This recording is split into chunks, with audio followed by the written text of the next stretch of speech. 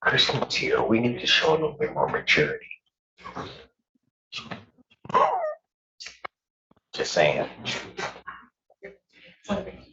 What? What'd you say? Okay, that worked. I didn't either. I haven't seen it. Okay, so I have 3 on that side, 3, 4 on that side. We should just go. Pair them up and start rolling. Right. Okay, they can hear. They can hear. Okay. Yeah. Okay. All right. How do you know? How did you know? Because YouTube said we can hear. Okay. What? The defense attorneys we need or not. Yeah, no, they can hear. I'm sorry? She was asking for a ready judge, and the defense attorneys we need or I need on my cases aren't here. It's like. Good job. Hear that? Yeah. Do you know what that meant?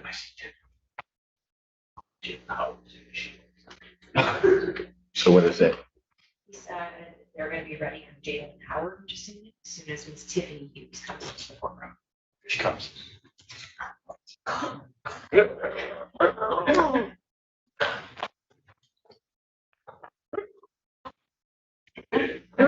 Yeah. Bad, Cedric, bad.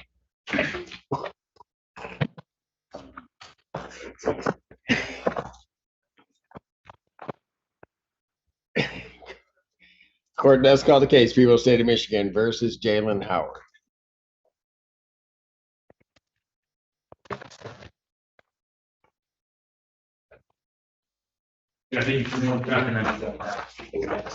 Good morning, Your Honor. Tiffany Hughes here on behalf of Mr. Howard, standing at the podium to my right. All right. And what are we? Go ahead. I'm set for preliminary exam in this matter. I reached out to the court ahead of time. It's come to my attention that, and I got this wrong in the email that I sent, but our complaining witness in this matter is actually, she's got a court case over at the 35th District Court. She's got her own case over there. And so I said that I would be asking for an adjournment of these matters, given that she has that prior obligation there. So I'm going to respectfully ask for an adjournment. Your Honor, due to this already being scheduled and she'd already been subpoenaed, she's not here at X4 dismissal due to absence of witness. Well, how long is she going to be at 35th? I mean, I don't know how long she's going to be there. It's a criminal case, so I don't know how state your proceeding is, whether. Well, find out if she can get here. I mean, he's entitled to his preliminary exam. I mean, Okay. so I'll pass the matter.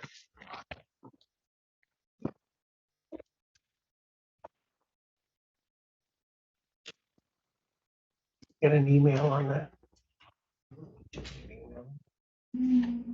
Okay, if you didn't, I mean, but it would have come at last minute. That's fine. No, that's okay. It's just that I'm sure this 35th district court didn't just pop up yesterday.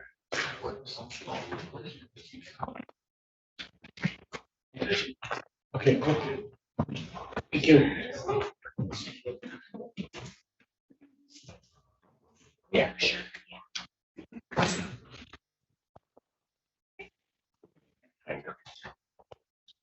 Oh, okay. The party started. Goldstein's here. I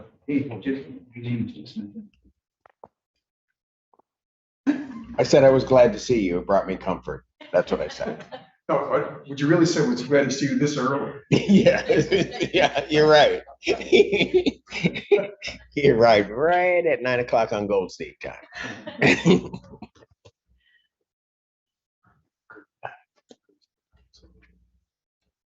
Mr. Killowald? We have Jeremy Shue, Your Honor. Yeah, no. It made an offer, but he's not up yet. Oh, he has not been brought up. Right. Okay. Who else do we? All right, so Barroso is here, but we don't have his report. She's the back. Ward is Pretty sure. We're ready on I'm sorry. To watch everyone. I got some. your what? Why?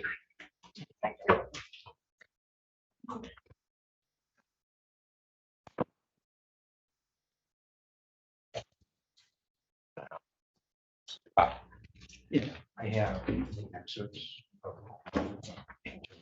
Got a bad attitude. Yeah. Courtroom seat. Thank you. Let me make sure. Yeah,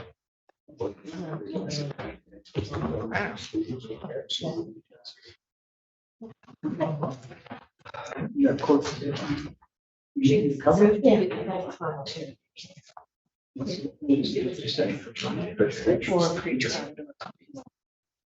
You want to pre-trial? I think it's over in, okay, that's fine. Right. No problem. Yeah, 3 refused. Who's the plan? And now Marcus Williams. Send you an email. this morning. I open it in my office. Excuse me.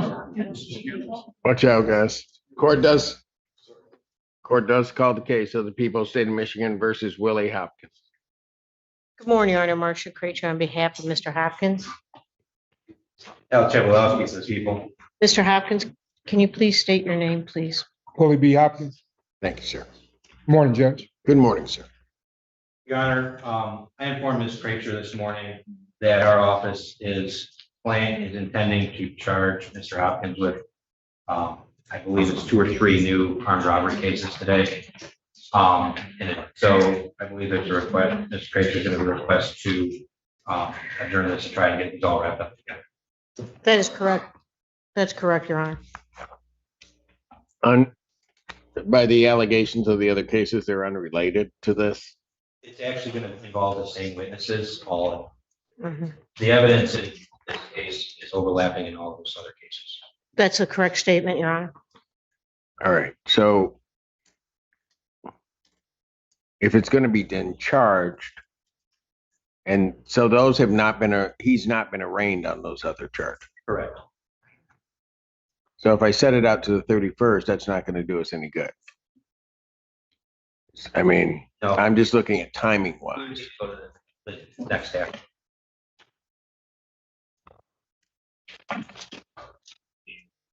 Please.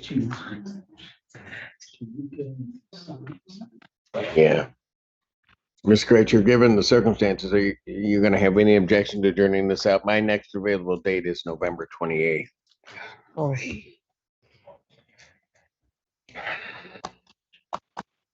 I have no objection to that, Your Honor. If the court calendar is what it is.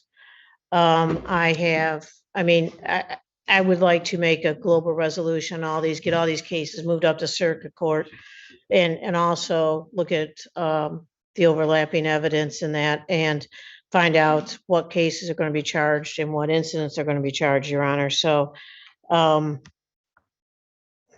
it is the court calendar is what it is. I'm sorry. Well, I mean, I don't mind trying to do something if somebody can get it done faster, but I'm just looking at my calendar and then I'm looking at these complaints haven't even been sworn out yet, right? Correct. Judge, if we get them done today, it's conceivable we could pray for since we get it sworn out, get it rain queue right away. And I still have the 28th, but May I make a suggestion? Yeah. Could we go to the 30? Yeah. Could we go to the 31st with everything if it's great? Okay with that? Yeah. And then Specifically you.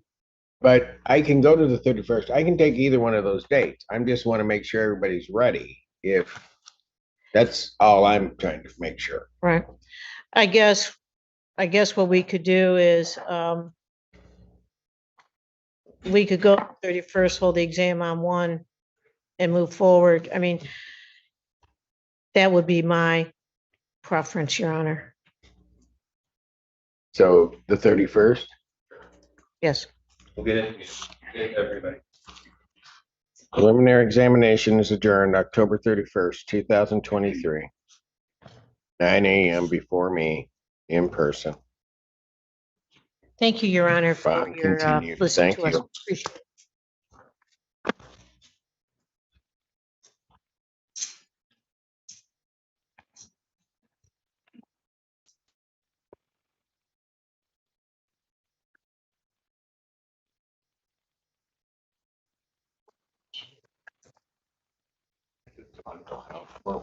At this point.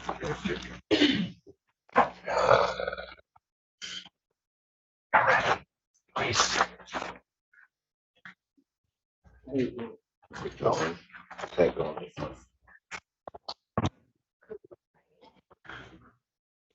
Oh, excellent. I'll take that file. Not yet. They're not up yet. Again, Mr. Savalas is holding. I don't have any other, do I have any other short matters? Because I'm going to start exams, folks, if we're not. Here's your phone. I will go check on Mr. Shute. I don't think Mr. Shute, he's not up yet. How many witnesses on your matter? One. Just one.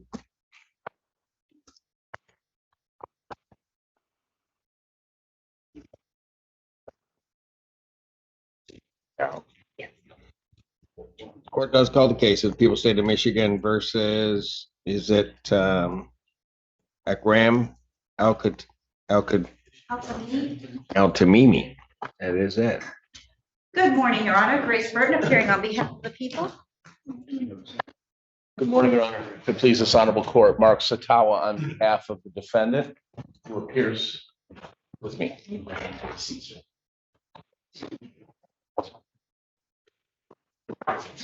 All right, date and time set for preliminary examination. Parties are ready to proceed. People are ready to proceed, Your Honor. All right, you may call your first witness. Your Honor, the people call Ms. Hala Al-Sanabani. I believe she's on her way. Your Honor, while we're waiting for the complaining witness, I've let the assistant prosecutor know this morning that my client is going to make a bond request to leave the state of Michigan to attend a wedding on November 9th and 12th. So when the court would leave the court, I'd like to address that at the appropriate time. All right, very good. Thank you, Judge.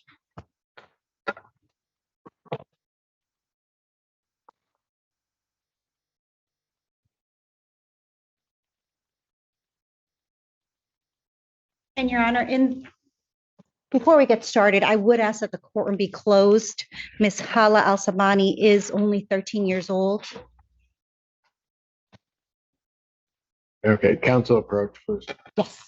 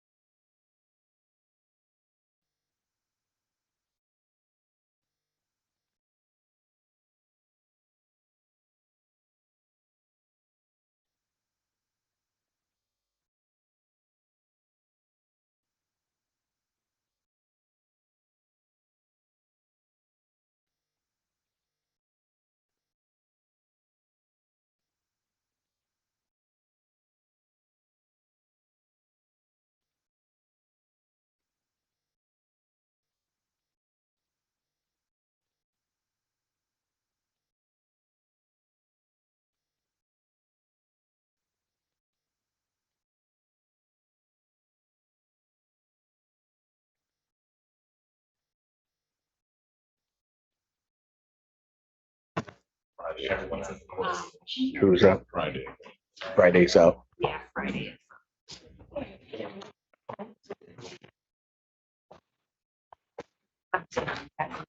I'm passing that matter.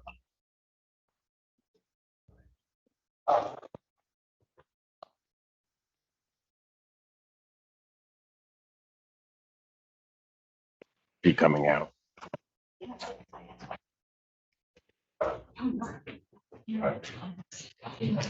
We're ready for Friday. We'll see.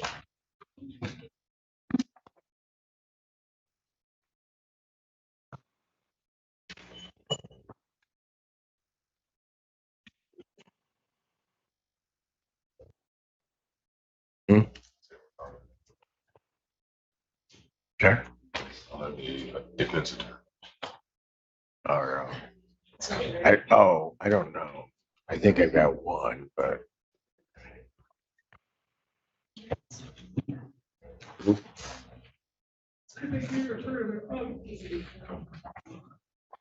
Who? Staff. Staff one. You need Ward. Seriously.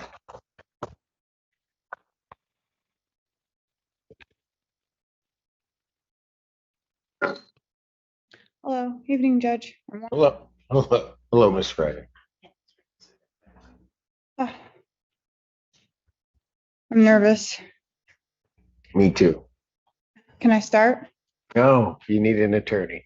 So we'll wait for your attorney to get here.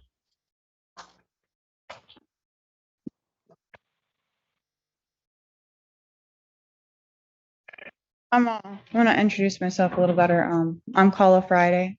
I know who you are. So just hold on a moment. We're getting Mr. Ward and then we can start, Thank okay? you. I didn't get to speak with him before the whole court case. I was hoping he would have. Okay, so you're gonna need to speak to Mr. Ward? Yes, we need to. We need to speak on the terms of leaving today. I'm in dire need to Okay, see well, my children. I don't, They are. no, hold on. I don't need to know what you're gonna talk about, but you're gonna need to speak with your attorney, you're indicating? Yes. Okay, then while we try to find Mr. Ward, why don't we take her back? Are we gonna come back up front Pardon? afterwards? I want you to go with the officer right now, and then that way Mr. Ward will be able to talk with you, and then we can call you back out to do. Okay.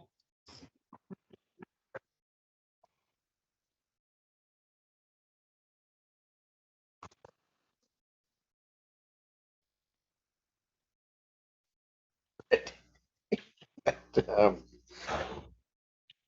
let Alan know that Mr. Ward now needs to go talk to his client. So, what did Mr. Upshaw have?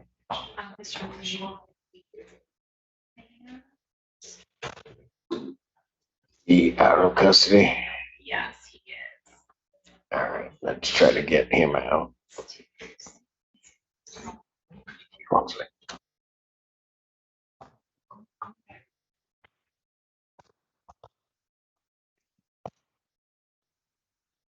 I'll trade you again. Make no sense. Court does call the case of People versus Randy Penix. Okay, people. Your Honor, Randall Upshaw, on behalf of Mr. Phoenix, P number 435. State your name for the record, Mr. Phoenix. Randy Pennick. All right, what are we doing? Judge, at this time, the people are moving to amend count one to operating when intoxicated, A93. So you're dismissing count one, adding a count two. Yes. Just straight OWI. Yes, Judge, if would you humor me one moment, I'm just gonna make sure there isn't a prior to get a second offense. I didn't see it last night. When I was preparing.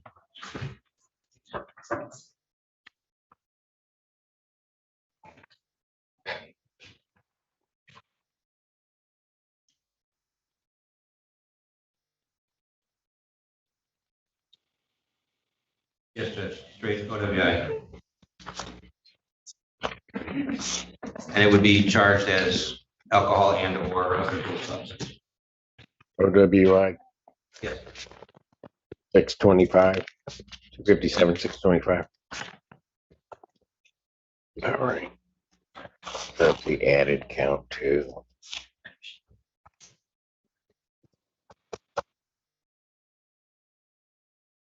And we're dismissing count one.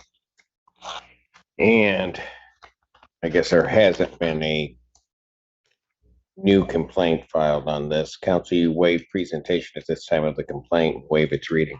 Yes, Your Honor. And how does your client plead to that charge? Mute, Your Honor. Defendant standing mute, court will enter a not guilty plea to count two.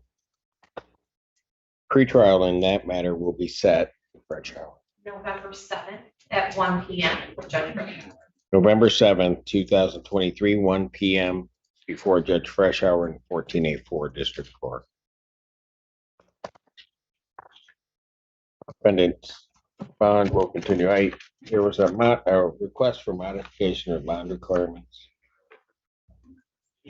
Okay. No, Your Honor, my client, no modifications. Thank you.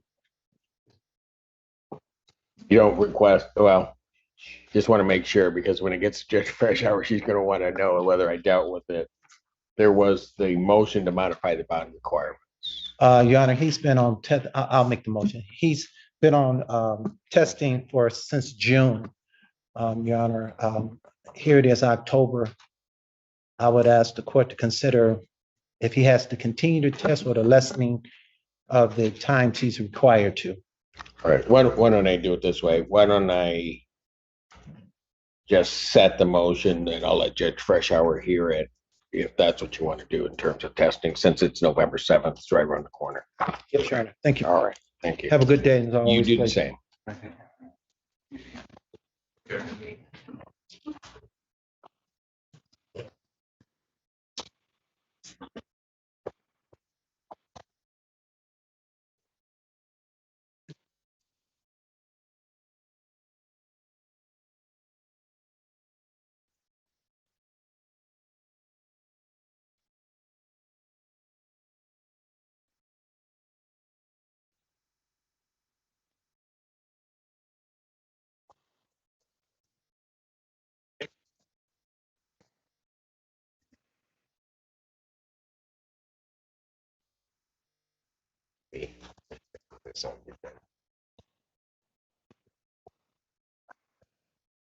Bring him in.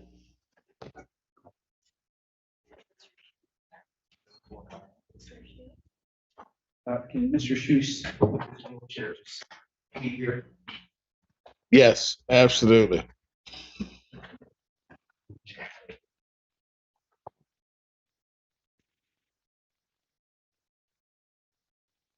You need more time. He actually could stand right at the podium, but I'm not going to get into that. You have approach, Your Honor? Yes. Thanks. It's going to be a no contest plea to Tony Darnell. You'll stay in your court.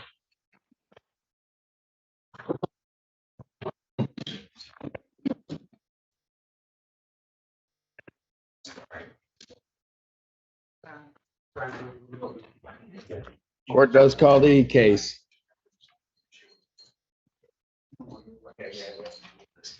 So, your advice, right? Just sign.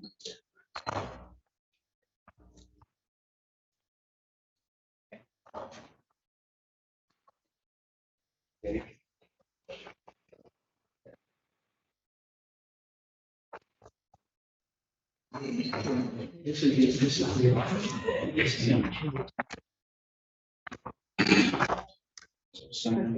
That's the judge's sign, that's the judge's line, that's the judge's line. Oh, and underneath. Okay, sorry. Your Honor, may I approach with the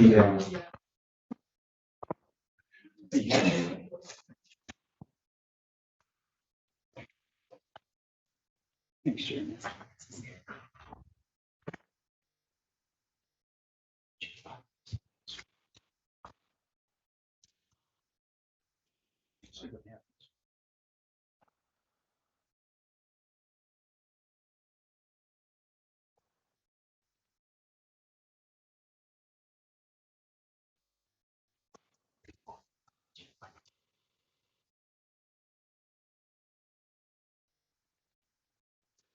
All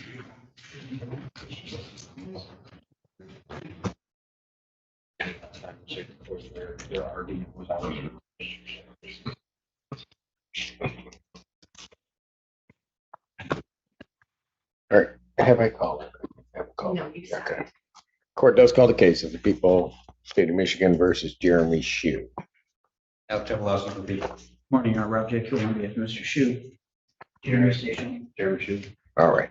The court's understanding of what we're going to do today is the people are adding a count 3 and 4. They're identical, except for the officers involved of attempted RNO. The 1-year offenses are what they are 1-year offenses. Upon the defendant's successful no contest plea to those charges, the original counts 1 and 2 would be dismissed. That is the court's full understanding of the agreement. Have to understand. That's correct, Judge. Yes.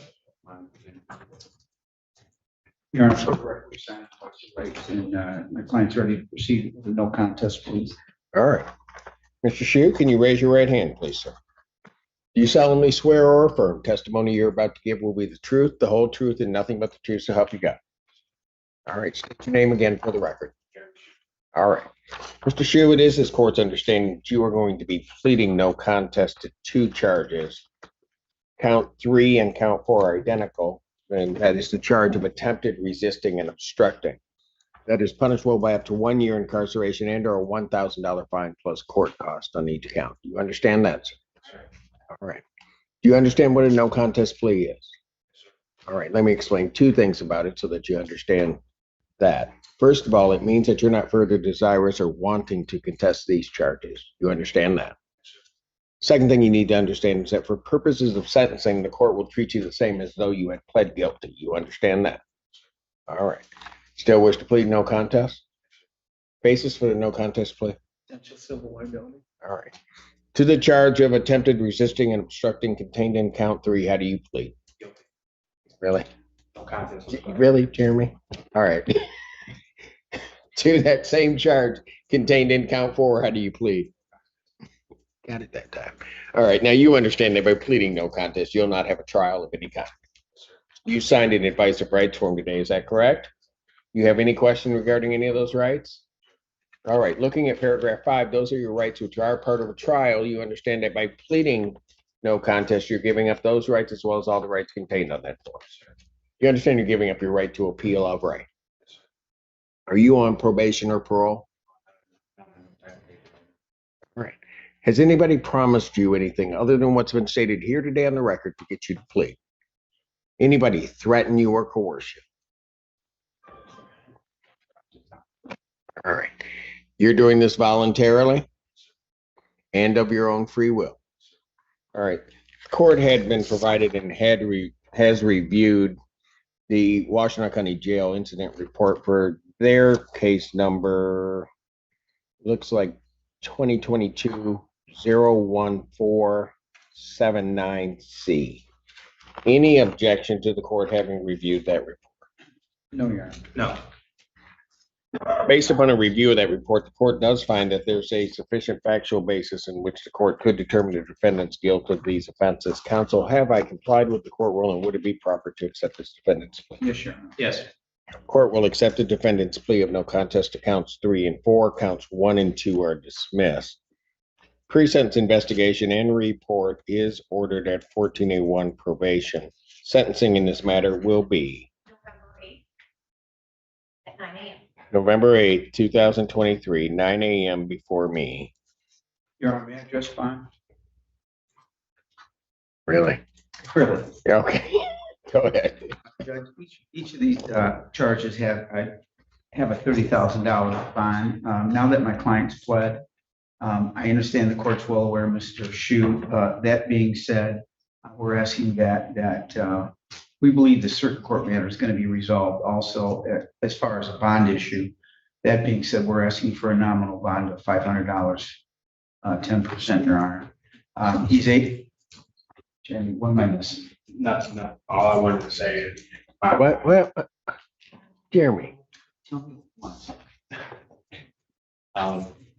just talk to your attorney and then they can talk to me. Basically, they're Or we can just overhear. He believes he's gonna have a tether in circuit court tomorrow, Your Honor. That being said, Well, what's his bond currently in circuit? I don't believe there is a bond, Your Honor, but I think matters may get worked out tomorrow. So he's hoping that he gets a tether tomorrow in circuit court. So if he does, we're asking for a nominal bond on this matter. Here's what I'm gonna do. I'm gonna keep his bond where it is. If it changes in circuit court, then by stipulation of the parties, we can do that. I'm a bit, and Jeremy probably knows why I'm gonna say this, a bit reluctant to put Mr. Shu in a position where he can be released until he talks to my probation agent. And we get. Can I respond? Can I stop you? Go ahead, Jeremy. I'm, no, You understand what I'm saying? yes. And the only reason I ask is the fact that there's gonna be a tether. I'll obviously abide by any court order and whatever. If I have to see probation, I have to. I don't have a doubt, Mr. Stewart. I realize you're gonna make your best efforts, but I want probation to talk to you before I release you, and you know why. So, okay. And then I can consider it. We can go forth with there, okay? Fair enough? So we, just an understanding, we can possibly address the bond issue by stip and order. Yes. After what happens tomorrow. After what happens tomorrow, but I'm giving the signal that I'm not, I want my probation officer to see him, but she should be down to see you rather soon. If the order says to be released after an interview with probation. Then I'll take a look at that, certainly. All right. I don't have a problem with that. Jeremy, Sir. give you fair warning. When Miss Polera comes to see you, how are we gonna act, Jeremy? How are we gonna act, Jeremy? A very nice person. Yes, sir. Thank you, Judge. I don't want to report to you hear me? Thank you. Thanks, Judge. Bond continue. Yes, ma'am. You do the same.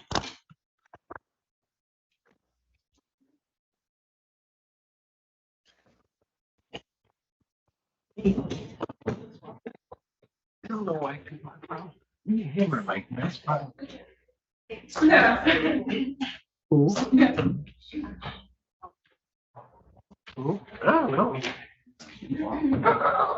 Said he fired. Yeah. For tomorrow. Why?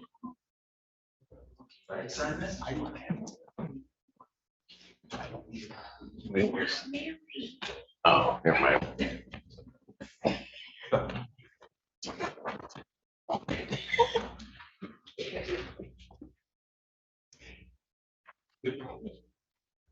All right, we have anything else that's ready? Do you want to approach? Why is Morgan shaking her head? She's ready on something. I don't know. She's raring to go. She's gonna fly out of that chair. She's on the Friday matter, Oh, which, Mr. Ward, are you ready on Sunday for the client? Not this morning, but oh, she really wants to talk to you. I tried to get in there. Oh no, we'll get you in there. She really wants to talk to you. And that really has to happen before we bring her out.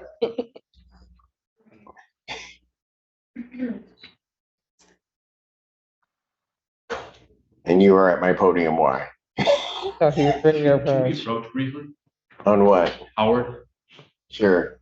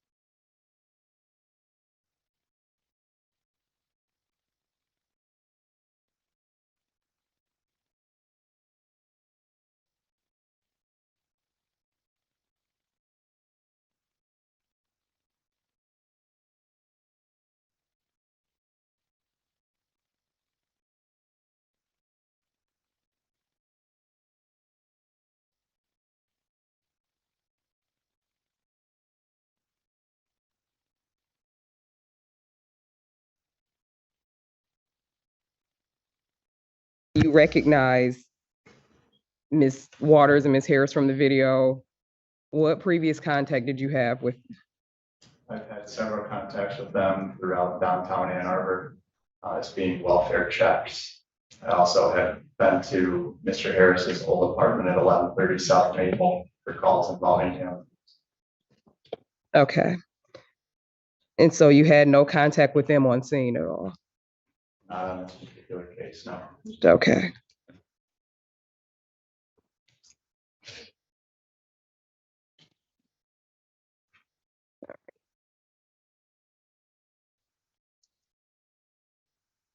All right, no further, just a moment.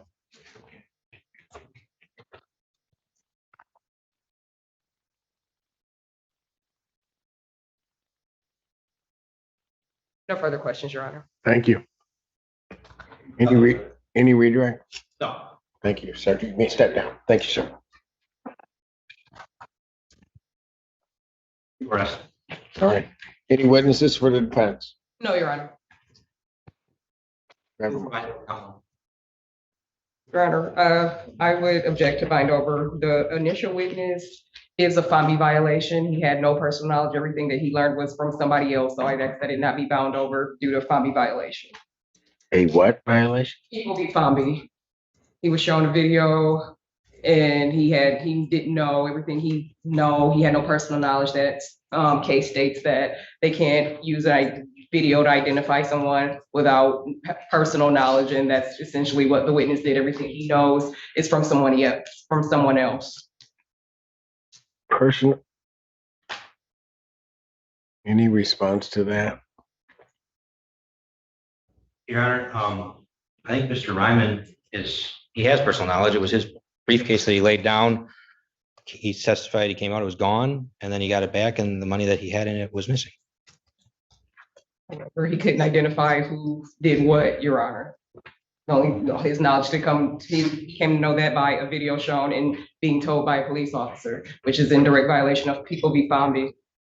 Why is that? Why would that be a violation? I guess I'm not following counsel.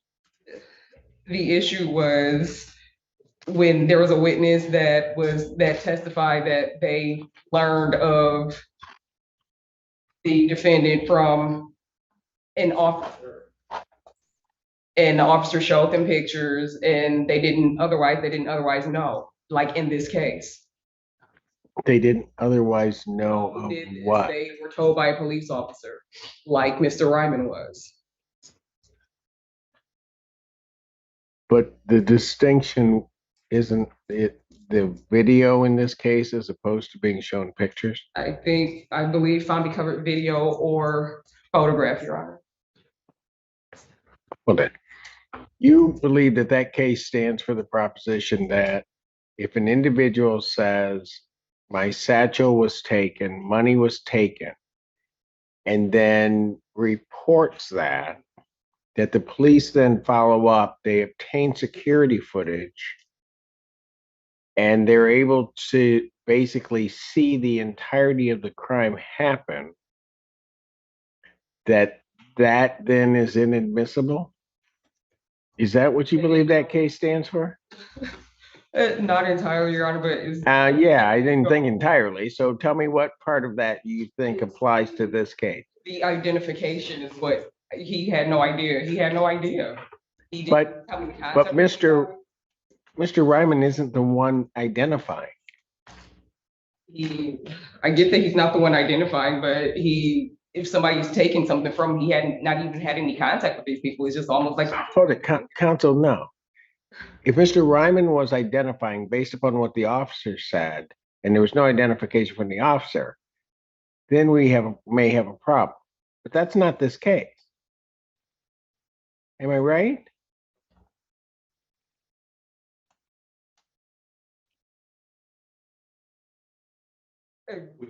Again, Your Honor, it's the identification that's troubling me, and this is why Well, I understand it may be troubling you. That's why I guess I'm having this conversation or this. Mr. Ryman says I have something missing. Mr. Ryman doesn't know who takes it. He was very clear in terms of his testimony that he spoke with the officers. They told him, but he didn't know at the time. Officer comes in, reviews security footage, is able to not only see the crime itself, but able to identify the individual. And you think there's something flawed in that? Okay. That was a question mark at the end. I'll take it as rhetorical. I want the, Okay, there's no problem in that. I mean, I don't think it's a violation of anything. I mean, this is what happens. Otherwise, it would have no ability to use security footage. That's not what that case stands for. Based upon that, the court does find that there's people have shown by probable cause that the offense alleged was committed and that this defendant committed it and would bind the defendant over on single count to stand trial.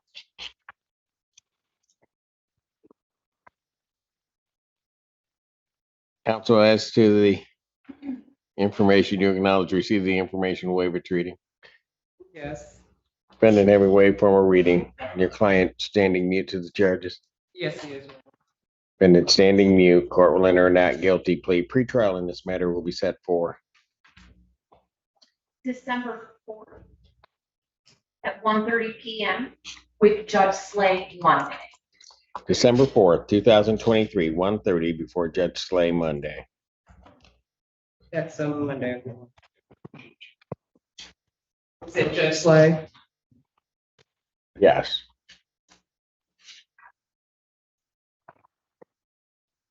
Bond will continue. Thank you.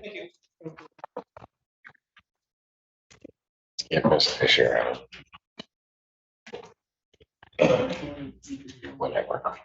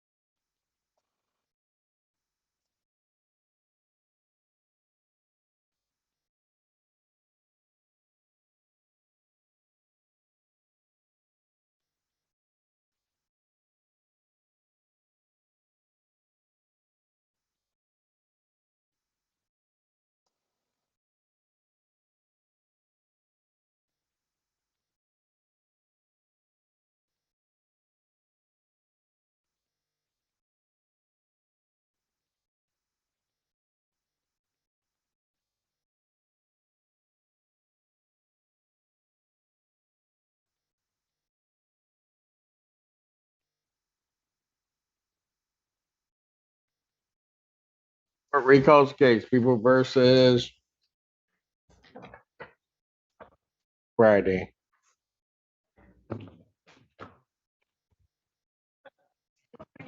Assistant Prosecuting Attorney Morgan Barroso on behalf of the people. Morning. Good morning, Your Honor. Hello, Hello. how are you? I'm great. Thank you for asking. Your Honor, at this time, we'd be requesting Zachary Ward on behalf of Miss Friday. Miss Friday, can you state your full name? My name is Colin Nicole Friday, sir. Your Honor, at this point, the court should be in receipt of a referral to the Washtenaw County Mental Health Court. We'd be asking the court. We'll be asking the court to help. Not right. I'm sorry. I know you. You got a lot of pressure. I handed it to Madam Clerk. No, I haven't. I just thought we had done this before. For whatever reason. Your Honor, we adjourned it to have the discussions whether the people would agree to a mental health court referral. We found out just last week that they were, so. That they weren't. They are in referral, They're working on it together. that the people are in agreement, and so that's why we are now presenting the court with the referral to the Washtenaw County Mental Health Court. So I do have a job Friday. lined up too. I want to let you know I am goal oriented. I have a family and I need to take care of my children and myself when I get out of here. I do. We're not at that part yet, Miss Friday. We're Okay. talking about what we're doing with the I just- case, then we can talk about bond. Okay. Bond. So I'm taking it the people have no objection to the adjournment for the referral. That is correct, Your Honor. And I think the people were requesting that it be set for a PCC, I like. don't go backwards. No, but like notated on the docket so that they don't have to subpoena witnesses at the next. Well, you can agree that the witnesses don't have. I will to be, agree. but I would I just- will set it for a preliminary exam. All right. Well, like today, I will not be, we're waiving witnesses. He said he'd want to help me get out of here today. Yeah, we're gonna get to With all that. possible possibilities. I do have help outside from Livingston County. They're gonna be assisting me finding a hotel when I get out and getting into a new car. I have a friend's house. I think there's a lot of time to talk. This is the Well, perfect opportunity right, to but we gotta- present myself into the lawyer. I want him We're gonna do it. and I promise the we're gonna do it. judge to see that I am doing much better than you think I am. The people in here don't have a lot of hope and faith in my heart. I want them to see that I am capable of caring for myself. And when I leave, I have a lot set up for me. I have a car. I have a friend, my old boxing trainer. He is a great friend of mine, Bob Kerr. He passed away. He was my boxing trainer, and his son is going to be taking me in to getting my license. Miss Freddie, Yes, sir. hold for just one moment. Okay, thank you. How much more time would we need to get this referral? I've been in discussion. I mean, because I have either the 31st, but then I don't have exams until the end of November. So Can we please do the 31st, Your Honor? preliminary examination will be adjourned October 31st, 2023, 9 a.m. I'm presuming, since what I was hearing, that you wish to argue bond. I would love to, Your Honor. Go ahead. Your Honor, despite appearances, Miss Friday has come a long way since her incarceration. She has been in jail since, I believe, April 1st of this year. She is working with CMH. She's currently enrolled in the Livingston. Ma'am, you got to turn back around. Thank you. Go She's on. currently enrolled with the Livingston County ACT program through CMH. She has been meeting with her caseworker in custody. I have verified they are prepared to set her up with temporary housing. And she is now on injectable medication, which obviously It's just an antidepressant. It's nothing major. It is a Abilify, and that is a very good antidepressant to use in my case for my situation. With the depression I've been getting from the dealing with my mom, coping with her being my guardian and my payee. I need her to relinquish the guardianship on my part too. I'll leave it there, Your Honor. Okay. So, Mr. Ward, what are you asking the court to do? Your Honor, we'd be requesting a personal bond, as it does sound like there's significant support and services available for Miss Friday, and she understands that she still has to continue with the mental health court screening process while out of custody. But as I explained to her, I'm hopeful that we can have potentially mental health court lined up by the next court date if the court is not inclined to do that. Any response from the people? Yes, Your Honor, very briefly, I request that we keep on the way that it is at least until October 31st. At this point, we do not have approval for mental health treatment court. I am appreciative that the defendant has supports in the local community. However, we do not have confirmation of a housing location for the defendant, or that she is supposed to have something set up with a hotel with Livingston County. That would potentially be a barrier for Washington County mental health if she's not living in the county. So I would like to have some form of a more concrete plan in place before we even entertain the idea of a personal bond. I think that I have a pretty good chance of getting out on my feet. I have a friend named Scott Floyd. He's in a different county than me, but and I also have a friend named Vernon Stockdale that would be supportive of me to help me get out of here because I don't have any contacts in the jail. It's making it really hard for me to be able to maneuver anything and have it my footwork set out and everything planned. Like I can do so much more. I'm more capable. I'm more proclined to being successful outside of jail. Please, Your Honor. But you don't have a place to reside. I do in Livingston County, and I do have Well, you friends out listen, there. hold on, Miss Friday. If you listen to what the prosecutor said, problem is if you set up residence in Livingston County, the services that are set here are going to disappear. I know they are supportive, aren't they? I'm thinking, I'm going to remain in Livingston County or until I get a hotel, like from Patrick. He was talking about it with Sarah O'Connor in Washtenaw to get me hooked up with a place in Ann Arbor. So I can find a place and maintain in the county so I can finish up the 18 months of the services that they want me to go through.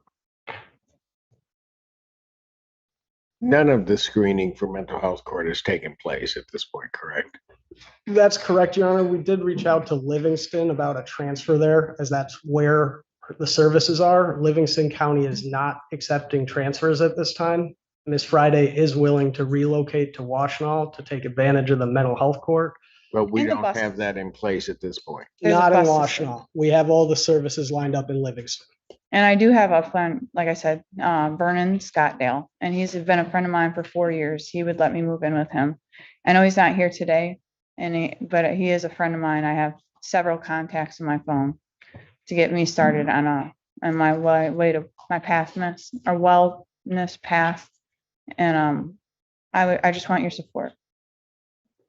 Well, you have my support, but that doesn't mean that I'm going to let you out today.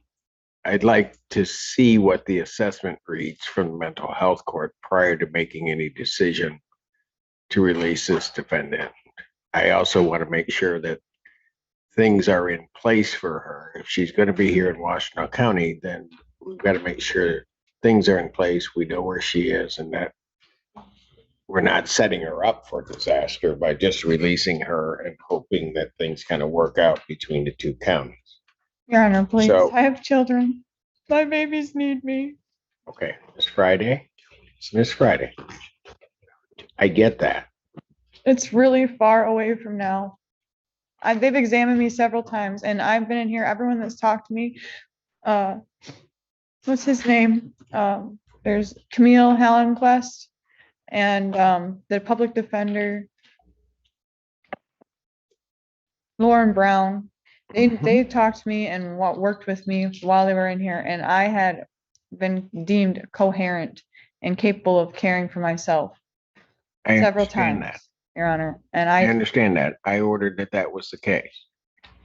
That doesn't mean that I'm convinced that everything is in place for you so that things don't go haywire for you. Not through any fault of your own, but because things aren't in place for you here in Washington.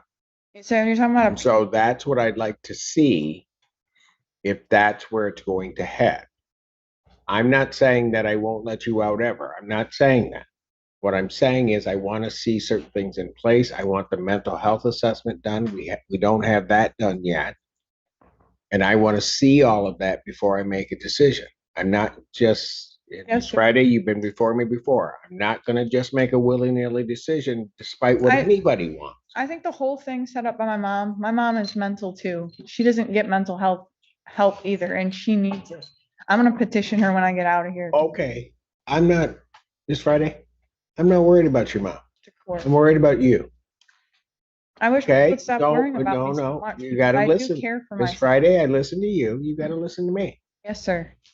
I'm worried about you. And I'm gonna make sure that everything's in place to give you the best chance at success. If I'm not convinced that's gonna happen, I'm not gonna release you. That's just the way it is. And you can not like my decision, you can be upset with me all you want. I'm But not I'm upset gonna with you. do- I'm just upset with the ordeal. This has nothing to do with you. This is what they did to me. Okay. And Miss Then I was Miss set up Friday, to Miss make Friday. look bad, and I didn't. I think this whole thing was a setup, honestly. My mom and Aaron got together. I wasn't speaking to them, and Peggy Lewis is my witness. Those people do not treat me or the kids right, Okay, Miss Friday. and I want to lose. Ultimately, we're gonna Took get to 2 the weeks. okay. Ultimately, we're gonna get to the bottom of that. And Mr. Ward and the PD's up there, we'll figure that out. But we've got to take it step by step. And so the Honestly, next step is to figure all of the rest of that out. So what I'm gonna do is I'll wait for the initial, or at least the screening done by the mental health court. There's gonna be some work on trying to arrange residency if she's gonna be here, or if they begin to accept transfers in Livingston, then we can try to work something. I don't have that. there. I don't have my So- contacts. How am I supposed to get a hold of these people so I can reassure this? We'll call everyone. I'll talk to Patrick. You gotta let the judge talk.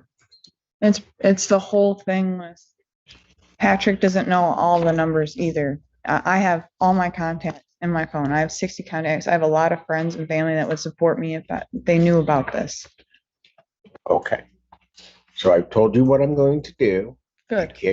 I stick to my word, but I'm not gonna do anything until I get this other information, Ms. Fred. You will let me go next time though, right? Pardon? You will release me next and I'm not gonna tell you that.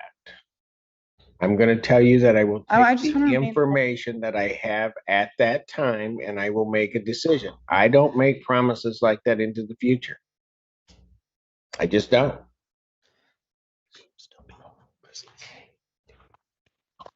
Thank you. I'll continue. Yeah, that was my last case in here. May I approach just briefly? You may. Well,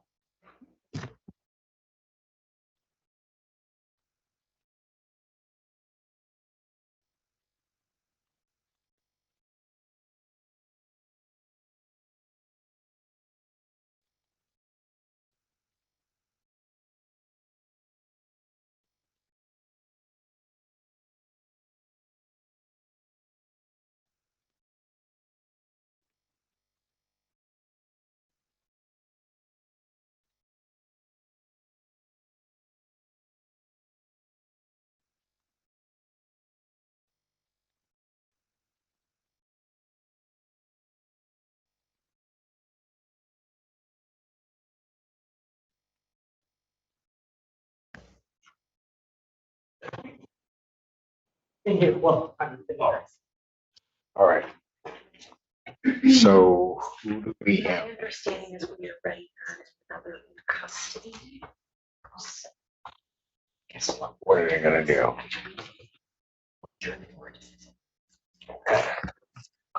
Yeah, go ahead.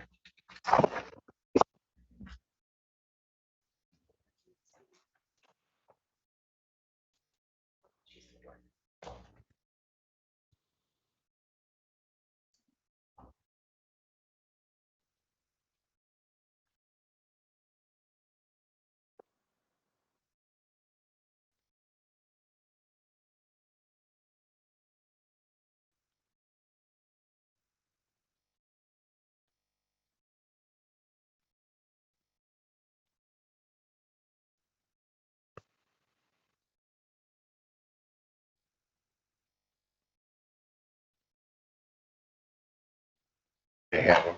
And they have.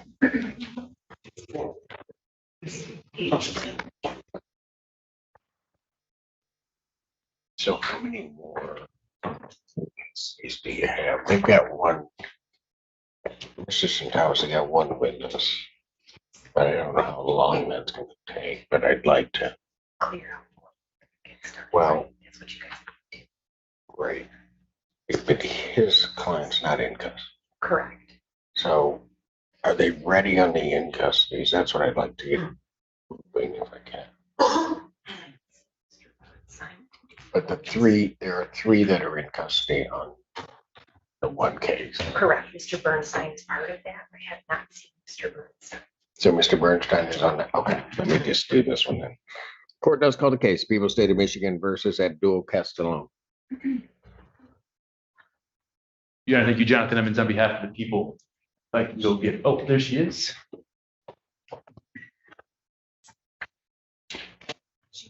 She's.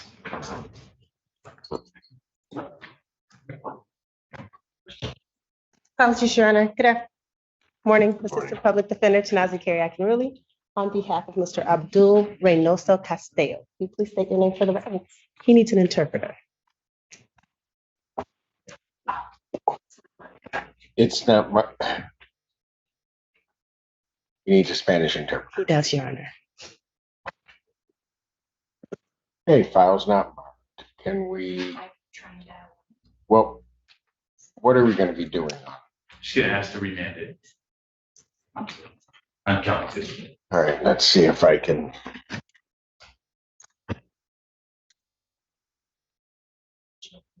Yeah.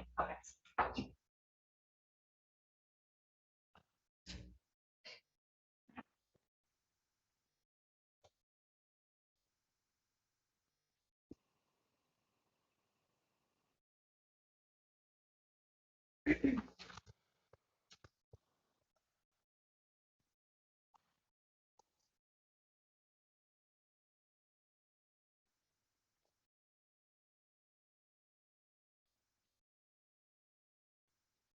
Damn.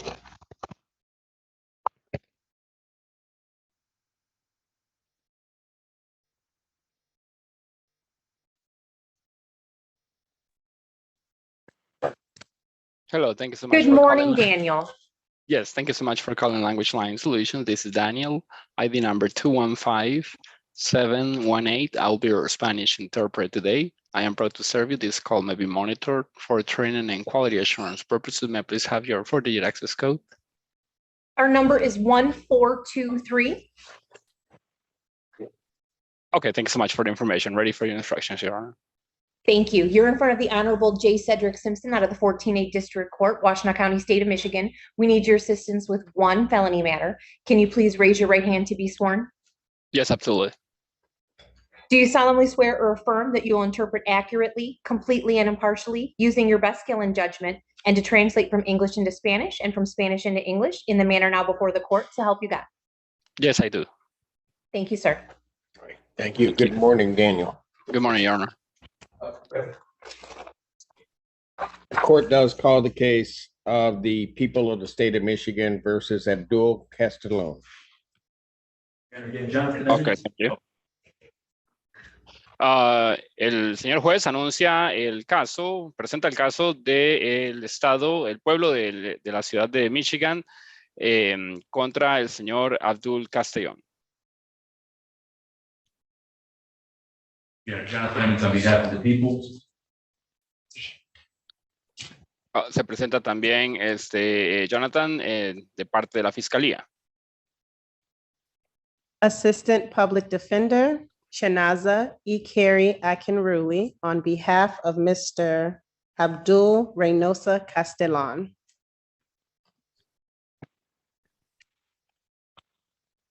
Se presenta también la abogada la asistente de abogada pública, Kenisha Akiyala, de parte en representación del señor Abdul Reynosa Castellón.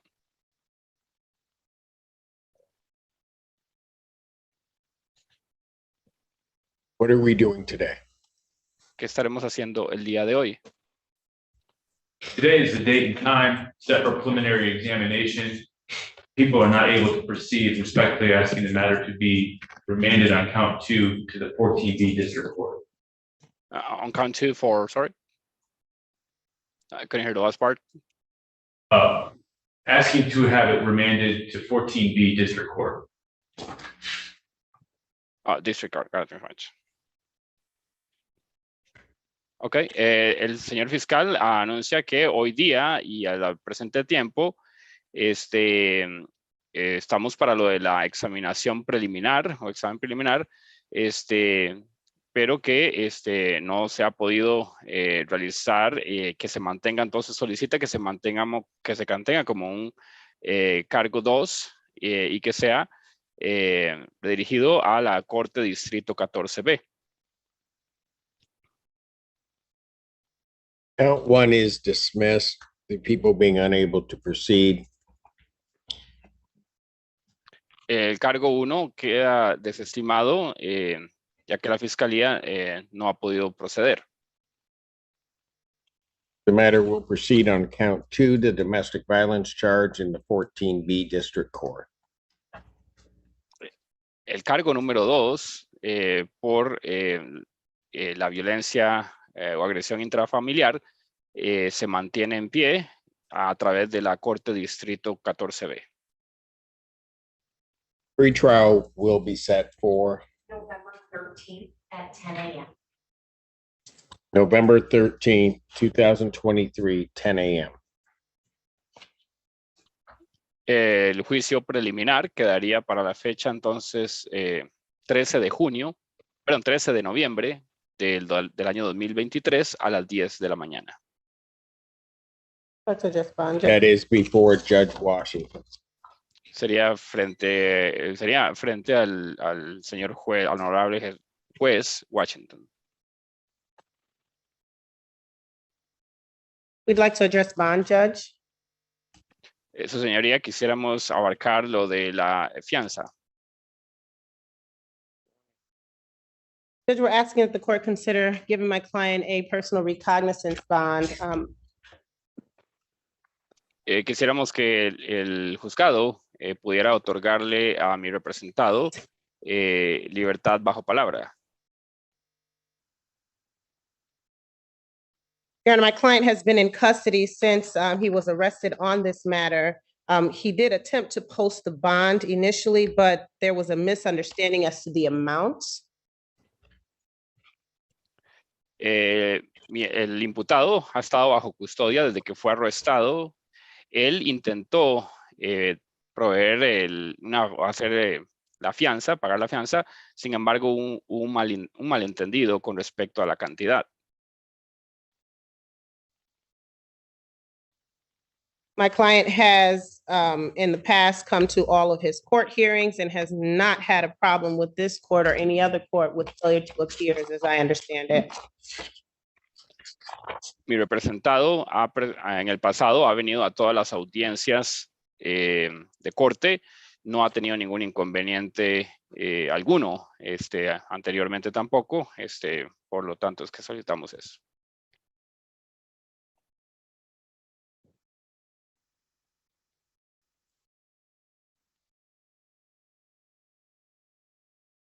Is there a response from the people? ¿Habría respuesta de parte de la fiscalía? Your Honor, I need to ensure, I'm going to ask to ensure that the defendants not go to 839 George. I do too. Okay. Can I just stop you for a moment? I'm sorry, Mr. Interpreter. No problem, Your Honor. His bond is a PR. Could you say that, Mr. Interpreter, please? Thank you, Your Honor. Yes. La fianza de él es una fianza PR por libertad condicional. Judge, my client was informed that his bond was $30,000. His family went to pay it. I'm assuming because of the language barrier, they thought it was $13,000. But when they appeared at the jail to pay it, they were unable to post the amount that was required there. I was not aware that it's a PR bond. Su señoría, mi representado tiene establecida una fianza de 30,000, de lo cual no tenía conocimiento. Cuando fue la familia a pagar, porque creo que trataron de ir a pagarlo para ayudarle, ellos pensaron que la fianza era por 13,000. Y cuando se presentaron a pagarla, pues no tenían entonces la cantidad que se estipulaba para que hicieran el pago de la fianza. No tenía conocimiento yo de que fuera una fianza por libertad bajo palabra. I don't know anything about that. I've checked the paper file that I have in front of me. I've had my clerk check the computer system. Okay. And it is a PR bond. So I'm not sure why I have a bond argument. No sé nada al respecto de eso. Lo que tengo aquí es el expediente físico en papel. Le pedí a a la secretaria de la corte que revisaran el sistema de la computadora, pero lo que tenemos acá es que es una fianza por libertad bajo palabra.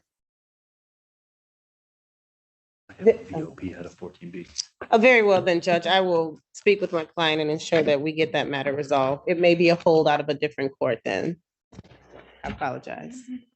Okay. Su señoría dice, lo que dice la abogada es que su señoría entonces va a proceder entonces a revisar esto con mi representado, ya que probablemente el caso esté ubicado en otra corte. Continue. Thank you. Thank you. Pueden continuar. Daniel, Yes, Your Honor. thank you, sir. Always a pleasure. You're welcome, Your Honor. Thank you so much for your services. Have a great day.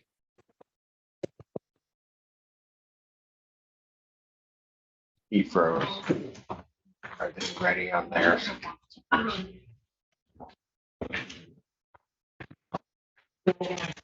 Are they ready on theirs? Grace. Right. Are they ready to go? Is that what- Well, are we clear in custody? Is where we?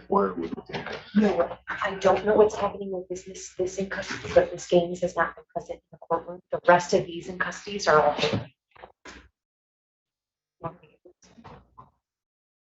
I see you, Miss Blanche, staring at me. Well, you were just asking about in custody, Judge. and whether or not- Yes, I was. Thank you for listening. Nobody else is today. I only tunnel vision. Yes. Who has Caldwell? Sean That Caldwell, is Ally. Ally and Joy. Where is Miss Gaines? She's running an exam. Beautiful. All right. Judge, ours is gonna be only 2 witnesses, to be honest, to finish up of Marquez Robinson. Okay. And then I'm gonna have to, oh, here's what I'm gonna do, folks. I'm gonna take a brief break. I'm gonna finish up Robinson. Then I'll have to close the courtroom. Mr. Satawa's case will go. And then the rest of you are just gonna get in line at some point. All right? That's how we're gonna do it. Your Honor, can the prosecutor and I approach on a housekeeping matter on my thing? It's 10 seconds. 9, 8, 7, 6. I work flex. Hold on.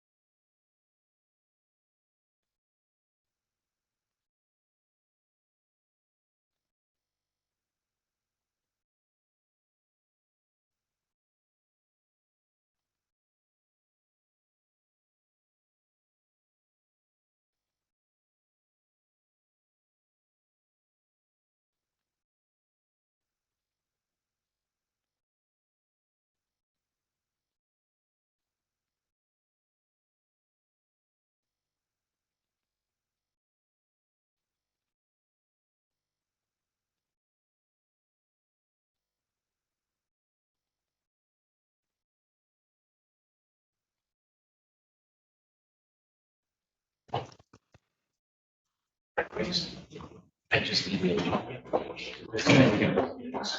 The wedding, I emailed it to you. Yeah.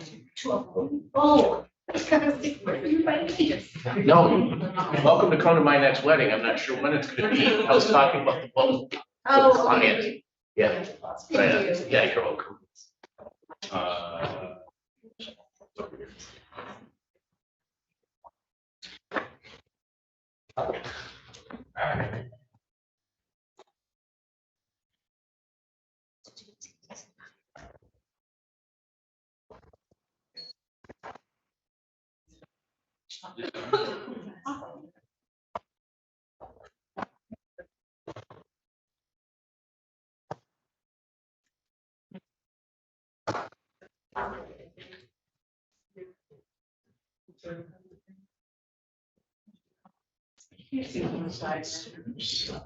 I'm not sure about. Let me take a look. Try to save some time.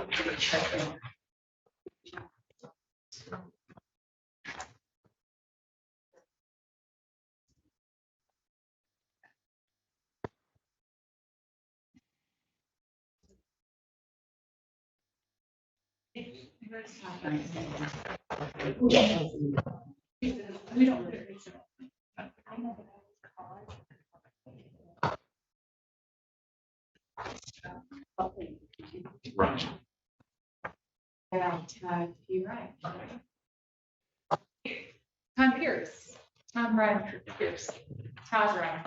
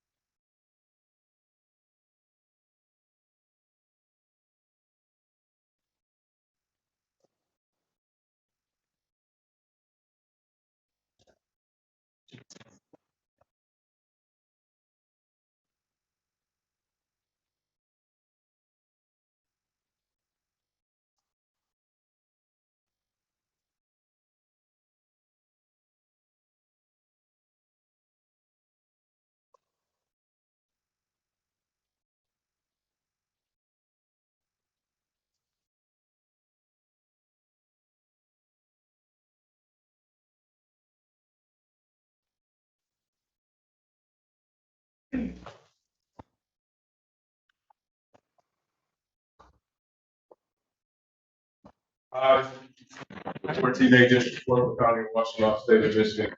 Discussion, with Cedric Simpson presiding. May be seated. Not yet. Real quick, before I get to you, hang on. Court does call the case of the people versus Jalen Howard.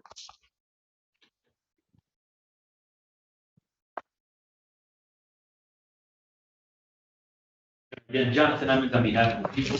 Good morning, Your Honor. Tiffany Hughes from behalf of Mr. Howard, who's standing at the podium to my left. You know, we made contact with the complaining witness in this matter. She informed us that she's not going to be coming today. So expect that. What? Maybe ended on the lesser included offense. So they're not going to be here at all? What were we waiting for then?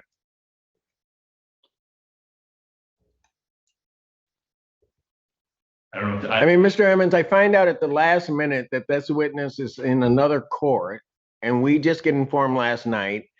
We wait here all morning. Ms. Hughes has to be someplace else. I'm waiting for this witness to show up, and now you tell me she's not going to be here.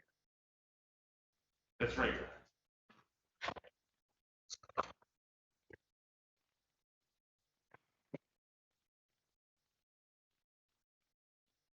People being unable to proceed, this case is dismissed in its entirety without prejudice.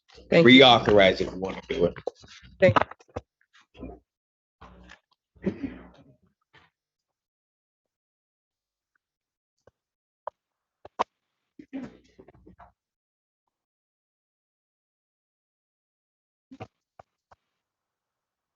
So which one am I?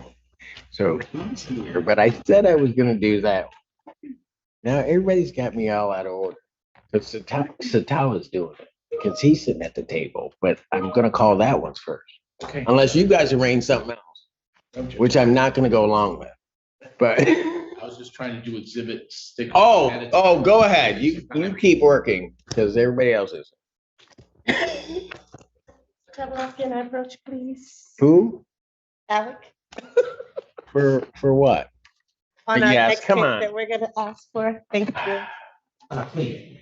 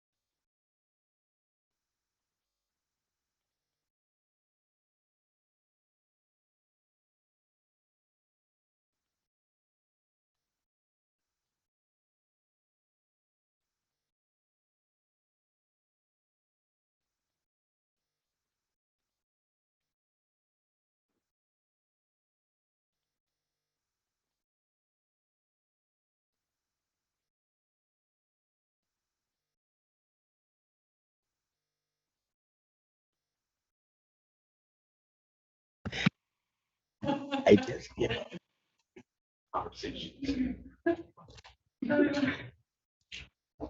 Court does call the case of the people versus Martez Robinson. Just a Blanchard and Debbie Ball. Okay, yeah. Gave you as much time as I could. Just trying to let Mr. Tower get as much done as he could. Yeah, I know, we all were. Please, good morning. Yes, good morning, Your Honor. Good morning to your staff.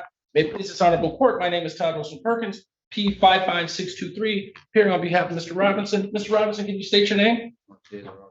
Thank you. Your Honor, I would ask the court to continue the mutual sequestration order that the court entered into last time. If the officer in charge of the government is here, I don't have an objection to that end.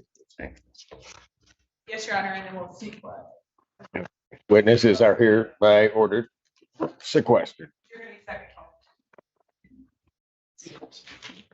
I do.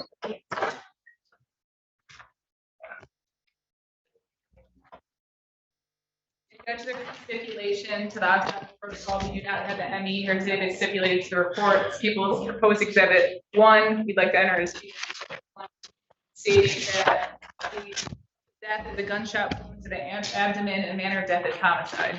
All right. May I publish to the court? Yes. Want to look at Is it? that a, I have a copy. You think, Your Honor, for the purposes only of the preliminary examination, we do not have we do stipulate for allow the court to move for attention. all right, very good. Exhibit 1, based upon that stipulation, is admitted. May I call my first one? You may. Deputy.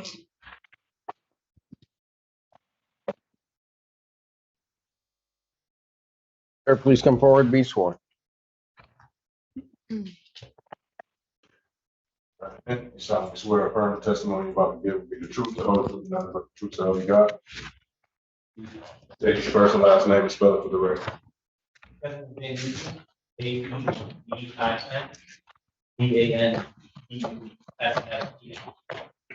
You may inquire. Thank you, Your Honor. And where do you work? Washington County Sheriff's Office. And how long have you been employed there? 4.5 years. I'm going to direct your attention to June 18th, 2023. Were you working that day? I was. What shift were you working? Midnight. And were you in a marked patrol car in a uniform? Were you dispatched? Actually, who were you working with that night? Deputy Kelly. Okay. And were you dispatched to 150 Stevens Drive in Ypsilanti Township? I was. Okay. And what was the nature of that dispatch? It was for some type of disorderly between a male and female. Okay. And that location, 150 Stevens Drive, is that an apartment complex? Yes. And what time were you dispatched? 1:40 in the morning. And what time did you arrive there? Around 1:48. Okay. And when you're walking through the complex, did you see any vehicles exiting or entering the complex? Yes, it is. And what type of vehicle was it? It was a black pickup truck. Okay. And what did you do when you saw that black pickup truck? I radioed that information to other responding units to have them stop the pickup truck because it was leaving the area. Okay. And when you got closer, or when you started walking towards the apartment buildings, what did you observe besides the black pickup truck? So the pickup truck was driving away as I continued walking towards the address there. I observed a male laying on the ground, surrounded by blood, and a female kneeling next to him. Okay. And were you able to get identification of the female? Yes. And who was it? Female was Alicia Chancellor. Okay. And what was she wearing that night? She was in pink, you said? Okay. And then the injured male's name, you said he had blood surrounding him. Did you see an injury or observe an injury that night? I did. Okay. Sorry. Go ahead. There was a hole on his right side, and then there's another hole kind of near his back on the left side as well. Was that consistent with a bullet hole? Okay. And were you able to get an identification of the male, injured male? And who was that? Jermaine McClendon. Okay. Densmore? Okay. And then after you're done, you obviously rendered aid to the victim. Is that correct? Correct. Okay. And then after you guys secured the scene, where did you end up going after that? I transported Alicia back to our main station to the detective bureau. Okay. And did you eventually have contact with the Martez Robinson? Yes. Is he in court? Can you point to him, identify an article of clothing he's wearing? He's saying that they were there in a green shirt. Your Honor, please let the record reflect the witness has minute in court identification of the defendant. Without objection, record shows so reflect. And how did you have contact with him? After he was at the detective bureau, interviewed by the detectives, I transported him down to the jail. Okay. And did you go down and look at the truck or did you go down and look at, did you go look at the truck that was involved in this case? Yes, I did. Was when it was in your custody, Washington County's custody? Yes. Was it the same truck that you saw leaving the apartment complex that night? Was a gun found in that vehicle that night? May I approach the witness, Your Honor? You may. I'm handing you what's been marked as people's proposed exhibit to you. Do you recognize that? I do. Is that the same gun that was found located in the black pickup truck that night? Yeah. Is that true and accurate copy of the pictures that were taken or the gun that was located? Yeah. Your Honor, people move to admit people's proposed exhibit 2 as exhibit 2. Any objection or voir dire? Yeah, I'll want your briefly. Yes, go ahead. Officer, was it Deputy Van Duzen? Good morning. Morning. Yes. That picture that you're looking at, did you take those photographs, or is that the photograph that's just being presented to you and you recognize where it's from? I did not take the photograph. It's the one that's presented. Okay. When you saw this firearm that you're testifying to that you saw, was it in that location where you're seeing it right now in that photograph? No, it's not. Okay, and where was it? It was between the front passenger seat and the front passenger door of the black pickup truck. So on the opposite side, opposite the driver's side? Correct. Okay. How is, well, I don't have any further questions, Your Honor. All right. Any objection to the admission? I don't have an objection. All right, Exhibit 2 is admitted. Thank you. Thank you. He asked my follow-up question, so I have no more questions. Thank you. All May I right. publish it to the court, Your Honor? Yes. We can do it ourselves. Don't worry about it. All right, cross-examination. Again, good morning. Yep. May it please the court? So Deputy Van Duzen, would you describe yourself as the, well, first and foremost, I'm going to ask you some questions. If you don't understand them, let me know, and I'll try to rephrase or restate the question so you do understand. Is that fair? All right. Now, when you were involved in this investigation or approaching this scene back on June 18, 2023, that was the date, is it not? Yeah. All right. Let me ask you, if you looked at your report briefly, would that refresh your memory to that date? May I approach the witness, Your Honor? You may.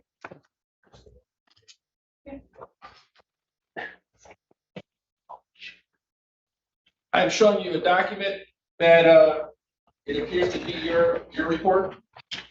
Okay. So as I asked you about June 18, 2023, does that refresh, having looked at that report, does that refresh your memory to that being the date and time that you approached a scene in the area of Ypsilanti Township? All right.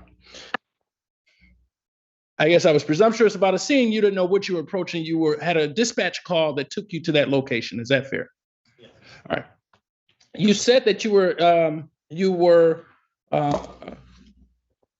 working with someone else by the name of Deputy Kelly. Okay. Is that an individual that's in your car or in another car that you're working in conjunction with? Okay. Now, when you come to this location, you said you came to this location as a result of a dispatch call out. Is that fair? That's fair. All right. When you received that dispatch call out, were you aware of anyone else who was approaching that scene or going to that scene, working in the similar function as you're working? Yes. Okay. Who else? Pretty much the entire shift. Okay. The entire shift was coming as a result of, you described it as a disorderly with a male on female? That is correct. Okay. And when you say disorderly with male on female, that represents to you, as you heard it or as you understood it, to be a male assaulting a female or being disorderly towards a female. Is that fair? I would say no. Okay. So what does it mean when you say male on female disorderly? I believe I stated that it was a male and female. Okay. Fair enough. And I may not have heard it. Okay. Now, you didn't have any information as to who was being disorderly. Is that fair? You had no information as to who or whether or not there was any particular allegations of an assault based upon the dispatch that you had. Is that fair? Yeah. All right. And based upon that information of a disorderly involving a male and a female, you said the entire department was coming, or the entire shift that's on the road was coming? So the original was for disorderly. As I was pulling into the complex. So, yes. Let me ask you, something's changed along the way. Correct. All right.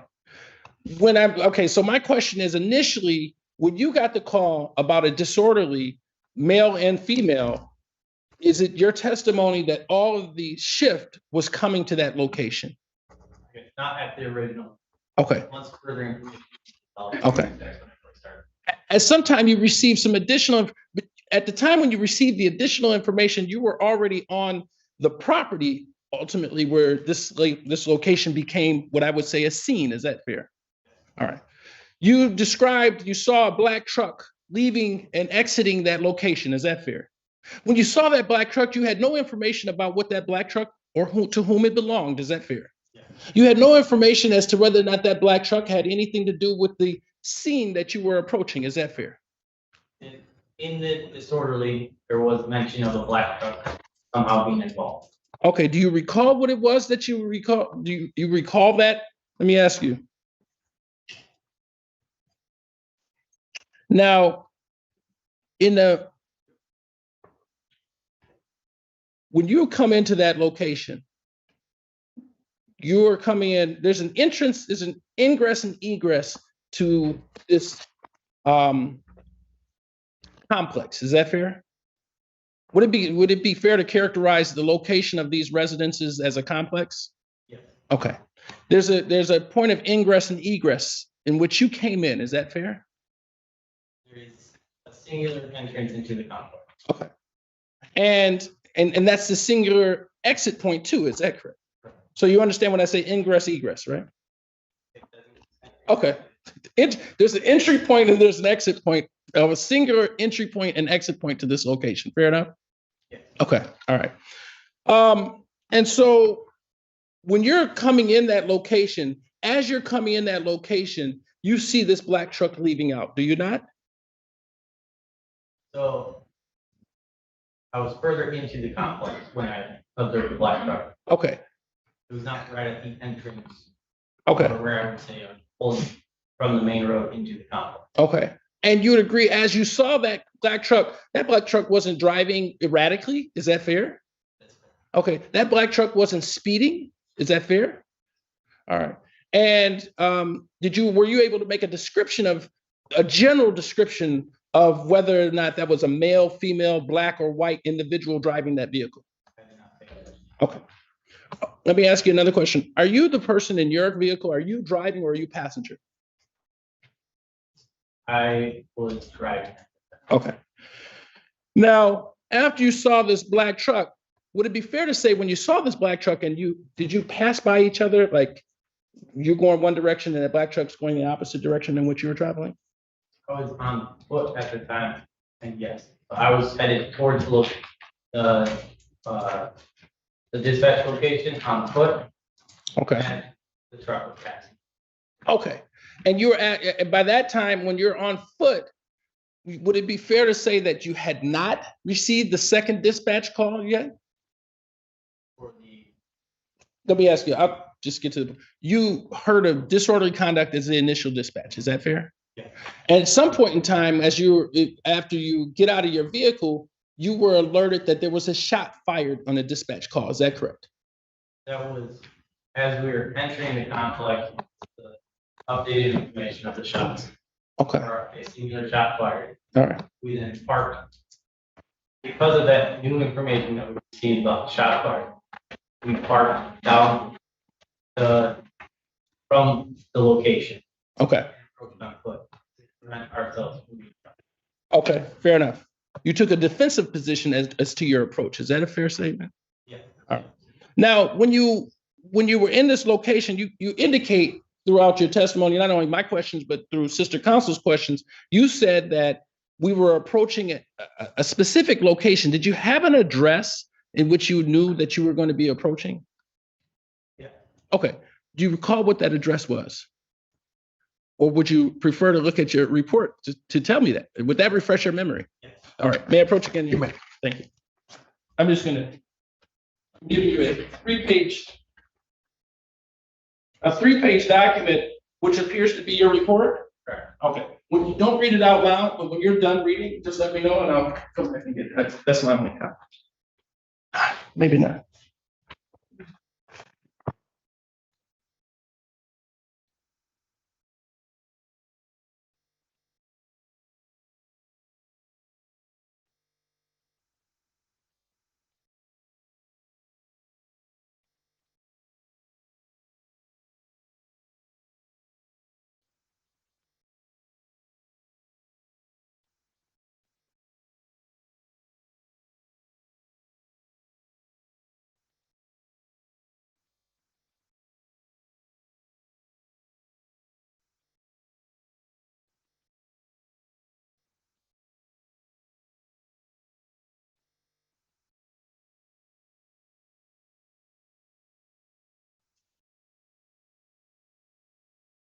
Did you get an opportunity to review your report? And did that reviewing your report, did that refresh your memory as to where you were, the dispatch let me ask you, not to presume something, it was the dispatch information that led you to a specific location that you were going to. Is that fair? Yeah. Having had an opportunity to review the report, did it refresh your memory as to where that location was that you were going to approach? Yeah. And for the purpose of the record, what was that location? 150 Stevens Drive. Okay. And could you describe to the court, well, 150 Stevens Drive, that is a townhouse?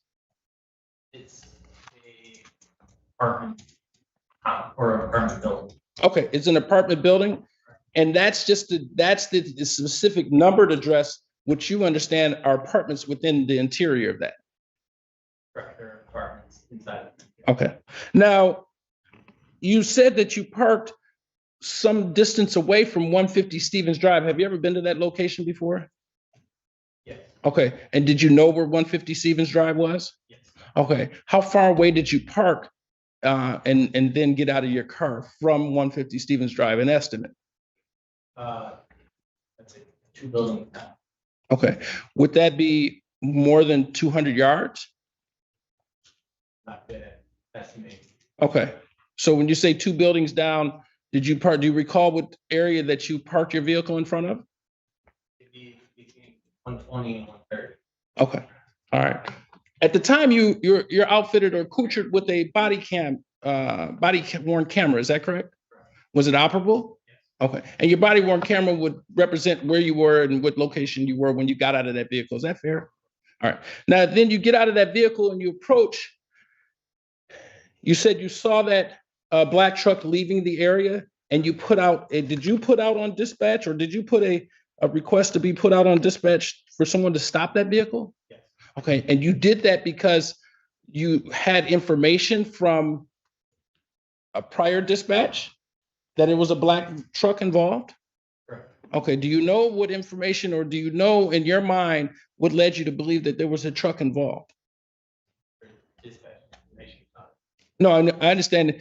Was it just merely the mention of a truck or they said that the truck did something? What was it that you had as far as information that would lead you to believe that or lead you to direct others to stop that vehicle? That it was involved in the situation. We had knowledge now that there was a gunshot fired. Okay. A gun fired. Okay. Now, when you approached that scene, or when you approached, you said that you saw 2 individuals outside. Is that correct? Correct. All right. When you saw those 2 individuals outside, you saw one was a man and one was a woman. Is that fair? Fair. Both black. Yeah. All right. And you said you described the woman as wearing some pink clothing. Correct. All right. And you saw the male who was laying on the ground. Correct. All right. Was he face up, face down? Don't remember. Okay. You made some indication.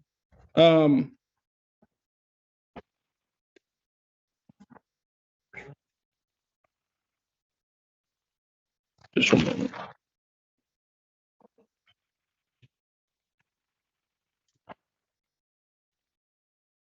You made some indication in your report that you said this individual, you described that individual as Jermaine in your report. Is that correct? All right. And that's who you indicate and you believe to be Mr. McClendon Dinsmore?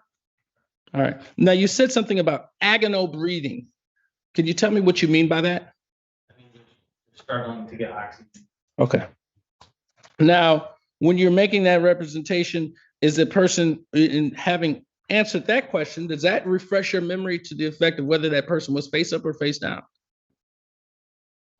So when I got there, I started looking for wounds, so I don't remember exactly where he was at when I started first arrived. Okay, and so when you're looking for wounds, you're moving the body? Okay, and you're moving him, are you trying to administer aid? Yes. What kind of aid did you try to administer? We applied pressure to both the holes, and then eventually after we lost a pulse, I performed CPR. Okay, and you say you're talking about your partner, Kelly? Yeah. All right. Now, you also described that you found in this area while you were there, you found a firearm in close proximity to this individual who's laying on the ground, did you not? Okay, and you would say, you described this individual who's laying on the ground as approximately 10 feet from a black Cadillac, did you not? And you said sort of in between the 10 feet that that was the distance between that individual laying on the ground and that vehicle, there was a firearm in between that, in that ambit of that 10 feet. Is that fair? Okay. And you then, because there was another lay person in that area, you went to that weapon and you made it safe. Is that fair? And by making it safe, you take the weaponry, or you take the firearm capability out of it. Is that fair? Or you remove the bullets. Now, when you say that this weapon was within the 10 feet ambit between that individual and the car, it was closer to the individual than it was to the car. Was it not? I don't remember. Okay. As you approach this individual, would you agree that if I'm looking at this podium as the young man who lay on the ground, would the vehicle be to the left or to the right or behind him? You rephrase the question. If I'm using the podium as the young man who lays on the ground, with respect to the relevant distance and location of that particular vehicle, would that, as you approach him, would the vehicle be to the left, to the right, or behind him? So if I was walking towards the podium, And this is the young man right here. so I'd be walking towards him, the vehicle would be to my right, Okay. and the firearm would be between the vehicle and him. Okay, so it would be to that individual's right. Is that fair? It'd be to my right as I'm approaching. Okay, all right. Now, and you would agree that that weapon was closer to the individual than it was to the vehicle. Is that fair? Again, I don't remember exactly where the that. Okay, If you review the body camera, you can see exactly where it was placed. okay. As you approach that individual, did you see, I understand your focus is on, your job as a law enforcement is preservation of life. Fair enough? Your safety, then preservation of life. Now, I understand your focus is on this young man who's laying on the ground, but as you approach, did you see this firearm that was between him and this vehicle? Okay, all right. It was in plain view, in other words. Okay. Now, when you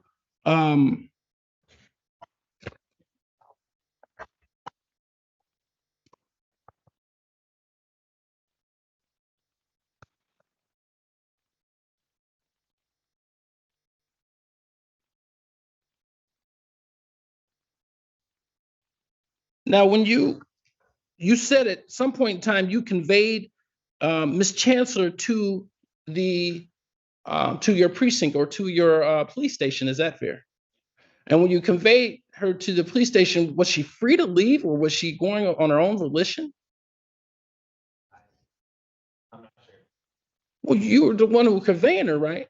Correct. Under what auspices and under what direction were you conveying her? Okay. So you were told to convey her by someone else who approached the scene. All right. You were not aware of, was she in handcuffs at the time? That's my recollection. Didn't know. Okay. And did she, when you told her, I'm assuming, and correct me if I'm wrong, I'm assuming you told her that you were taking her to the police station. Is that correct? Again, I don't remember, but I would assume. Okay. All right. And instead of, you would agree that you had some information and you recognized that at the time and prior to leaving that scene with Miss Chancellor, that you believe that her parents arrived at that scene. Is that correct? Okay. At the scene where this event happened at 150 South Stevenson Drive. I know they showed up at our station here. Okay. All right. Now, you don't have any recollection of parents showing up at the location itself. Is that fair? Yeah. Okay. When you escorted, or when you took Miss Chancellor to the station, did you pat her down before you put her in? Was she in your vehicle? Yeah. When you took her down to the police station, did you pat her down? Did she go willingly? You recall whether or not she refused to go? Okay. After you took her to the station, did you take her in, you took her into the police building, into the detective bureau? Okay. Did you have anything else to do with her at that point? When she was in the detective bureau, when she was in that particular building, do you recall whether or not at that point in time, whether she had handcuffs on her? You said that you saw this vehicle, which you believe to be the same black truck that was leaving that location at your police station, did you not? And that vehicle was parked where in your police station parking lot? Right. Okay, so you saw it in the evidence garage. You didn't see it in the parking lot. Is that fair? So it's without having been told by someone else, you have no independent recollection of how it got into that evidence garage. Is that fair? Correct. All right. You didn't see it sitting out here in the parking lot outside. Is that fair? Okay. How long was it that you were at that scene, 150 in the area, 150 Stevenson Drive, until you dropped off Miss Chancellor at the detective bureau? Was it more than an hour, if you know? Okay. All right. Fair enough. Just one moment.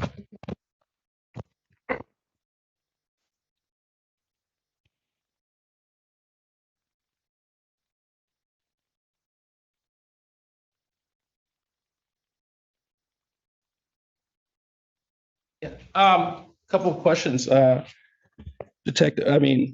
Van Duzen.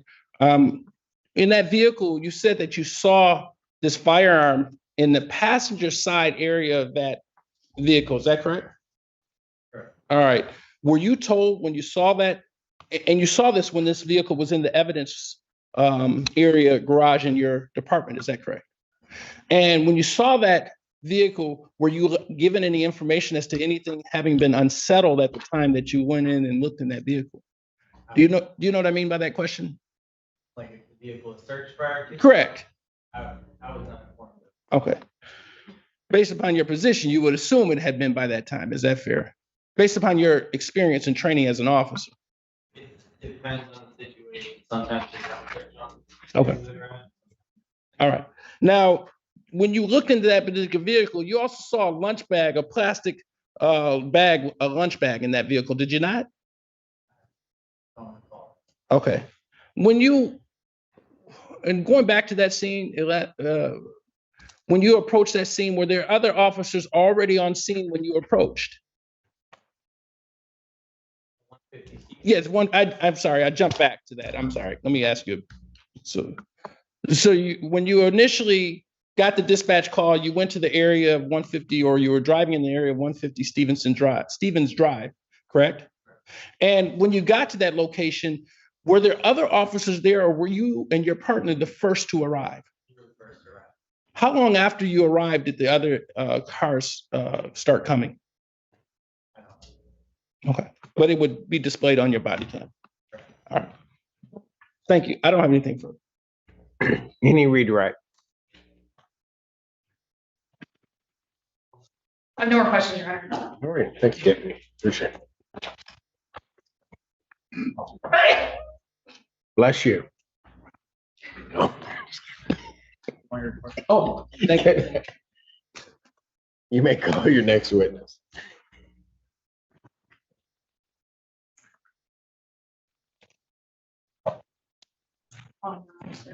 Yeah, thank you. Jonathan Emmons on behalf of the people. Good afternoon. I'm going to call Deputy Frank Morales.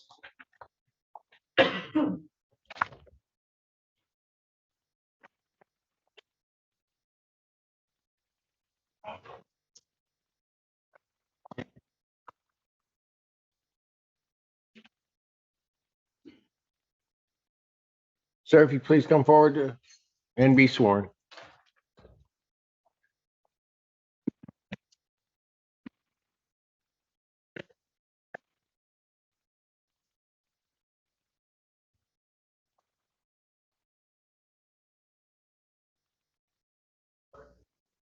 State your first and last name, spell it for the record.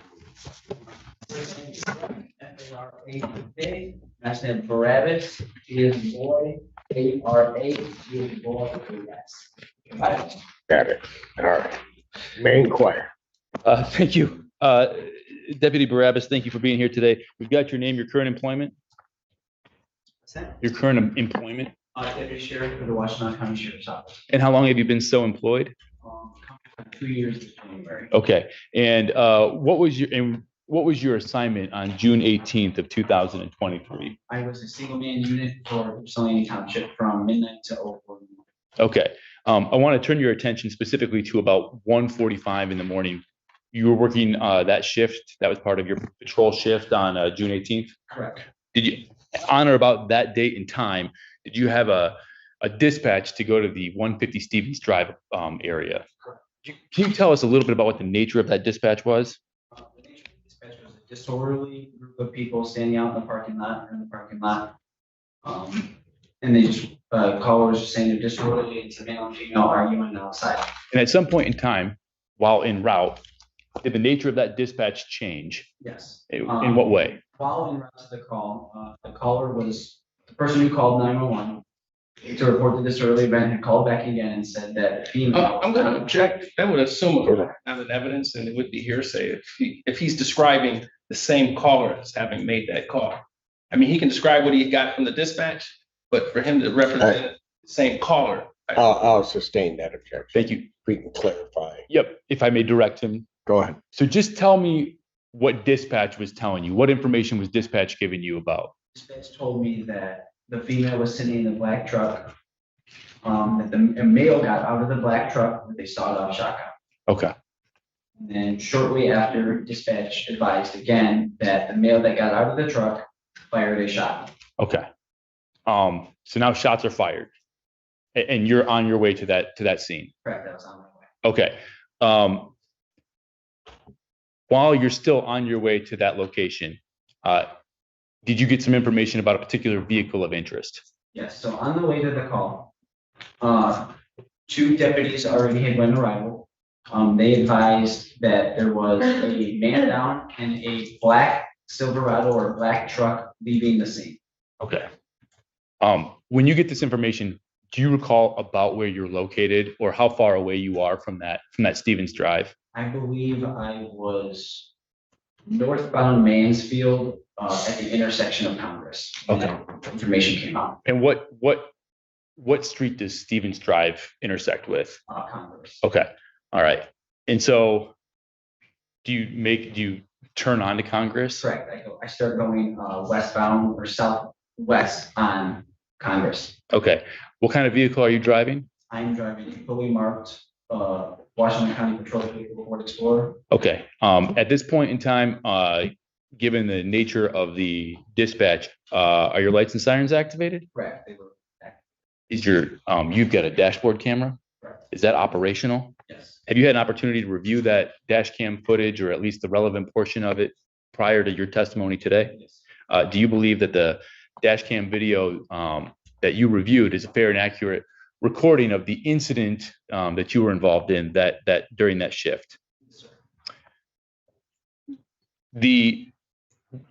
As you come down Congress, do you encounter a black or a dark colored Chevy Silverado?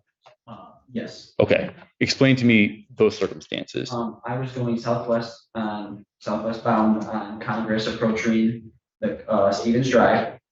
As I was approaching Stevens Drive, I observed a black and newer model Chevy Silverado exiting the apartment complex. Okay. In what direction was that vehicle heading in relation to you? The vehicle started going northeastbound. Okay. The opposite direction of my car.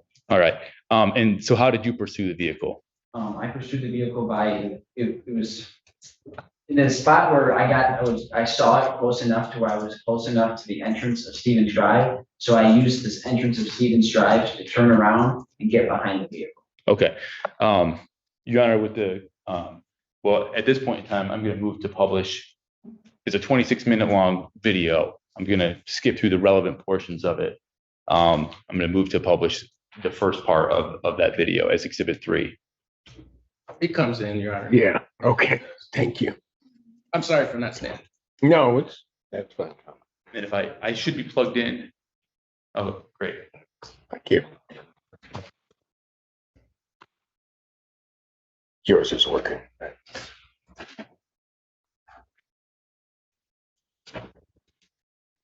It's gonna be 113 on the video marker for the record. Okay. Oh, I'm sorry. No, that's good. 149. Stephanie Van Duzen, we see here, right here on this video, you're able to see that on the monitor in front of you? Is this that vehicle that you're speaking about, that dark pickup truck? Yes, sir. That's Okay.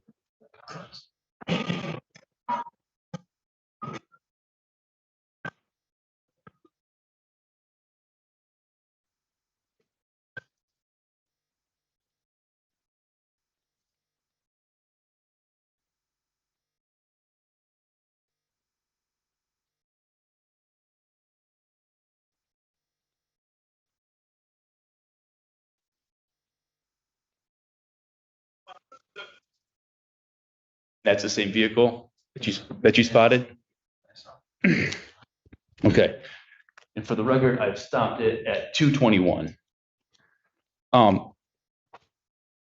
You're on Congress right now, and you've just turned right onto what street? We are on Mansfield.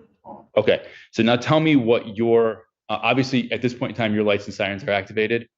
Okay, were you able to get the license plate of the vehicle? Yes. Do you recall what it is off the top of your head? Edward Frank 8530. Okay, and did you give that information to dispatch? Okay, and did dispatch, were they able to give you who the registered owner of that vehicle was? Do you recall the name of that individual? They advised it was to Martez Robinson, Mary Catherine, Sullivan Township. All right, tell me about the next little bit of travel here from Congress moving forward. Okay, so we leave Congress here.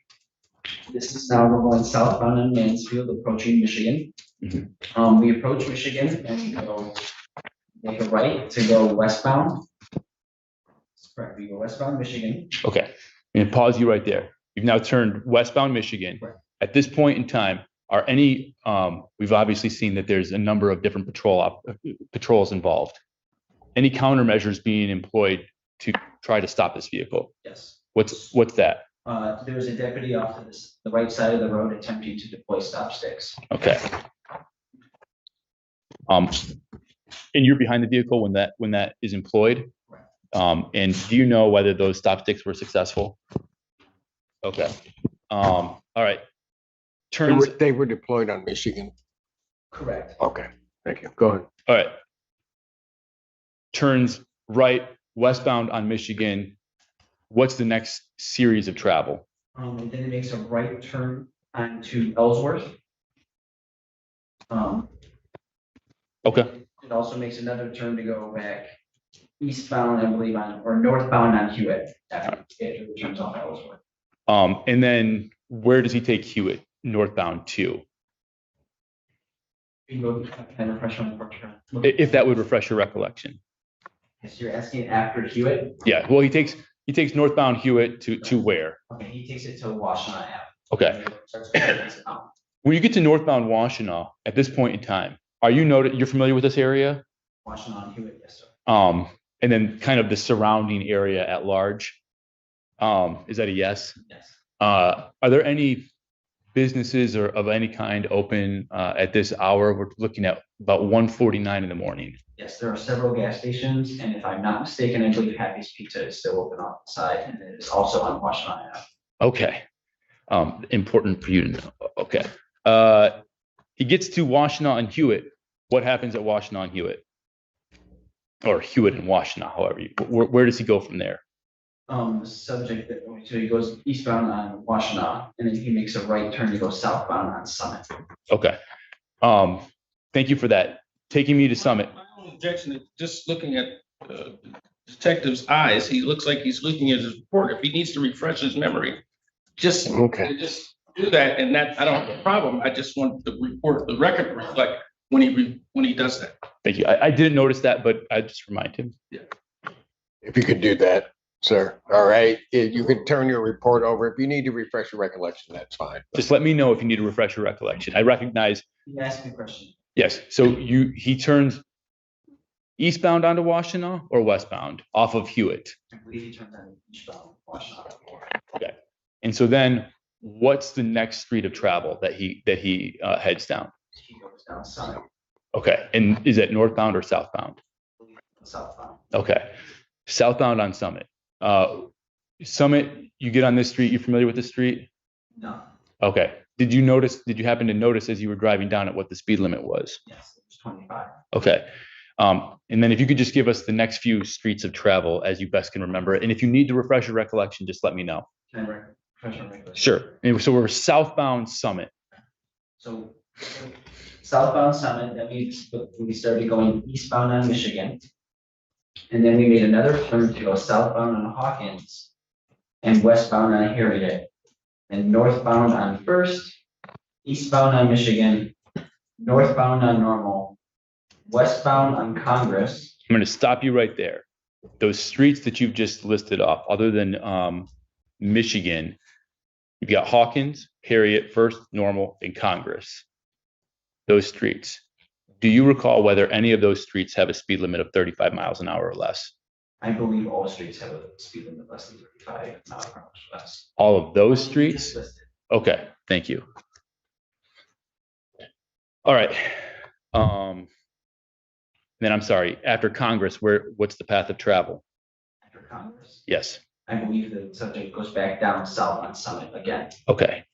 And then what's he do when he gets to Summit? Where does he turn? I believe he makes a right turn to go westbound on Woods. Okay. Now you have some kind of navigation device in your car, is that right?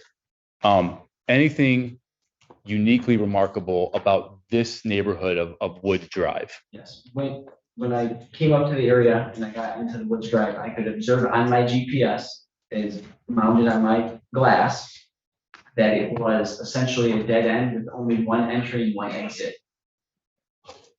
Okay. And so what is that informing you of now that he's turned into this neighborhood? That he has to go back out the same way that he came. Okay. Ultimately, how many times? It's just the two roads, right? Correct. Did you name the second road? It's Woods and Pleasant. Pleasant. And how many times does he ultimately go around this loop? He does 2 circles around. Any countermeasure is going to be employed while he's in this neighborhood. Not on the first loop, but on the second, yes. And what are those? Stop sticks are deployed at the corner of Woods and Pleasant. Okay. And I believe there's another stop stick set up at Woods and Summit. Okay. And are these the second use of these pair of stop sticks? Are they effective? I can confirm that the first set in the circle. The Woods and Yes, Woods Pleasant. and Pleasant was a good hit. Were effective. And whether or not you don't know whether the second set was. I know. Okay. I'm going to play the video for the record. 1319 is where I'm at. And this is, you're paying attention to the monitor. This is you entering or within that Woods neighborhood.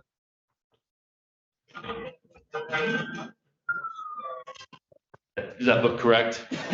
Yes, it looks correct.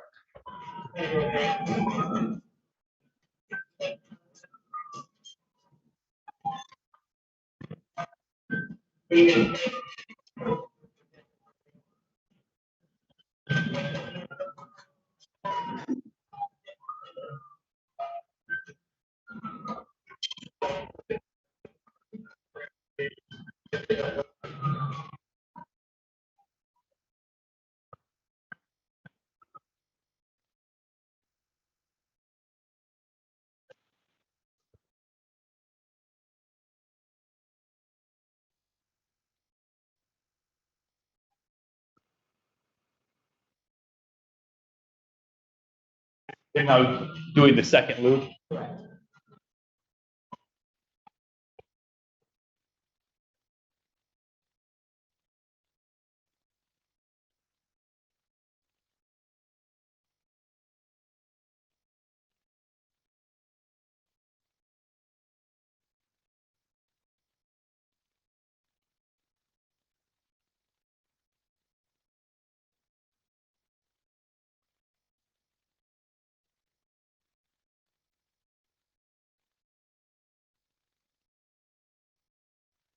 That right there, what we see in the middle of the frame, is that the stop stick?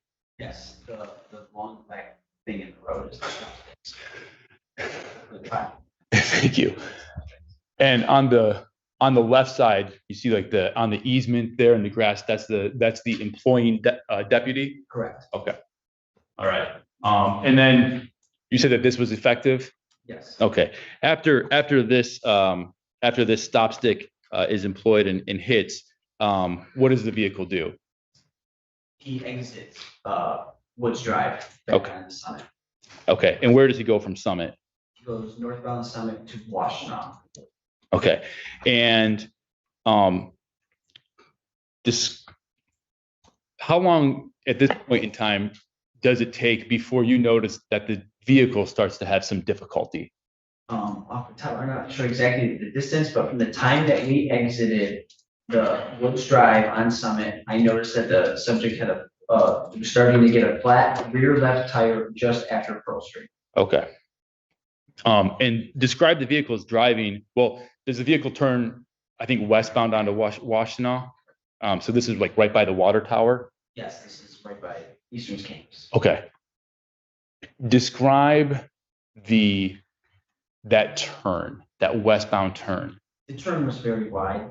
At that point, the subject was pretty much on flats.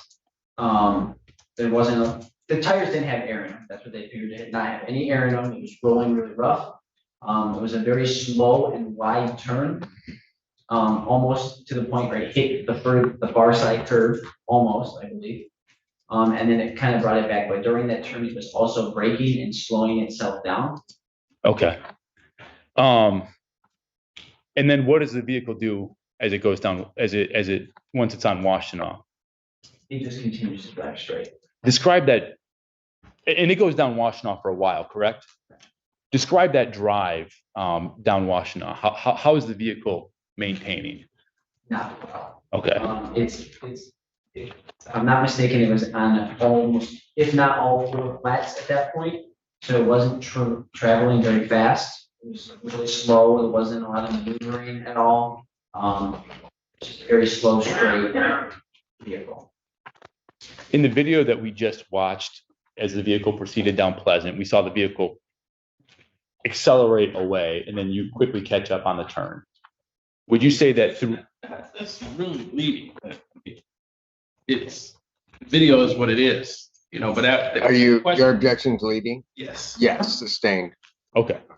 How far would you say that? I just want to know what the distance is during the course of this travel. How much distance did the vehicle get away from you? In this Throughout the entirety. for this point, Yes. After you turn around. I would say the furthest point would be from my initial turnaround to when the vehicle starts to make its right turn onto Mansfield. Okay.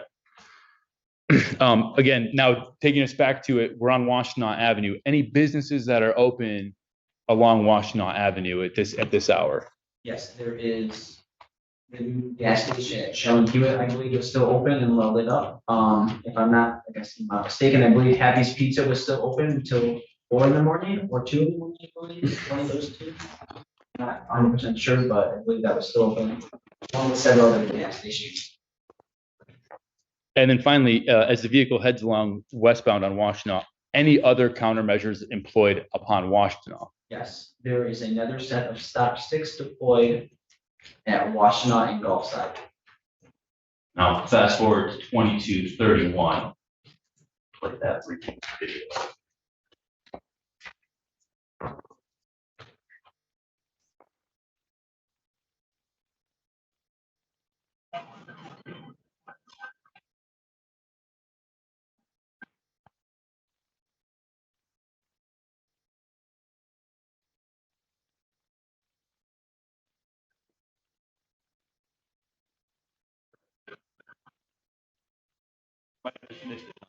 Yeah. It's coming up. It's coming up. What?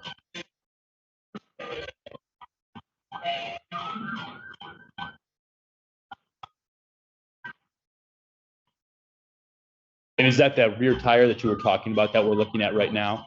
See, how would you describe it? A tire that's completely flat and it's starting to rip because of the weight on the road.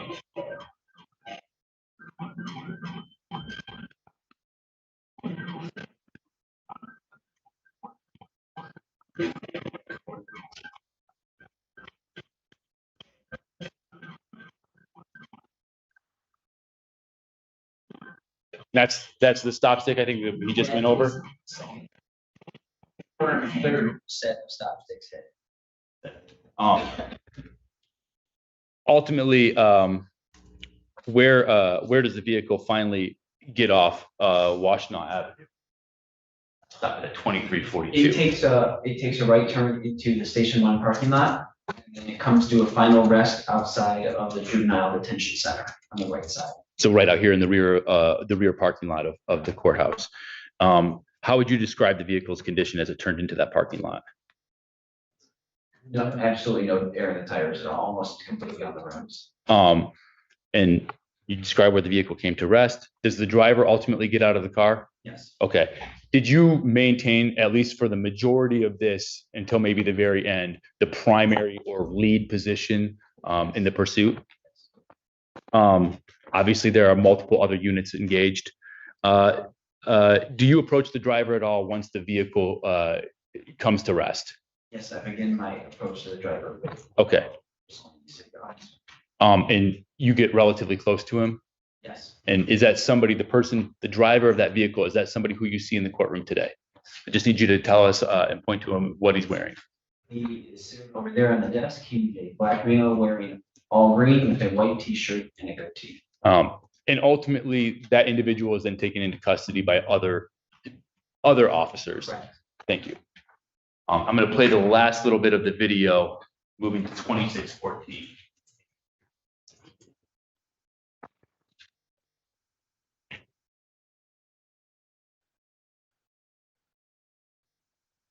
For the record, the witness has identified the defendant. Record chair so reflected that objection.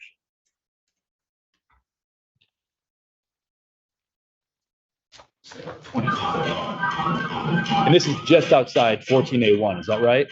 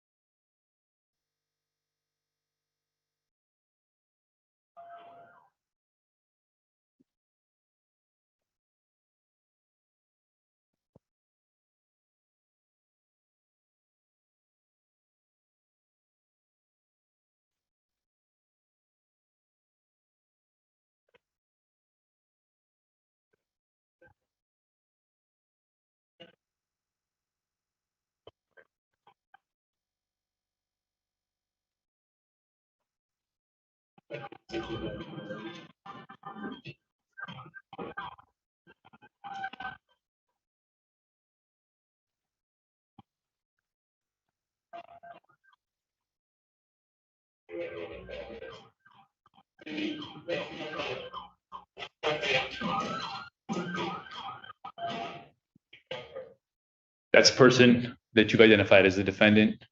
Yes, sir. Nothing further, Your Honor. Cross-examination. May it please support.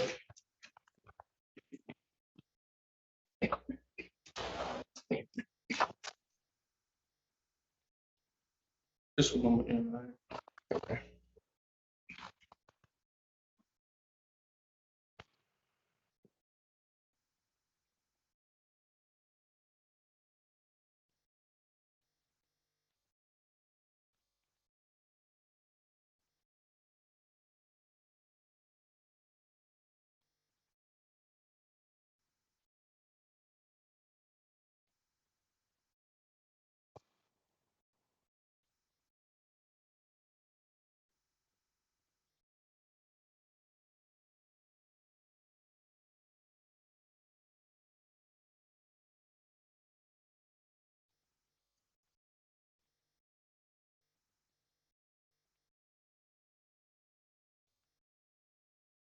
Good afternoon, Deputy Barabbas.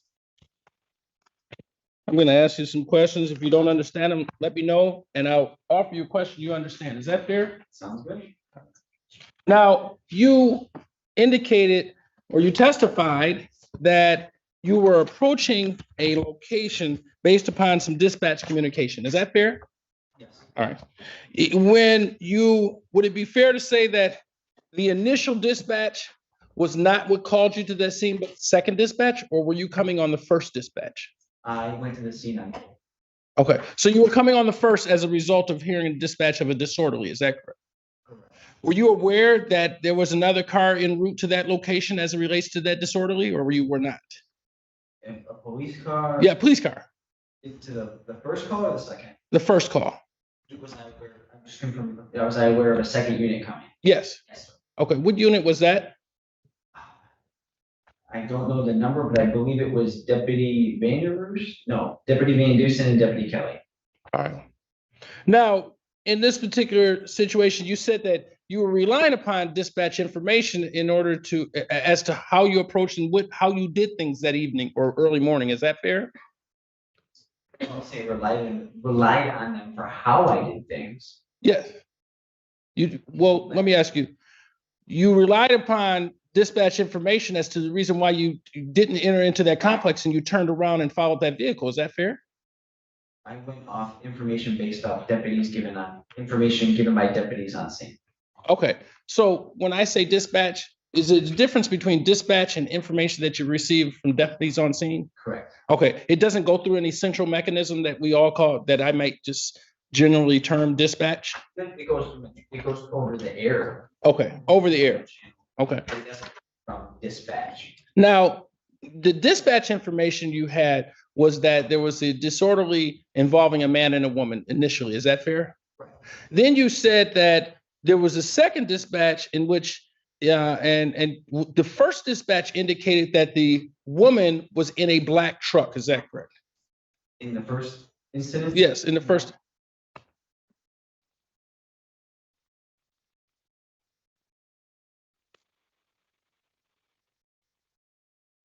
Now, you indicated in your report, there's two areas in your report where you talk about two different areas of dispatch information you have. Is that fair? Can you elaborate? Right. In your report, in your initial portion and in your first paragraph of your report, you would agree that you indicated that dispatch advised that parties were back on scene and arguing in the parking lot again, and that the female involved is now sitting in a black truck in the lot. Right. Okay. Second call. Okay. Does it reference that it's the second call in this particular report that you wrote? Would reviewing your report refresh your memory? Yes, please do. And anytime, as the judge indicated, I just read, when I say, and I sort of stop you, all I'm trying to do is make the record reflect that you're reviewing a report. That's fair enough. Okay. So, I wrote in my thing that I was dispatched to an area of Stevens Drive for a return trip to the area, indicating that it was my second time going. Okay, so you had been out there earlier. Right.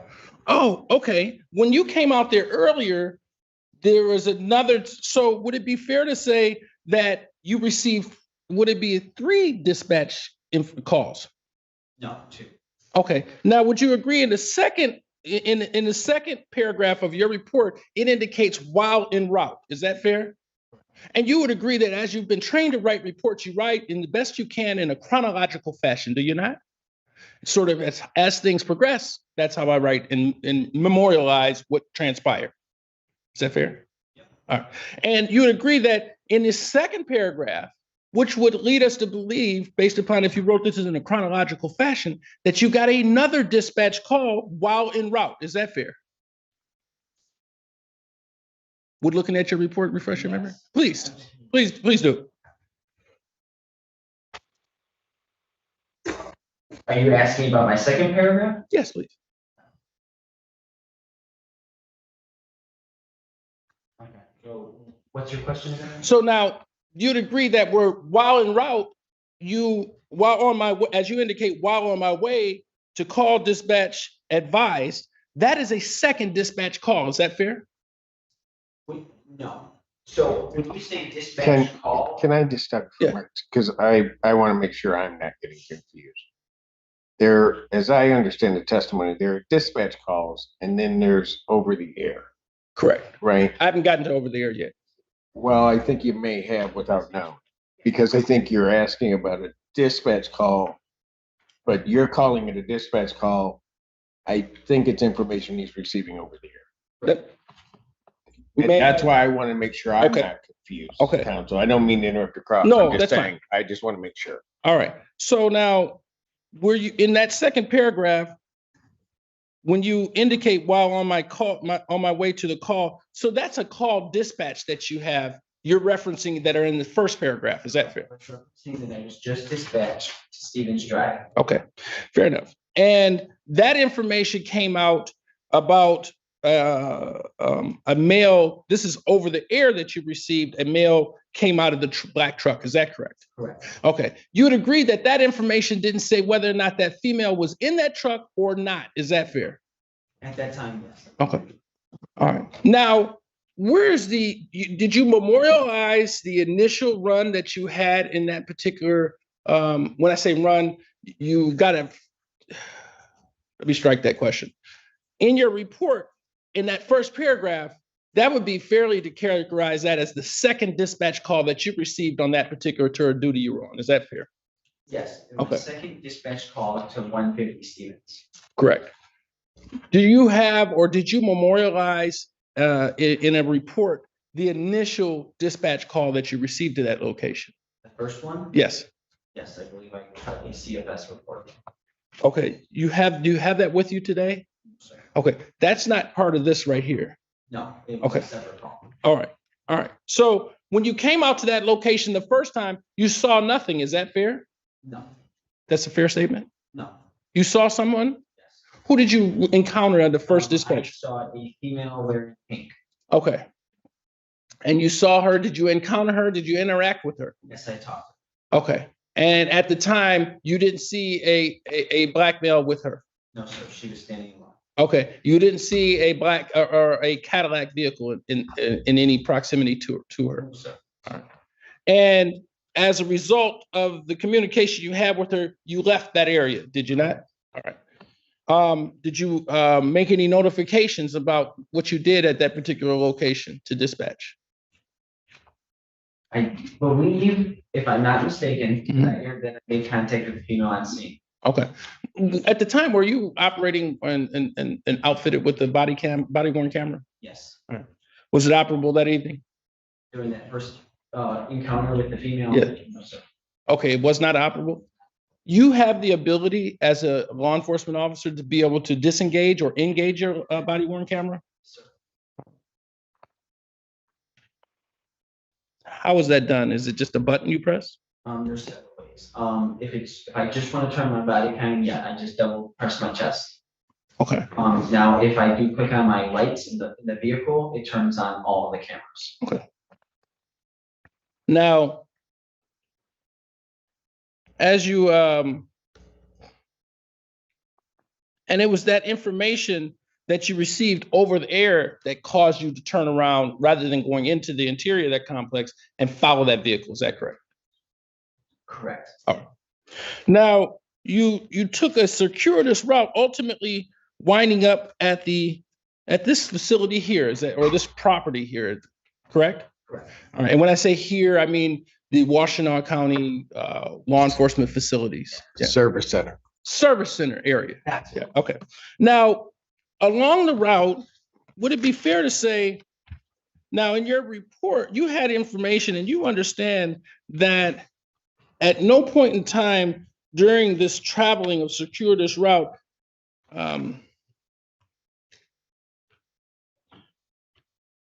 that this vehicle ever went faster than 50 miles an hour during the course of you following this vehicle. Is that fair? I would say that's fair to say, yes. All right. And at the time that it was going 50 miles an hour, it'd be best described that that vehicle was driving on Washtenaw, which is a 45-mile-an-hour area. Is that fair?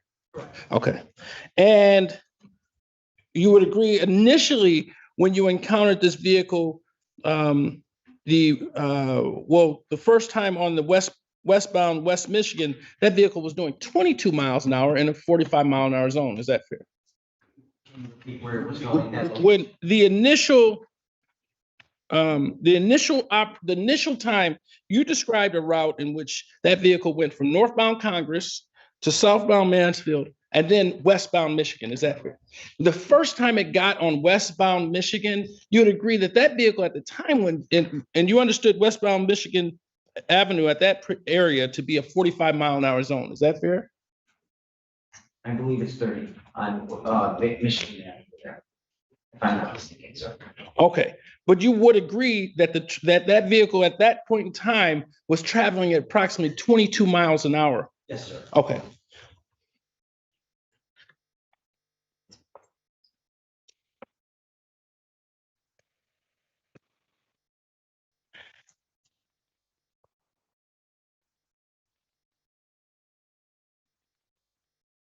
It would be fair to describe this vehicle as not using excessive speeds. Is that fair?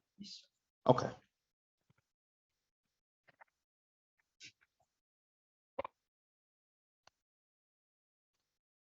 Are you talking about it during the whole incident? During the entire transaction, and when I say transaction, from you turning at the lip of Congress and following that vehicle until that vehicle comes to rest at the service center area. Is that fair? Yes, that's it. Okay. And it would, in fair characterization, your words, or if I'm able to do so, you tell me that it was not using excessive speeds. Is that? I would say it was not using excessive speed. Okay. Is that? Okay, that's fine. All right. That's fine. I get confusing, Your Honor, so I want to correct it. Now, were you aware you encountered Mr. Robinson when he got to this location and that vehicle came to rest? Fair enough? Correct. You understood that individual, Mr. Robinson, that you described as being Mr. Robinson, got out of that vehicle with his hands up, and he complied with the commands that you had? Well, did that individual tell you at the time when you were encountering him that he was on the phone with his mother? No, I didn't observe that he was on the phone with his mother. I observed that the person driving that vehicle, later identified here, was on the phone. Okay, and that's fair enough. And that's during the course of the travel that this vehicle was taking. Is that fair? Correct. Okay. Did you find out during the course of time that that individual described himself as being scared of law enforcement?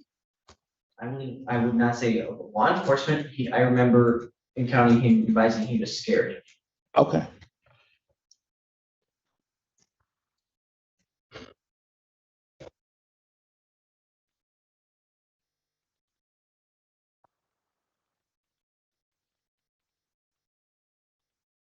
Oh, when that vehicle approached, and I believe it was the first, let me ask you a general question and correct me if I'm wrong.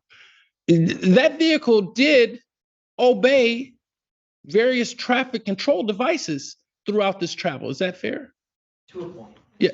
Okay. And there are points when it did not. Is that? Yes, sir. Okay.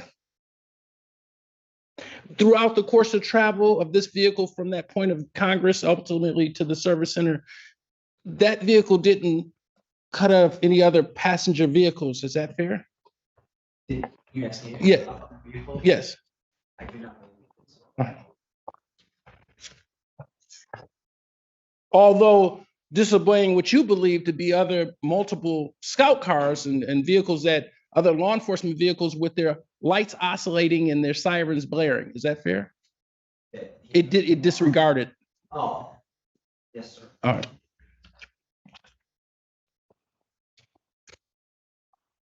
You only, as it relates to when you described a fired shot, you're talking about information that was conveyed to you, not that something that you recognized heard. That Okay. information is conveyed to me.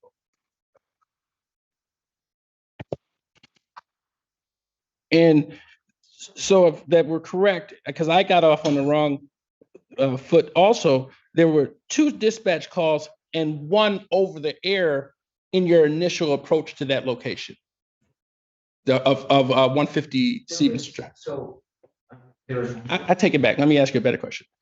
On your second approach, there was a second dispatch call and an over the air communication from law enforcement as you approached going to I was 156? initially dispatched back to the location. Right. And while en route to that location, information kept coming over the radio. Okay. And when we say over the air, it continued to be over the air communication as you're driving throughout the area of incident. Okay. Just one moment.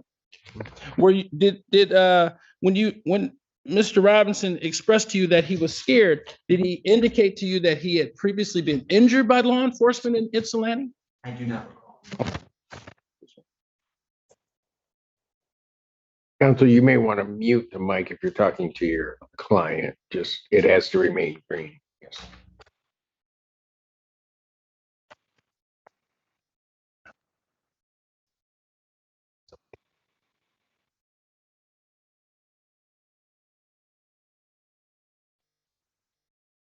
Did he indicate to you at any point in time about a lawsuit against Ypsilanti police officers? Okay, thank you so much. I don't have anything for you. Any redirect? Just a moment, Your Honor. No further questions. All right, you may step down. Thank you, sir. Any additional witnesses for the people? No, Your Honor, we rest. All right, any witnesses for the defense? No, we do not intend to call on witness. Do I have a motion? Thank you, Your Honor. I believe it's a question of fact for the trier facts. I believe by probable cause standard, we have proven counts 1 through 3. And we ask you to sign a report or any further argument for rebuttal. All right. Mr. Perkins. I am looking for my face sheet. All right.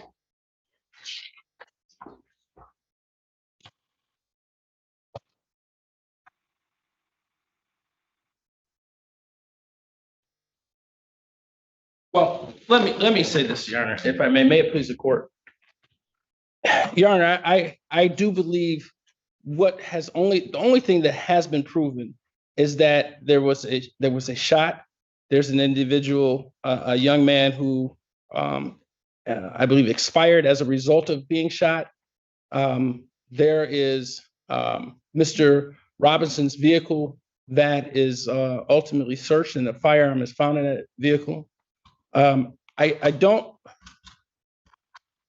recall any testimony that there's any relationship to that weapon in that scene. Although as an officer of the court, I'm not here to represent something that doesn't exist. I'm just saying that the proofs that you have before you, although they may align themselves, I just don't think that there's enough evidence to say that they've satisfied that a homicide has been committed. We understand that a death has occurred. That's it. Now, as it relates to the other elements or the other counts in this particular case, given the nature and given the more clear testimony than some of my questions from Officer Barabbas, this is not a person who's fleeing and eluding. This is not a person that is trying to evade. This is a person who is leaving an area in which I think there's information, at least sufficient information, that a death occurred, but not a person who was trying to escape law enforcement. Where did this vehicle ultimately come to rest? This vehicle came to rest at the service center. This vehicle came to rest in an individual, as we have on the record, at the very least, an individual who described themselves as being scared based upon the testimony of Officer Barabbas. So I think this is a conundrum of sorts, Your Honor. This is not a homicide that I believe has been proven or established even by probable cause standard. We have the information, as you may recall, from the lay witness who described, as you recall, this lay witness did not see and did not testify that she saw the shooting occur. All she described, albeit dispatch information that we have from officers, they're only relying upon that, and I'd ask the court to only rely upon it as to accepting that information as to why they did what they did, not as substantive evidence as to what transpired at that particular location. So based upon all of those things, I don't believe that the government has established by probable cause standard, count 1, of an open homicide. I think that they have a very serious problem. That doesn't mean that they can't try to rewrite this, but at this point in time, they have not established that. Nor do I believe that they have established the fleeing and eluding in this particular matter. I will remain silent as to the other count. So again, and allow them, I'm not saying I agree with it, and I'm not saying that it's a question of fact, I'm just remaining silent. So thank you so much. I have any questions of the court? No, no, Thank you. not at this point. Any response from the people? Obviously, Kelly Hendricks, who was the first witness that testified, was at a different time in front of the court. She did say she saw this defendant exit from a black truck. He was crouched down between cars, had what she appeared to be some type of shotgun or sawed-off shotgun in his possession. The same similar type of gun was found in his car after he fled and eluded from police. I mean, if you want to say that he was driving to turn himself in, and he was going slow, he took a ginormous parade route to get there, went over stop sticks. Literally, his car was disabled by the time he got into the Washtenaw County Sheriff's area. So I believe by probable cause standard, based on the prior testimony from our lay witness and the two officers that were here today, that there's a probable cause that this defendant did in fact shoot Mr. McClendon Sizemore. So I'm asking to bind it over. Anything additional, Mr. President? Again, there's no testimony from that lay witness who testified that she, because of the fear of what she saw, she went and extricated herself or removed herself, went into her bathroom. She was very afraid, and she was, as you could see, it was palpable in her testimony. But again, I don't come here in the court in bad faith and say, they didn't bring in someone and didn't test it, and that's not the weapon or anything like that. I just remain silent as to those issues. As it relates to it being described as a shotgun, I think it's more accurately described as a longer pistol, but the court can make out from the exhibit that's been presented as to what it is. Well, so that we can clarify that, I believe Ms. Hendricks, regardless of how you characterize it, had indicated that it was a firearm of some type that she saw. So I'll leave it at that. And I think that it might be a question of fact as to what kind of firearm, but doesn't really matter from this court standpoint. Certainly there are cases where one might have more direct connection, but that doesn't mean that the court doesn't or ignores those logical inferences that flow. The individual black truck firearm, some point, and then going back to Ms. Hendricks then testifies she heard the shot. At some point, officers arrive. There's an individual who is indeed shot, who is indeed then killed, or at least is deceased at that point. The black truck, as described and had been reported to the officers, then is pursued in that black vehicle. Ultimately, it's found the defendant as well as a firearm. Now, there may be other explanations, but given the entire circumstances as the court sees it, with reference to count one could certainly make that connection that the individual who was in that black vehicle with that firearm indeed shot the decedent in this case. I don't think that's a huge logical leap, particularly given that one can also take into account the defendant's actions after the officer Barabbas is behind them. Taking all of that into account, as to count one, the court does believe that the people have indeed sustained their burden of showing that the crime of homicide has occurred and would bind the defendant over on count one. As to count two, the fleeing and eluding, and I appreciate Mr. Perkins' argument that maybe he wasn't trying to get away. I don't think that it's really an element. It may be an argument as to some type of mitigating factor.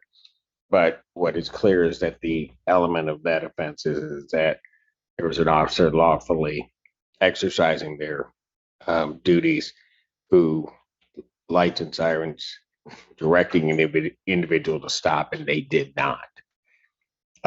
That is clear from the video. It is clear also from the testimony. And so on that count, the court would find that the people have sustained their burden and would bind the defendant over on count 2. As to the carrying a concealed weapon, there was no counter to that motion being made. The court also does believe that the people have sustained their burden as to count 3. So the court would bind the defendant over on all 3 counts to stand trial. Your Honor, may I? You may. I'd ask at this time, I know the court is making a ruling. I'd ask to renew the issue of bond at this time. And we filed a motion and then we refiled it. Court denied it initially at our PCC hearing. Courts had an opportunity to review this and hear the testimony in this particular matter. I don't think bond is appropriate for this individual. It is a homicide. It is a very serious case. But we have an individual who has minimal prior record. He has acquired, I believe it's an alcohol-related misdemeanor that he had in his background. He's employed and was so employed by the University of Michigan up until this day. And he has a plethora of letters, including supervisors and his family who's been present in court. I believe that there are certain circumstances as it relates to bond. I mean, whether you take it from the federal perspective or from the state perspective, you want an individual to return to court and not be a danger to society. That's essentially what you want. This individual has a microcosm or a snapshot of his life that unfortunately plays out, that has to play itself out in the circuit court in Washington now. But at the end of the day, you do have an individual or you see an individual and you know that there's evidence that there's a firearm that was, there's clearly, and I think that the court, understanding how this is gonna go, there's a clear argument and a sufficient argument of a self-defense claim in this particular matter. And based upon all of the factors, I think in this case, I do believe, and I don't believe that the presumption is great or proofs are great and the presumption is evident, or however, if I'm transposing it inappropriately, but nonetheless, my argument is this individual should be afforded a bond. There are set circumstances that the court put in place to give him a bond. He doesn't have to just waste away without being able to provide for his family, go back to work and defend in this particular case. He has no habeas history. He has a history, and I think most irrelevant as it relates to the issue of flight. And I think that was what the prosecution said. And as we argued at the initial hearing, or bond hearing at the PCC, the court didn't have any information about this case other than the charges. And I understood, and I explained that to my client, why the court, under those circumstances, wouldn't upset what the magistrate had done. But I did present to the court, he sued the township for serious injuries that he had resulted in. And it didn't turn into a trial because they settled. But again, those are the effects that you have from an individual who described himself as being scared, per the words of Deputy Barabbas. But this is not a situation where they were, as he described, no excessive speeds. I understand that may not be standard, but it is a mitigating factor. And I think that that factor should mitigate itself as it relates to the court's determination of bond at this point. So that's my argument, Your Honor. Rather than rehashing the whole thing, I wanted to bring out the salient points that matter, and I'd ask the court to consider that. Thank you. Responses to the bond issue. Judge, this is obviously a homicide case. I believe the defendant is a danger to society based on the fact that he shot and killed another human being.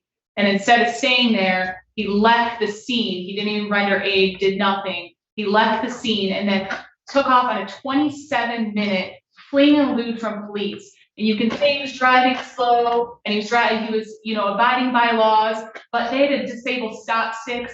He was a danger to society at that point. I believe he's a flight risk based on that. He had 5 prior police contacts other than the Ypsilanti lawsuit, and he didn't flee in any of those circumstances, Judge. So to say that now is disingenuous. I use that as an argument, besides the fact that he was scared. I'd be scared too if I killed somebody. So that using that as an argument that he's scared of police because he had a prior lawsuit is not true, given the fact he has been pulled over by police 5 times and didn't flee in those circumstances. So I ask you to keep bond the same. Yeah. Well, Your Honor, the prosecution wants it both ways. She said, I would be scared if I had just shot somebody. Well, if that's consistent, then being afraid, and then you couple that with an individual who has, the circumstances under this versus an operating while impaired, it's completely different. And to say that these things, one shoe fits the other would be preposterous. This is a set of circumstances in which he did not, from a colloquial perspective, albeit not legal, but again, that mitigating issue, did not flee. He drove ultimately to the police station. The officer is describing this individual. Counsel, I'll let you go on, but yeah, I mean, as I was watching, and I haven't seen the whole video, but just those portions.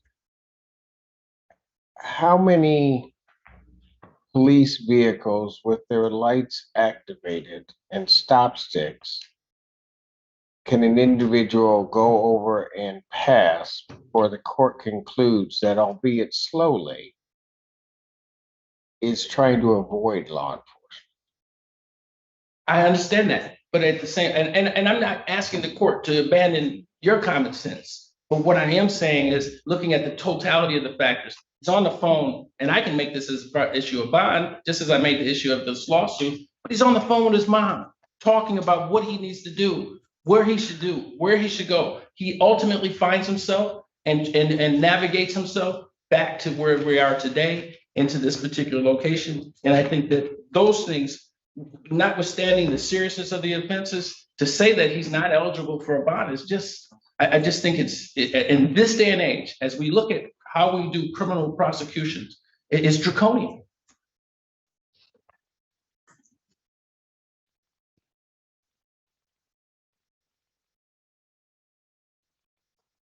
I think, however it occurred, and the courts listened to the testimony, and while it might be from there might be self-defense issues or other issues that come forth, but from what the court sees in this case, the only thing that's draconian is the slaying of Mr. McClellan Densmore. That's the only thing that I see that is draconian in this entire thing. I don't see this defendant's bond, if he's denied bond, as being draconian at all. In fact, our laws are set to certainly give individuals a reasonable bond, but in certain circumstances, individuals should be denied bond. I believe that despite what has been presented to this court, that indeed this is a circumstance where a bond should be denied. I have an individual where I have a death. He is leaving the scene of that death. There is a firearm in his vehicle. And regardless of talking to mom,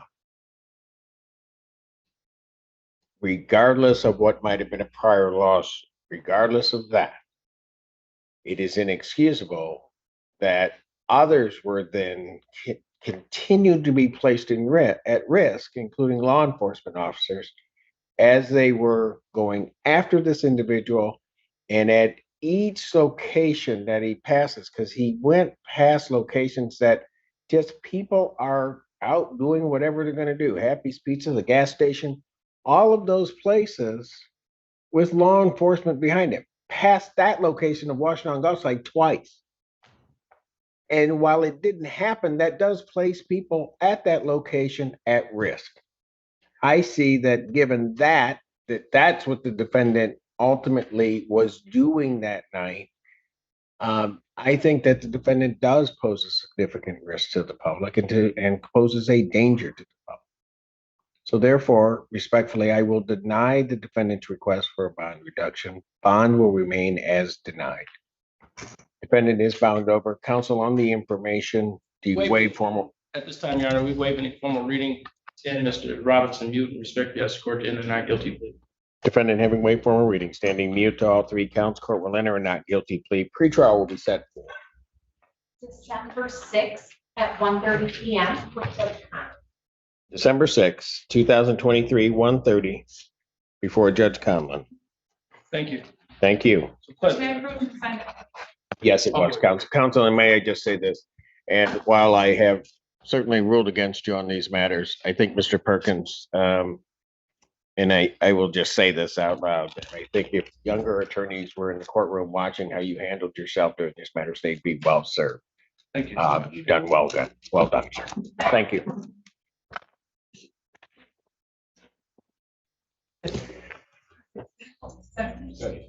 Okay, so before I go to the next thing, the individuals that are on, or the council on Benitez, Reyes, Escobar, and Hastings, could you approach, please?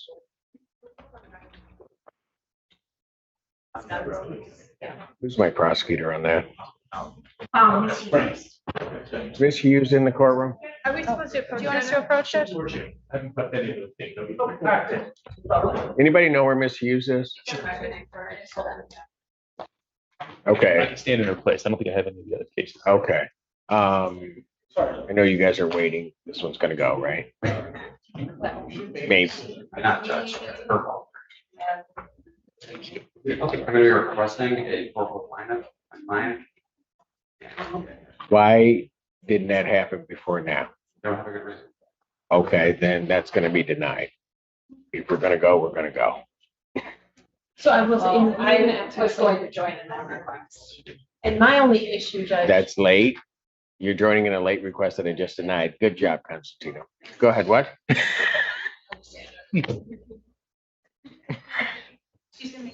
My only issue is Monday. I would like my client to put out on, and this is the one that we had talked about at the PCC with the gas station that I hadn't yet seen. And I think it actually helps. If anything, it's a neutral video. I think it supports my position. So to the extent that Your Honor is going to request, what I think is a very appropriate request on their part, but I'd say that. Yeah, but I don't think I asked, did I ask for your opinion? But go ahead. No, it doesn't. It also doesn't stop me from doing what I did with my ex-wife and not listening. So go ahead.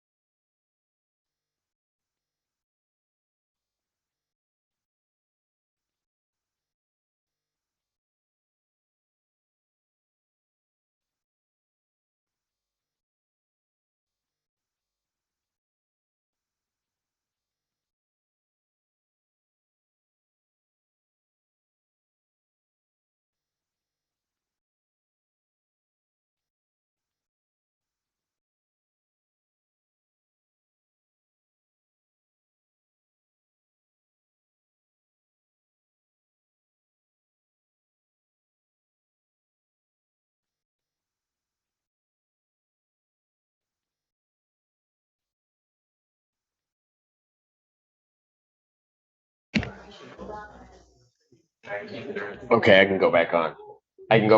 Yes. All right. Yes, sir. You are up next.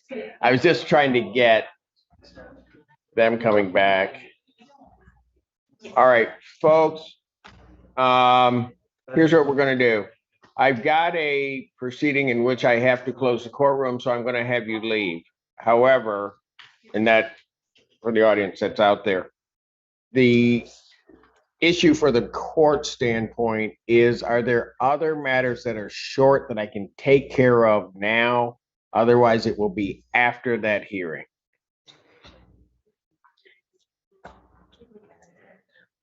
Is it plea on Roberts, Judge? That's Miss Akinrili's case? Uh-huh. No, she argued PR bond. They're gonna have to wait. I have another. I told her that. I told her that. She thought I was kidding. I still have another. Yeah, I know. You said you're sorry. You know, you argued bond on a PR. I don't even understand it. It was Emmy's fault. Hey, I made my position on that real clear. Is there anybody else? No? So the only two that I, so first is the plea and then short on Williams. I don't believe, and then I don't. Let's call Williams then. Let's file that I can get moving. What happened to Mr. Satawa? I can't tell you who's on. Court. Huh? Okay, court does call the case of the people versus Shania Williams. We're not ready on Williams.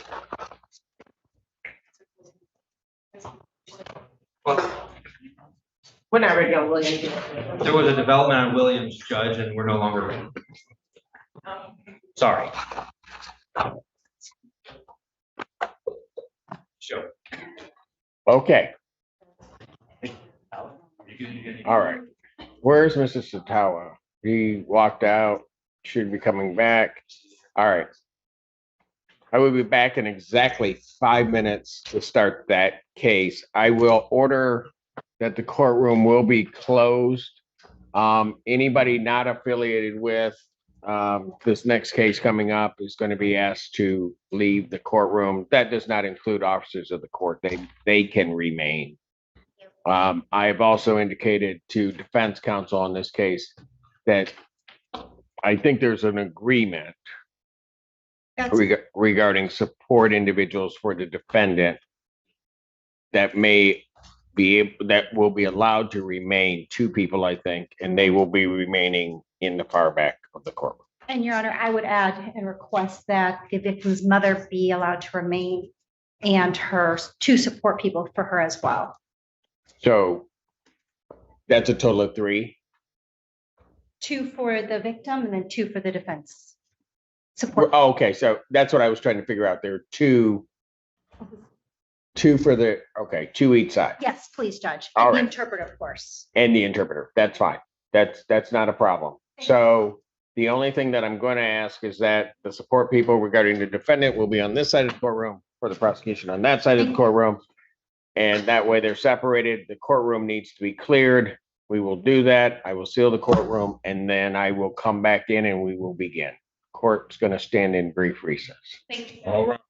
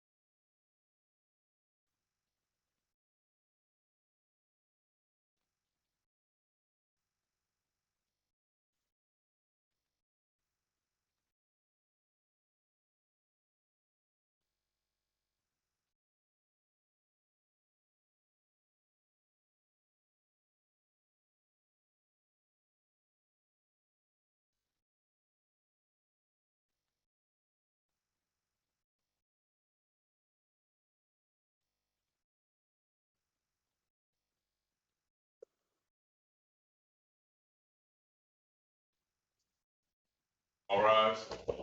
The 14A District Court for the County of Washington, State of Michigan is now back in session.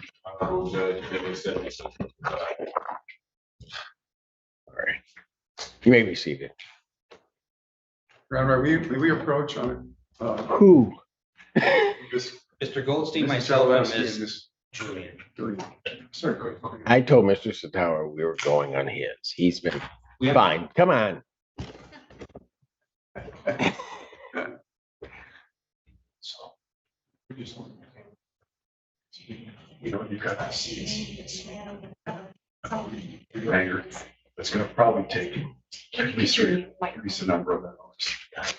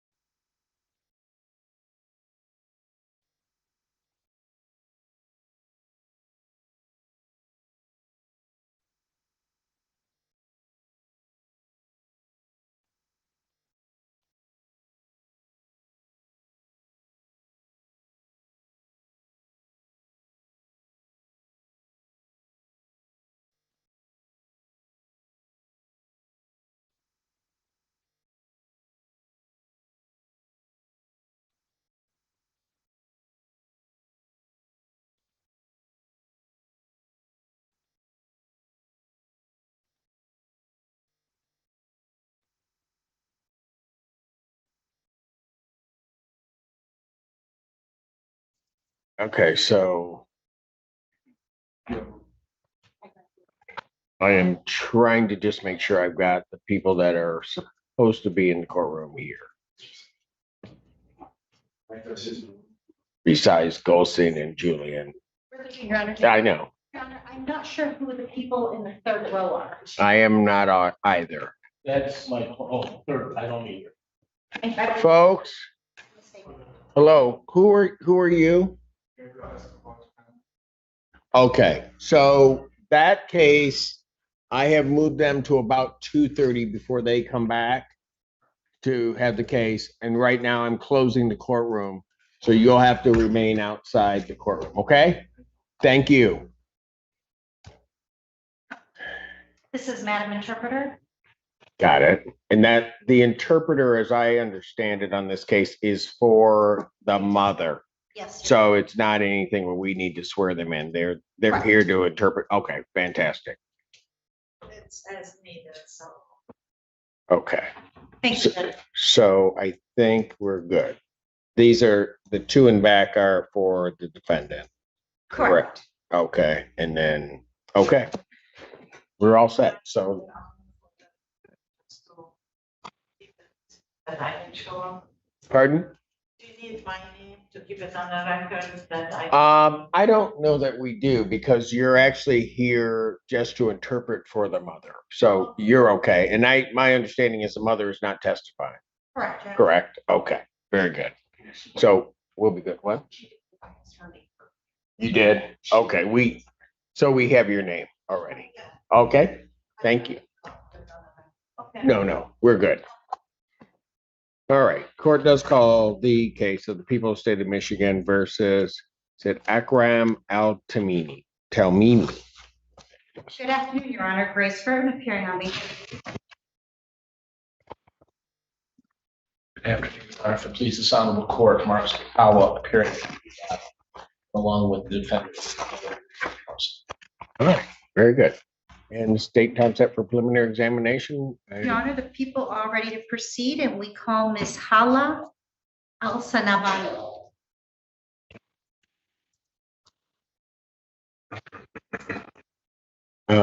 We will do two things. Hold her for 1 moment. Can we make sure that the witness box is blank? I'm just blanking the camera for the witness box. Thank you, Judge. I don't think we had discussed that, but I presume that's what you'd like. It's been included. All right, we're very good. May she? Yes, she can come up. Lady, please come up to be sworn.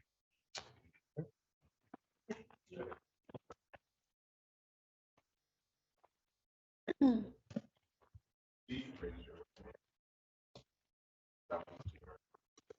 about to give will be the truth, the whole truth, and the truth, so help you God. See, state your first, last name and stuff. Hala Al-Sanabani. Okay, hold on, young lady. One thing I'm gonna have to ask you to do is speak up a little bit if you can. Okay? That's for me because I'm old. Okay? So I just need you to project your voice a little bit, all right? Okay, go ahead. My name is Hala Al-Sanabani. Do I spell your last name? Your whole name, please. Hala Alsani.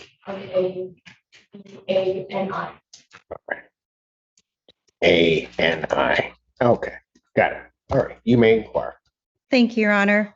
Good afternoon. Can I call you Hala? Hala, can you tell us how old you are today? I'm 13. I just started. You're 13? And what is your date of birth? 12/10/2010. Happy belated birthday. Can I repeat my birthday? Sure. 10/12. 2010. Got it. So you were born in October. Okay, very good. Okay. And Hala, before I start asking you questions about why you're here, I'm going to ask you just a few questions about the difference between a truth or a lie. Is that okay? Okay. And if I were to tell you, Hala, that I am wearing a red suit, would that be a truth or a lie? Okay. And if I were to say, Hala, my hair is black, would that be a truth or a lie? What if I asked you, Hala, what is the name of my dog? Because you don't know. Okay. So it's fair to say you know the difference between a truth and a lie. Okay. All right, Hala.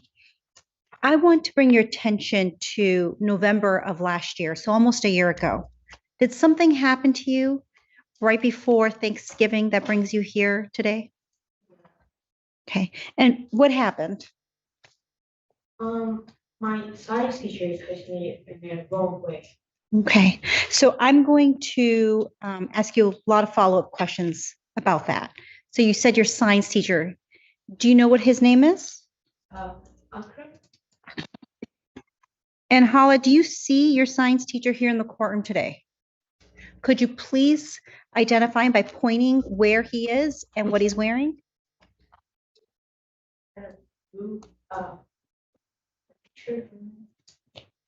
Your Honor, may the record reflect that the complainant has identified the defendant? Without objection, record shall so reflect. Thank you. And when you say he was your teacher, when was he your teacher? Last year. And what subject did he teach? Okay.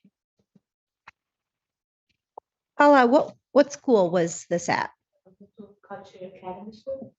Multi. Okay. Do you know what city the school's in? Okay.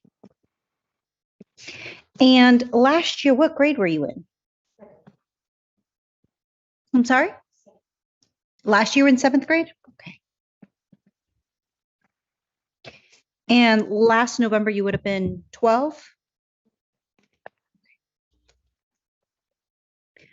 Paula, you mentioned you were touched by by this teacher. Can you tell us the first time this happened? First one started by touching my shoulder. But he's my teacher, so I don't get it in a bad way, right? He started by touching my shoulder and then my, I don't know, calf here. Like your clavicle area? So you're holding your hand. So you said first your shoulder, and Your Honor, may the record reflect that that Hala is touching her right shoulder. Was it your right shoulder? Yeah. Okay, either shoulder at the top. And then you moved your hand down. Okay. And then she moved her hand down towards the top of her breast. Yes, that's what she's done. So, Hala, when would he touch you? After I answer a good question, and after like the way when I get lined up with the other class. Okay, so you're lining up to go to your next class? Okay. Okay. And at that time, the first time he touched you like that, were there other people around? Yeah, my classmates. Okay. Does he touch you again? Okay, so different days. Okay. Can you tell us about a different time that he touches you? The time that way I realized bad way, sexual way. It was he started touching me from my leg to between my thighs. Okay. By doing that. Okay. So Hala, on this day where he touches you, I think you said in a sexual way, walk us through what happened. You repeat it? Sure. Can you tell us how it started? What was the first thing that happened? I skipped a day because I was asked to have an appointment, I guess. Mm-hmm. And then that day, my class had a test, but I couldn't do it. The next day I got there, he told me that I have to take a test. So he gave the whole class free time, which they really like doing their own things. Okay. And then called me to his table to help me explain a test, how I can answer and stuff. So Hala, this is a classroom setting, and the students are doing free time. So what does that mean? What does free time mean? Like everybody can do their own work. They can work on a project. They can play with their friends. Have a chat. But you are called to his desk. Yeah, because I have to do my test. Okay. So did you go to his desk? Yeah. Tell us what, if anything, happens next. So we were sitting next to the table that he has, and he's in front of me, trying to explain the test for me, and sometimes I read the question. Okay. While doing that, he started touching my leg in a weird way. I thought it was okay, but he went further and further between my thighs. So Hala, Your Honor, may she stand up? Yes. Hala, could you stand up and show us with your hand where his hands went? Here. And then like private, Okay. And then I moved my leg because I didn't like it. And Your Honor, may the record reflect that Hala moved her hand starting from about an inch above her knee towards her pelvic. And then how far up would you say his hand stopped? Not exactly my private, but like I don't know. Close. Yeah, close. Could you show us exactly where it stopped? Okay. So with the thumb right about where her pelvic bone area would be. Does he say anything to you at this time? I was just reading the questions, explaining the question. While doing that, the paper test thing was blocking the middle, so like nobody can see it or do anything with that. Okay. And when you say the paper was blocking, what do you mean? So basically, like I said, he's in front of me, right? And the paper is in the middle. I'm holding it to read the question, and his hands go like from down, so nobody can see it when we. Okay.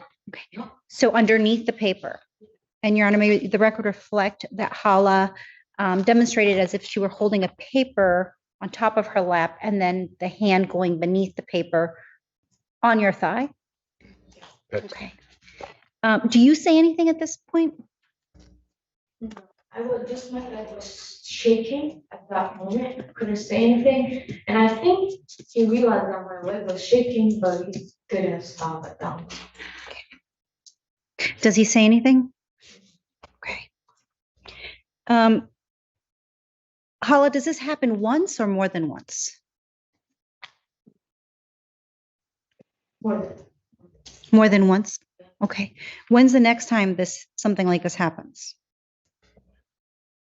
The day that I realized he was going further, that day I realized everything. After that day, nothing happened. But before, it was like he wasn't going further. It was just like that, and like I said, Okay. My shoulders. So you testified that it escalated from the shoulder, and then I think you mentioned here. Could you show us again, where was it? Did you feel that he was touching your breast? Yeah, right here. Okay, the top of your breast? Yeah, may the record reflect that she's touching the top of her breast. Okay. In total, how many times would you say he touched you this way until the thigh incident, which was the last one? More than 10. And over how much time? 8 to 10. 8 to 10. Okay. Do you know, so we talked about November. Was that when it started, or did it just start before November of 2022? Before November, that day that I told my That was November. yeah. Okay. That day I cried a lot, and I realized it wasn't a sexual way, it wasn't a good way. Okay. This was a lot. So tell us about that day. You mentioned you started crying. What happened? So after I finished my test, I went, like this class ended, so I had to give him the test, and I had to leave like my other classmates. I was shaking. I was still shaking. I was about to cry. I just wanted to like keep it inside until lunch. And then I went to lunch. I started crying. Some people realized, asked me questions, what happened. And then Miss Shima came up to me, saying, "What's wrong? If you want to come to my office, you can come and tell me." So where are you having lunch? In the chair, which is the gym. Okay, in the school cafeteria? And then you mentioned a name of somebody who came to talk to you. Who was that? In the office assistant. Oh, office assistant, and her name is? Shame. Shema, okay. And that was because you were crying? Yeah. Okay. Do you tell her anything? Yeah, she asked me if there's anyone touched me and I felt bad and stuff. She thought I was a student, but like she asked me, is it one of the chance? Oh, I told her no, out profession. And I told her that when a man touched me in that way, it's just I can't, just when they touch you like that, I don't feel comfortable with it. And I felt really bad when they touched me like that. I was scared. I was trying to get taken by the experience. Okay. Do you talk to anyone else after Ms. Shaman? After that day, after school finished, I went to my room. I closed my door. I never opened it because I just felt like talking. So it took me like 2 days for my mom because I got affected so badly. I was crying. I was scared. I didn't eat for a day. I was just scared of everything. Okay. Do you eventually talk to police? Or do you talk to somebody where they bring you to talk about what happened? Yes. For that, I don't know how many weeks by I went somewhere that people asked me a question, but not like that. Just one small room. A small room was just you and this other person, and they asked you about what happened? Okay. And did you tell them everything you said here today? Yeah. Okay.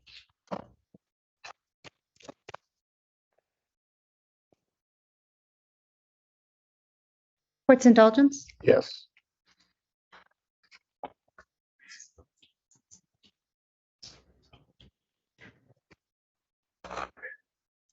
Thank you, Hala. I don't have any more questions at this time. Oh. Cross-examination. Thank you, Mark.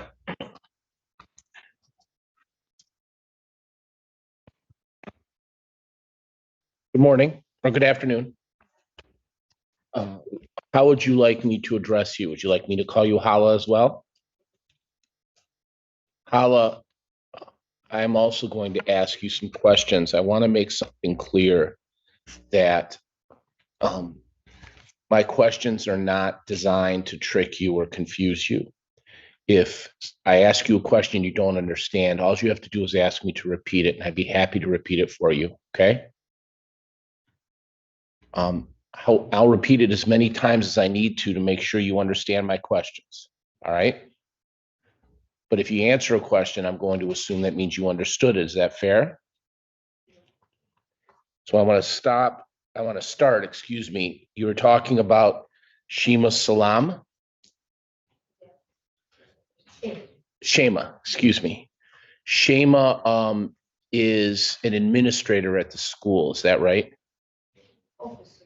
The person who works in the office, I don't know what they actually. Kind of answers the phones and does like the calendar and the scheduling and stuff. So she's not a teacher.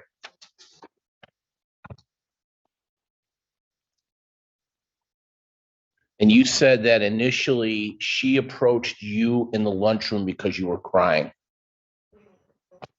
She saw, were you crying in the lunchroom? And she walked up to you because you were crying? And she asked you what was wrong. Did she take you to her office? To her office. Did you tell her what was upsetting you?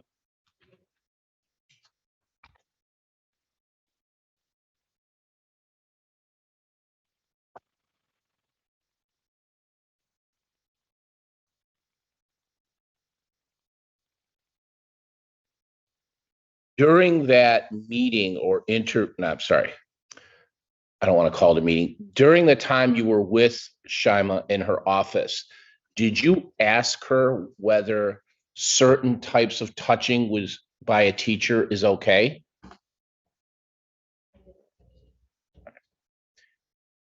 Did you tell her about what upset you?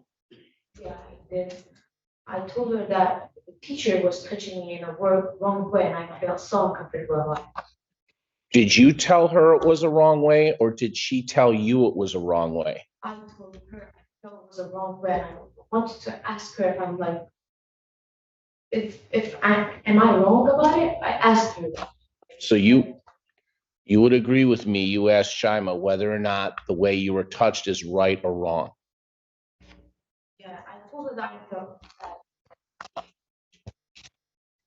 Oh. Did you tell Shima at that time that your teacher did this to you when the classroom was empty? Was my classmates around me, and they had a free time, which is they do their own thing. They didn't care about the teacher. So I'm going to talk to you about that in a minute, but before I do, I want to make sure you answered a question that was different than the one I asked. I understand you're saying here today that there were other kids in the classroom. What I'm asking you is, back when you spoke to Shima in the office, did you tell her there was no one else in the classroom?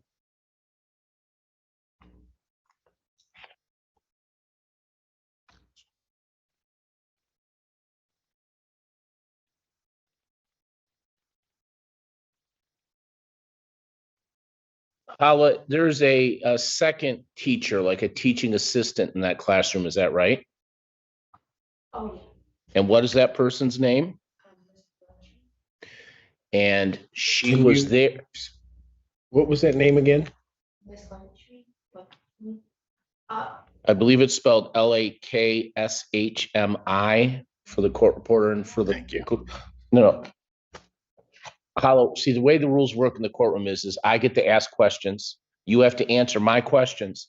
If the prosecutor wants to ask you additional questions when I'm done, she can, but you don't get to volunteer and talk about whatever you want to talk about, okay? All right. So and the person you just talked about, Miss Laxmi, she's like a student teacher or a teaching aide? Like an assistant teacher helps out your science teacher? Like in the class. And she was there the day you took that makeup test, is that right? She was there on most days, is that not right?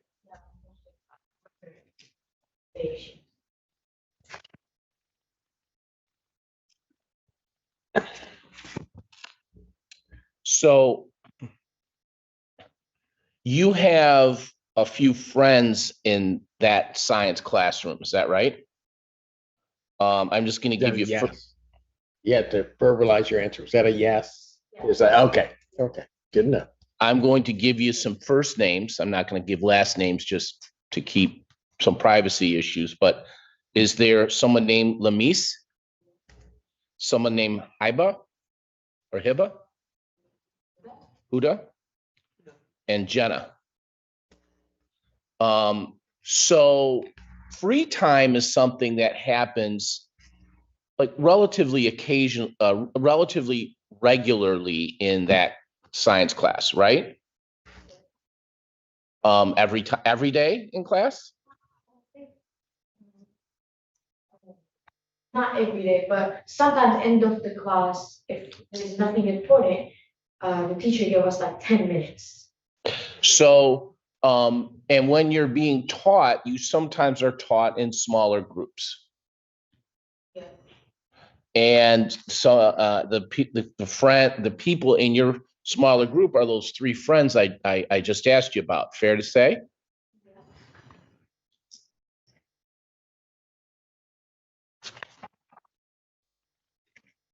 Now, at some point when you answering the prosecutor's questions, you talked about being interviewed both by the police and then later at a special room where you had a translator there and a guy asking you questions. So this is like the third or fourth time you talked about what happened. Is that right? At any point prior to coming into court today, did you tell any of the folks that asked you questions about this that you liked your science teacher, Akram? That you felt he was really dedicated to helping you? And that you showed an interest in learning, and he seemed to pay attention to you and help you because you showed that interest in learning.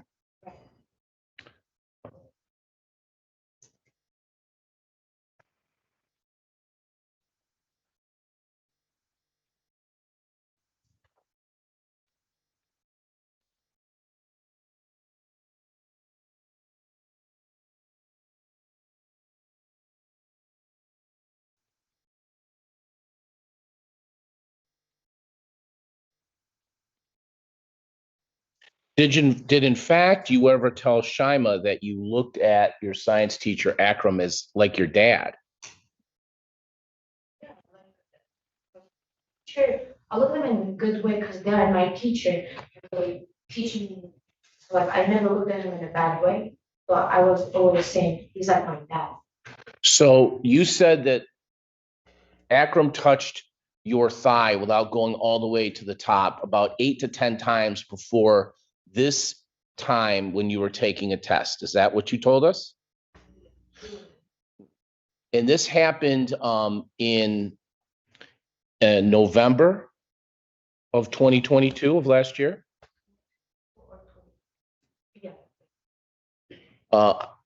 When was the first time? How many days or weeks prior to the time that you told the person that worked at the school about what happened? How many times, how long of a period of time did those 8 to 10 times happen prior to that time you spoke about it for the first time? Sure, it was a horrible question, so I'm glad you asked me to repeat it. You said it 8 to 10 times prior to the time you spoke out about this your science teacher touched you on the thigh. How far before you talked about it did the first time occur? Was it days, weeks, months? The day that happened, I just went to Miss Sherman, told her the day. Yes. So the first time it happened was how many days, weeks, or months before that time? Okay. So let me just try this. Sometime in November, there was a touching of your thigh, correct? Okay. When was the first time that something happened?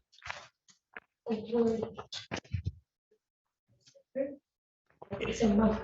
About a month before? Yeah. Okay. I mean, it's a thing between, like, every day I come to school, he always touch me on my shoulder or like here. But that day in November, he just touched my once. Okay. So that occurred once. When was the first time that he would have touched you, say, on your shoulder and your Every time we go to class and before we like go to like line up for the other class, he always do like that. And, you know. Okay. Or after answering the question. Okay, forget it. I don't know if that helped you, counsel, but I was trying to. Understood, Your Honor. So let me ask you this. The science class that you were with Akram in his classroom, that began at 11 o'clock, is that right? Yeah. And you had a class just before that. Yeah. And you had a class just after that. Sure. Immediately after the science class, did you have another class? You had lunch period after that. Do you know if Akram, the science teacher, had another class immediately following yours? You don't know whether that happened or not? And your lunch period started at 12:10. Science class went from 11 o'clock to 12:10. Is that right? And you said that at the end of science class, you would all line up in a line, all the students. You would line up in the hallway outside of the class. And how many students would be in that line? Did you have assigned spots in the line? Were you always in the same place? Whatever. You were just wherever you got in line at. And you said that when you were standing in that line, it was common for your science teacher, Akram, to kind of touch you on the shoulder or pat you on the shoulder. It's not just only, but student just do that. So you saw him do that, not just with you, but with other students in his class as well, when you guys were standing in this line getting ready to go to lunch.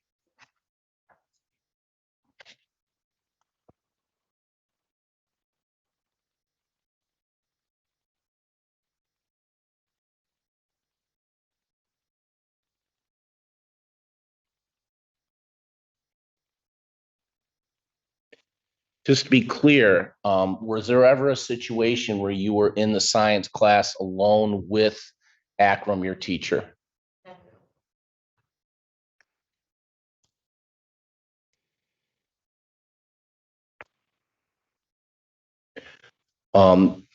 Outside of 11 o'clock to 12:10, when the science class was supposed to take place, did your science teacher, Akram, ever call you back to meet with him in his classroom?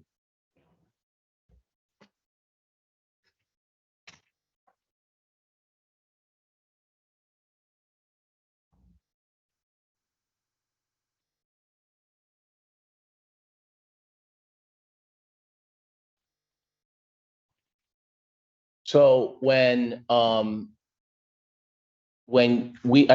asked you a few minutes ago about being taught in a small group, would it happen that you would be sitting on the floor when your teacher Akram taught you as a small group? Yeah, we had a project for the group, but it's just a project. He never like stops everything and teach us something. Like if he teach us something, he teaches as a class, not as a group. It's just a group as just a project. And when you guys had projects, how many different groups would there be?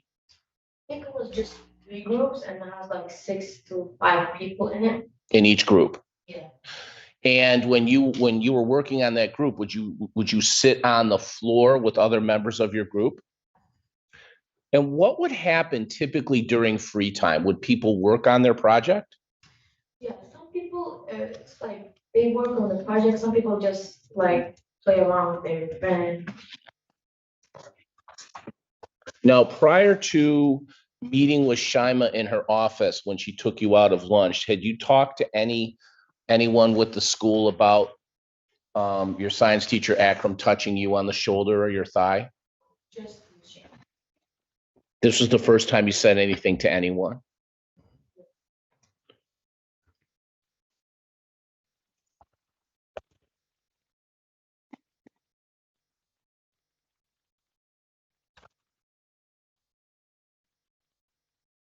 And I believe that you said that at first, for a long period of time, you felt the touching on the shoulder was sort of like a fatherly gesture of encouragement. Is that right?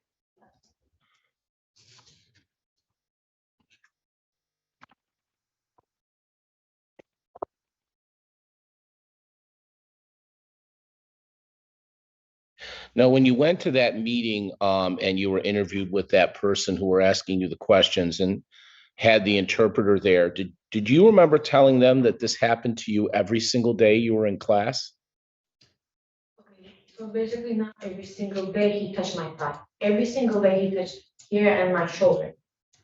But it was just once he went further between my thighs. And what, if anything, did your friends say about him touching your thigh or your upper chest? I don't think they realized that happened. I mean, he used to do it to other like students like that, and they take it like it's normal. Hala, how many students were in the classroom? When that happened, No, how many students are total in the classroom? I don't really remember, but I would say 15 to 20. 15 to 20. So there would be 15 to 20 other people either in the classroom or in the line outside the classroom when your teacher Akram was touching you. And you're telling us that not a single one of them ever said something to you about why is he touching you like that?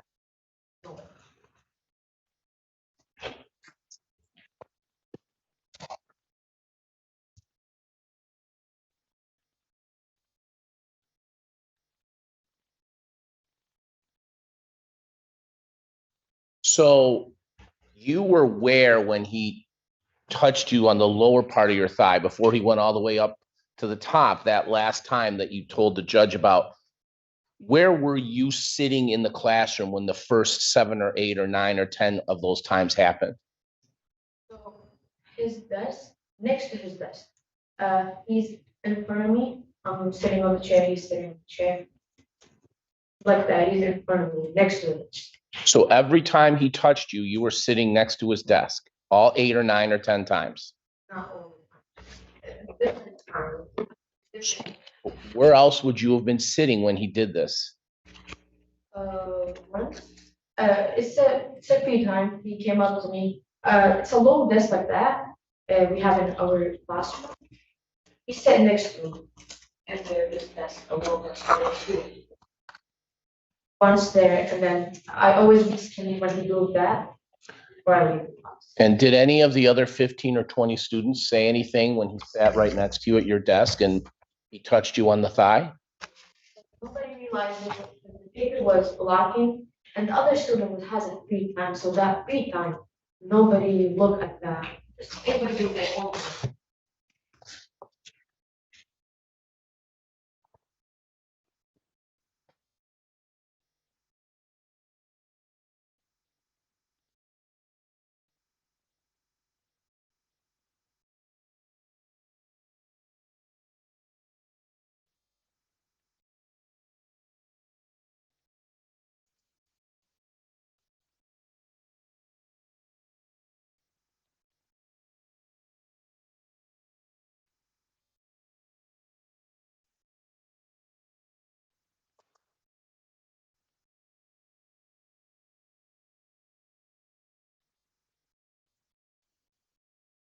So I'm gonna ask you some questions about that day, the day that you went to, and you spoke to Shima in the office, okay? Okay. Well, I'm going to start by handing you a picture that has been marked as defendants exhibit A. May I approach the? You may. This is what's been marked as defendants exhibit A for identification purposes. I want you to take a look at that for me, Hala. People that have the desk. So this looks like the desk that your science teacher Akram sat at. Is that right? Your Honor, I'm going to move for the admission of defendant A. Any objection or voir dire? No objection. Exhibit A is admitted. Thank you.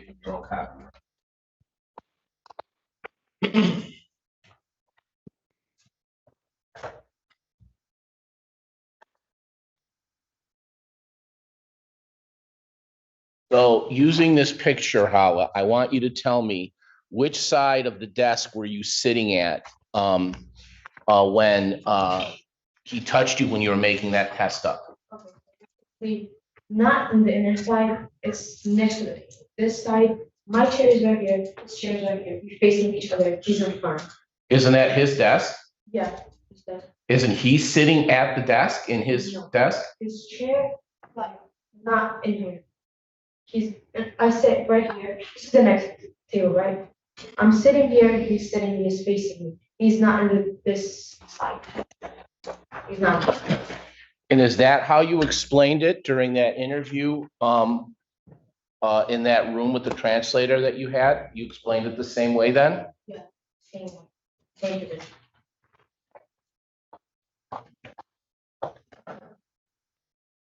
I'm next going to show you what's been marked as defendant's exhibit B for identification purposes. Yes, you may approach. Thank you, Judge. Can you take a look at that for me, Hala, and tell me if you recognize what's in that photograph? This is a different class. That's not my class, so this is just not. And Your Honor, I'm going to object to the admission of this. I did go over this photo and she does not recognize this photo.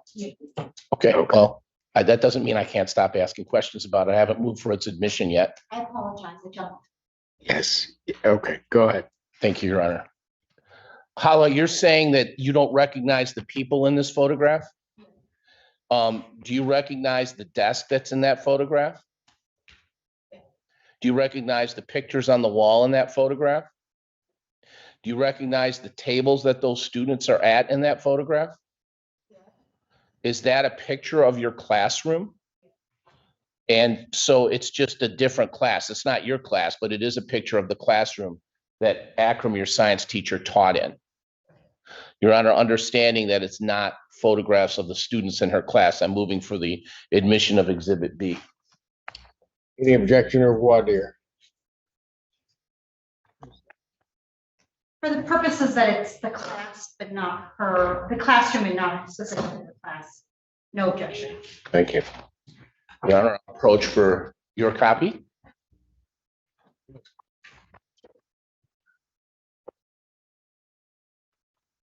I'm now going to offer. Ma'am, who? Alicia Grimes. Oh, Your Honor, she's a new APA with our office. Got it. Okay. I did not know, and we're closed corporate. Thank you. Go ahead. Yes, you may. I'm going to hand you another one. It's been marked as exhibit C. The same questions that I asked you about exhibit B, Hala. Is that, again, I understand it might be different students, different kids, but is that a copy of your class? Is that a photograph of the classroom that your class met in? Yeah. Move for the admission of exhibit C, Your Honor. Any objection or voir dire? No, Your Honor, with the caveat that this is not her class, it's just the classroom setting. It's the classroom setting, but not her class. Got it.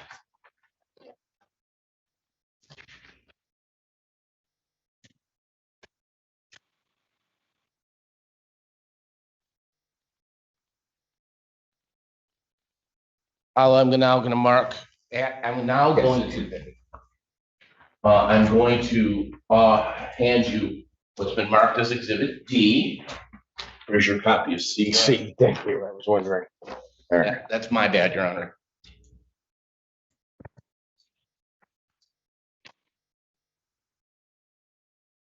Paula, is that a photograph of your classroom? And in fact, those are your classmates. Is that right? And could you tell me what is right next or sort of on the far left-hand side of the photograph right here where I'm pointing? What is that in that photograph? That's the teacher's desk. And then sort of to the right of that, there is a couple of chairs and a table. It looks like it has 2 laptop computers on that. What is that, Hala? That's the student desk that we just said. So that's where the students sit. And there's a group of students sitting on the floor there. Is that right? And is that how students would sit during free time when they were working on a project? But some students like work on the table. Project. And some students would sit at a table, some students would sit on the floor. Yeah. Your Honor, I'm going to move for the admission of Exhibit D. Any objection or voir dire?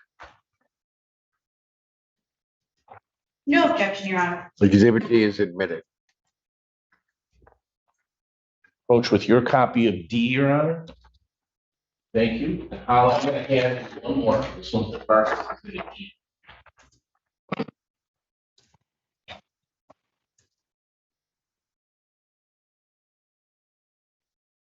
Do you recognize this photograph, Hala?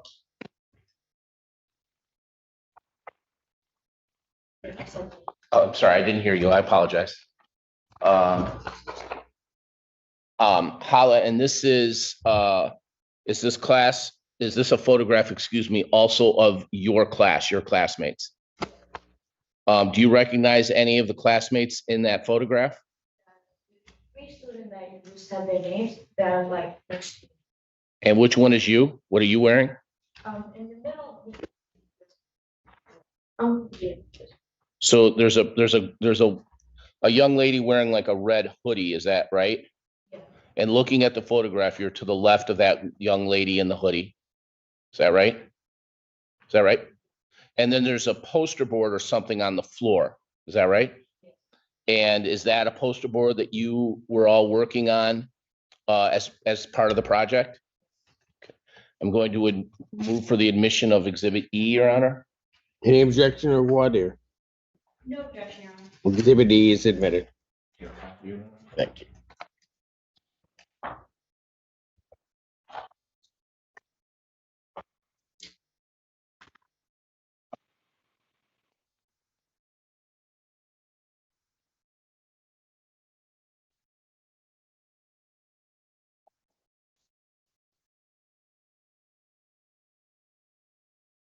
So before I showed you the photographs, you said that that you had to do a makeup test that day because you had missed school the day before.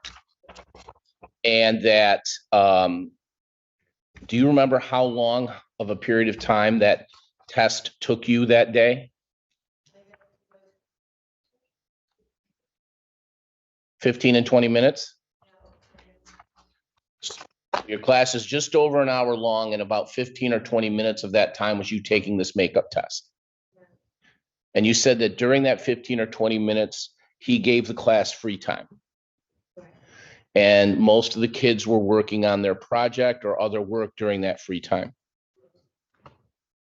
And you said because of that, no one was looking at the teacher and no one could see what he was doing. And you also said that he had a piece of paper that was hiding your legs from any other of the students seeing what was happening. All right, so it was the test. So was the test on a standard size piece of paper like I'm holding up here? For the record, Your Honor, an 8.5 by 11 piece of paper. So this is what your science teacher Akram used to block the view of the other students as he put his hand all the way up just below your pelvis on your inner thigh. That is your testimony here today. Did he, during this test taking episode, did he also touch you on your breast? That So did he ever touch you on your breast? Yeah. What, that didn't happen the same day?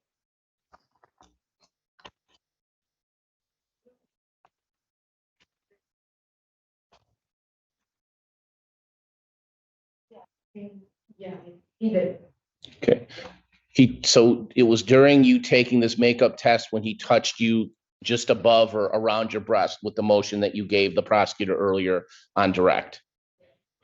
What did your science teacher Akram use to cover that up from the rest of the students?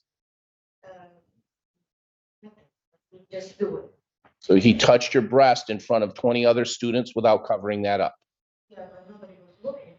Nobody was, how did you know nobody was looking? Like everybody doing their own work, so like I don't think that somebody will look. Well, you would agree with me then that you don't think somebody would look, but your science teacher, Akram, was taking a chance that somebody would be looking at him touching your breast in the middle of class. It's top of my breast, so like nobody will understand it in the wrong way. So it's like this, like that, like that. So this class is seventh graders. Either teenagers or preteens, 12, 13 years old, right? And are you telling me that 12 and 13-year-old students don't understand what the difference between a good touch and a bad touch? Objection, Your Honor, to speculation. Sustained. Let me ask you this. If you saw your teacher touching a student on the breast during class, would that be significant to you? Objection to relevance, Your Honor. I don't know how that makes it more or less likely that this happened.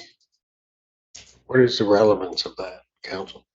Your Honor, I would, I'm cross-examining the complaining witness in this case on the issue of her credibility. I mean, I would argue and will argue during closing that it's inherently incredible to believe that a science teacher would do this in front of 20 other kids. The witness has testified that he used a test or a piece of paper. Her opinion of that won't have any relevance to your argument. I'll sustain the objection.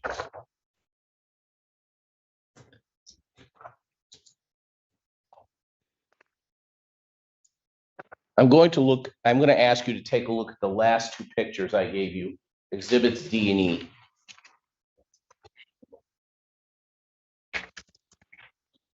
What is right next to the teacher's desk in exhibits D and E? And that's, your testimony was, that's where you and your teacher were sitting when you were taking the makeup test. Yeah, I was sitting next to the chair, like you see right here, this chair, and he had the same chair.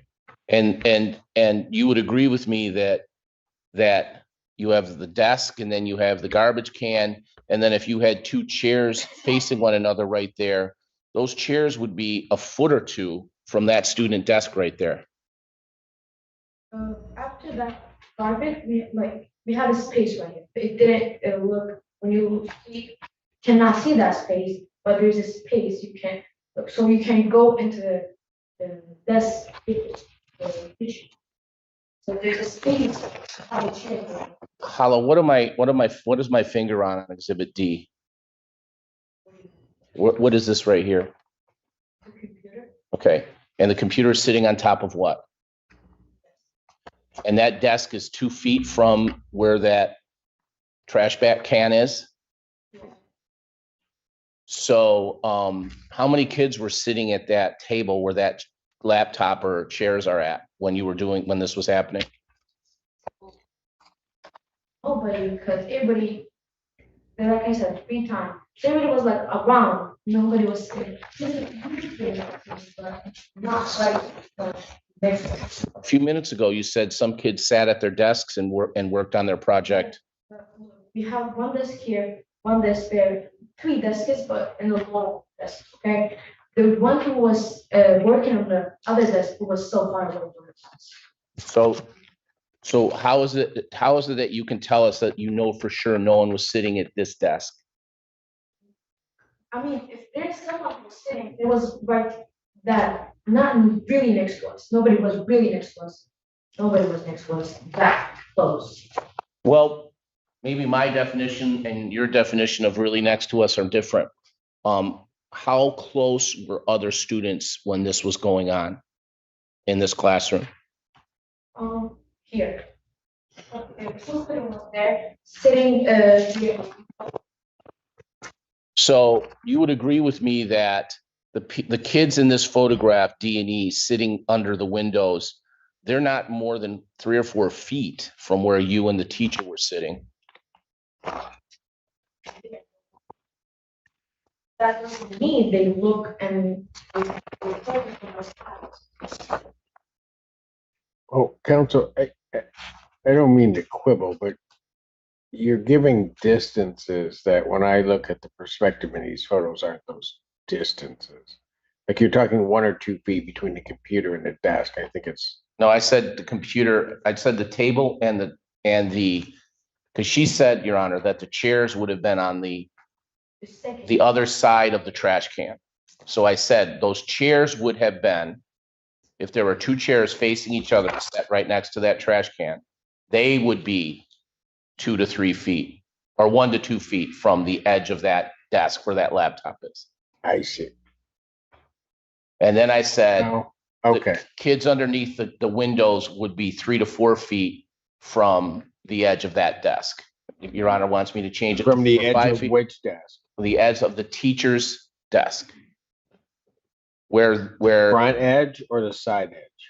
the far edge, where Hala has described her and her teacher were sitting facing each other in 2 chairs. Okay, I will just let you. All right, counsel. And I don't want to get into a dispute, but I want to make sure that So for example, the person she identified as her sitting right underneath the window, Your Honor, I see that as 4 or 5 feet from that trash can. Okay, but not 3 or 4 feet. Right, that's what I'm getting at. Hang on a second. Okay, go ahead.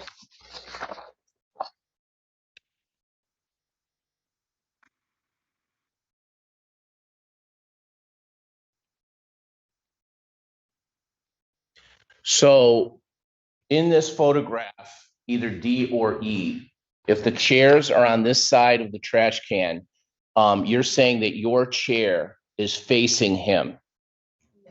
So your back would be to those kids in this photograph. Right. And he would be facing the kids in this photograph. All right. So I want you to tell me, if your back was to the rest of the classroom, how did you know that no one was looking when he did this to you? Objection to speculation, Your Honor. How is she to know who saw what and whether they decided to speak up or not? She's testified 3 or 4 times, Your Honor, that she knows no one was looking because it was free time. I didn't ask what But others. then she clarified that by saying she wasn't sure if anybody was looking. I'm going to sustain the objection. It's beating a dead horse, counsel.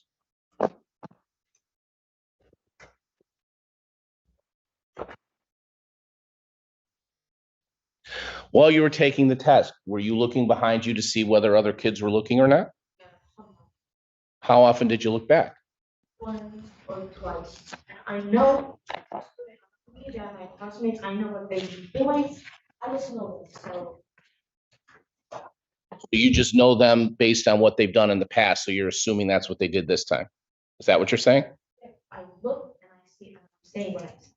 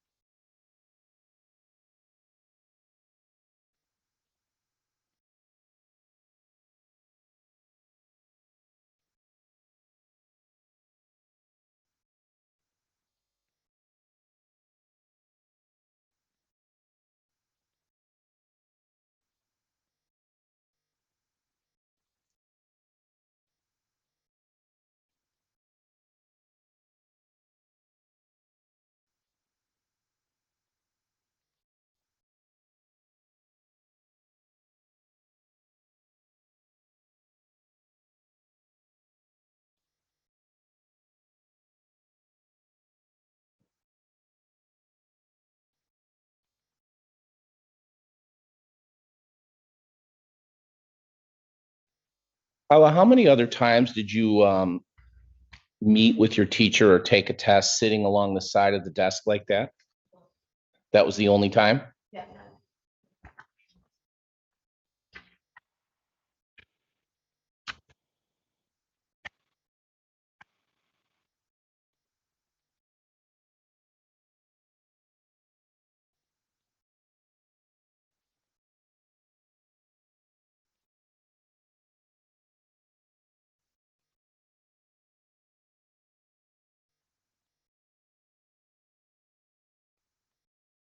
So I'm going to ask you again about something that you told the interviewer during that meeting in the small room with the mirror and the translator. Did you tell that person that Akram, your science teacher, pushed your legs apart using his hands? Yeah, he was touching my legs like that. And then he would always tell me to come closer and closer, and he kept doing it. Okay, you're saying always now, but I thought you said that this was the only time that happened. During this time, he always did that. During this time, but So when you're saying during this time, how long did this go on for? like I said, it was 2015, by the end. So he was touching the inside of your legs like this for the 15 to 20 minutes you were taking this test? Yeah. And you said that I believe during that interview with that interviewer and the translator in that room with the mirror in it, that he was actually touching the inside of your thigh and above your breast at the same time. Between your thighs and above your breast at the same time. Yeah. Using one hand to touch the inside of your thigh and one hand to touch the top of your breast at the same time. At the same time. Not at the same time?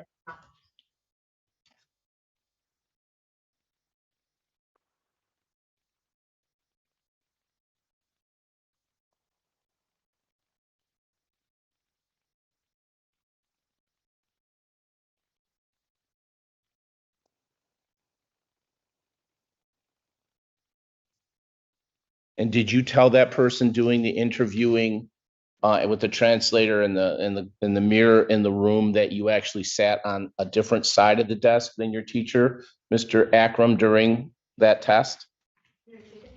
Sure. Did you tell the interviewer in that room with the mirror in it and the translator when you were interviewed about this, did you tell that person that you sat on the other side of the desk from Mr. Akram when you took the test? It was just facing. Okay, but did you tell the person that interviewed you in that room something different? I still remember he was facing in front of me. Did you tell that person that you and Mr. Akram were on different sides of the desk when this happened? Yeah. Yeah. The eyes were like facing the way we faced each other.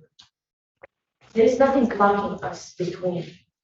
I can touch his leg, his leg touching my leg, like we so close to each And he was using his hands to push your thighs apart for 15 or 20 minutes while you took this test. and not like try to like open it. He was just touching my thighs and between, not try to think like that.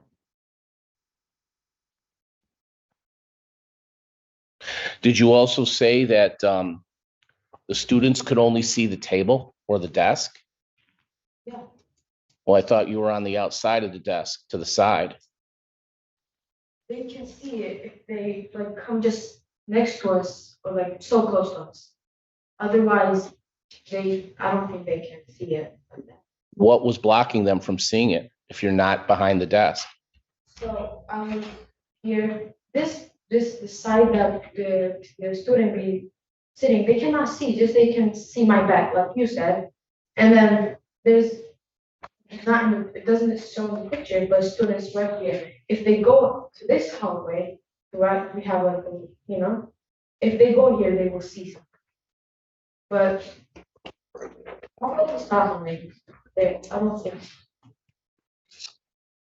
Who told you that no one saw something, or at least you don't think so? I didn't. I never saw something was like so next to us or close to us.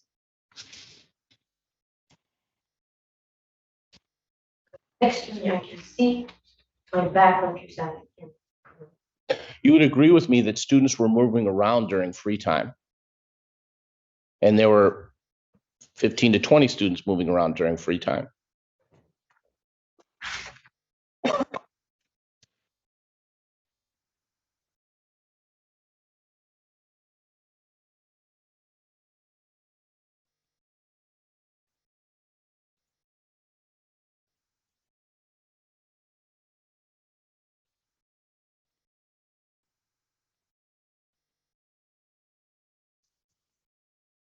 At some point, did you tell the interviewer that you were upset because you didn't want to see your teacher, Mr. Akram, go to jail?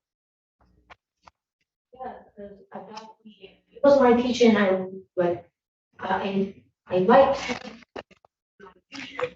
I would feel bad if I see him go to jail. Who told you he was going to go to jail? But I said, if he or if something, I was just feeling bad because he's a good teacher to me. If he go or something happened to him, I would feel bad. That's what I said. And my question is who told you he was going to go to jail? Does it matter, counsel? What's it matter?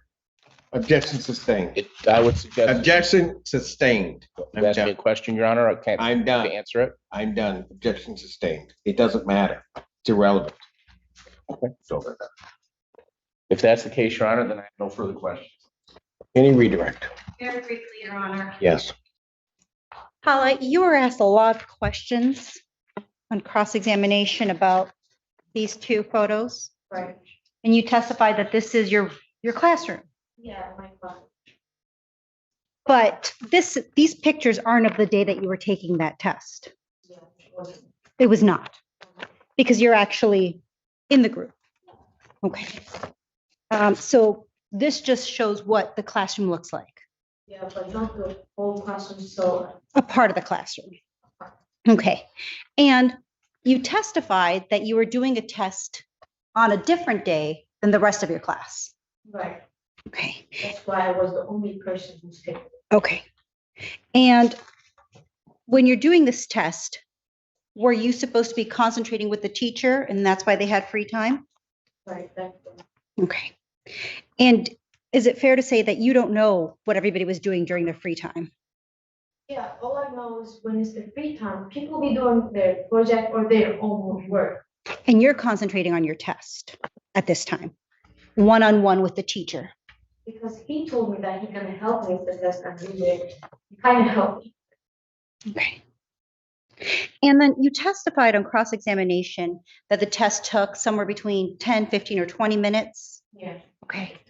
And that he was touching you. Did he touch you the whole time or was it on and off? On and off, but like kind of, and end of the class, he was just never stopped. Like Okay, so continuously, but not with his hand the whole time. They're just on and off, on and off. yeah. And then you testified on cross that he said something to you while he was doing this? He said just come close to me, like get closer and get closer when I cannot even go because he's facing me. So Okay. I cannot go closer, closer. But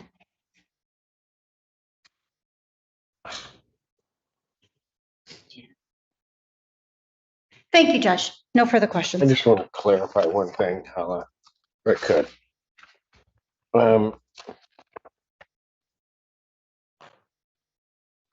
Let's just take exhibit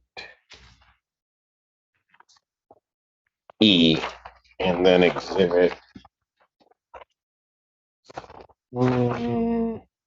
exhibit C. So on exhibit E, there's a computer on the desk, right? That corresponding part in exhibit C is this corner where these students are. Is that right? yeah. So when you tell the court your back is to the room and they couldn't see it, that's because the students are really here, right? And here, and they can't see. Gotcha. That's what I wanted. Any additional questions based on the court's question? None for the people, Your Honor. All right, young lady, you may step down. Thank you.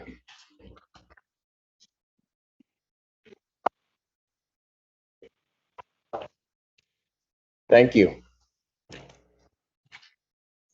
Any additional witnesses for the people? No, Your Honor, the people rest. Any witnesses for the defense? All right. Motion. Your Honor, the people would motion to amend the information. I believe it's incorrectly charged, and the people would move to add 2 counts of CSE 2, but under the theory that she was under the age of 13 and defendant over the age of 17. Not yet 13 last year when this occurred. And that would be for the breast incident and the thigh incident under MCL 750.520 C2B. 520 C2B. Correct, Your Honor. And you're adding 2 counts of that charge. Yes, Your Honor, 1 for the breast and 1 for the thigh. All right. And I would reserve for argument. And you're not asking to bind over on 1 because of the nature of the Correct, because of the Your Honor. testimony. Not yet Correct. 13. Okay. So just asking to bind over on 2 and 3. All right. Your Honor, just so I'm arguing the right stuff. There are 2 counts. The original counts are being dismissed, and these new end ones are the ones we're arguing. Correct.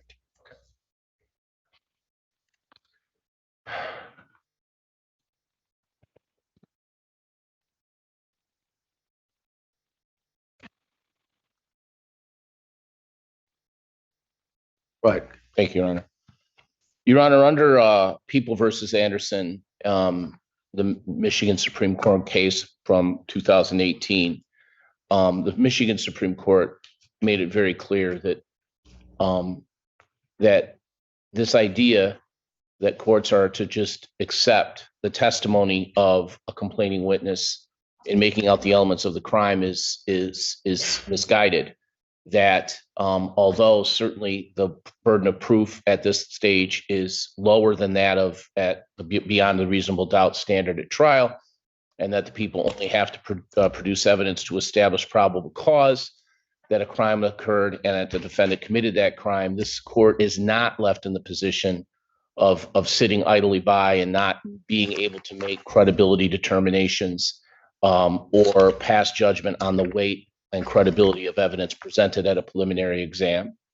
Your Honor, I would submit to the court that the testimony presented here today, when viewed through the prism of the photographs entered it by the defense, the fact that there were between 15 and 20 other students in the classroom, that a touching of this young lady's upper thigh was hidden from 15 or 20 other students by a teacher using an 8.5 by 11 piece of paper, that was a test, that nothing shielded the view of the students of the area above the breast.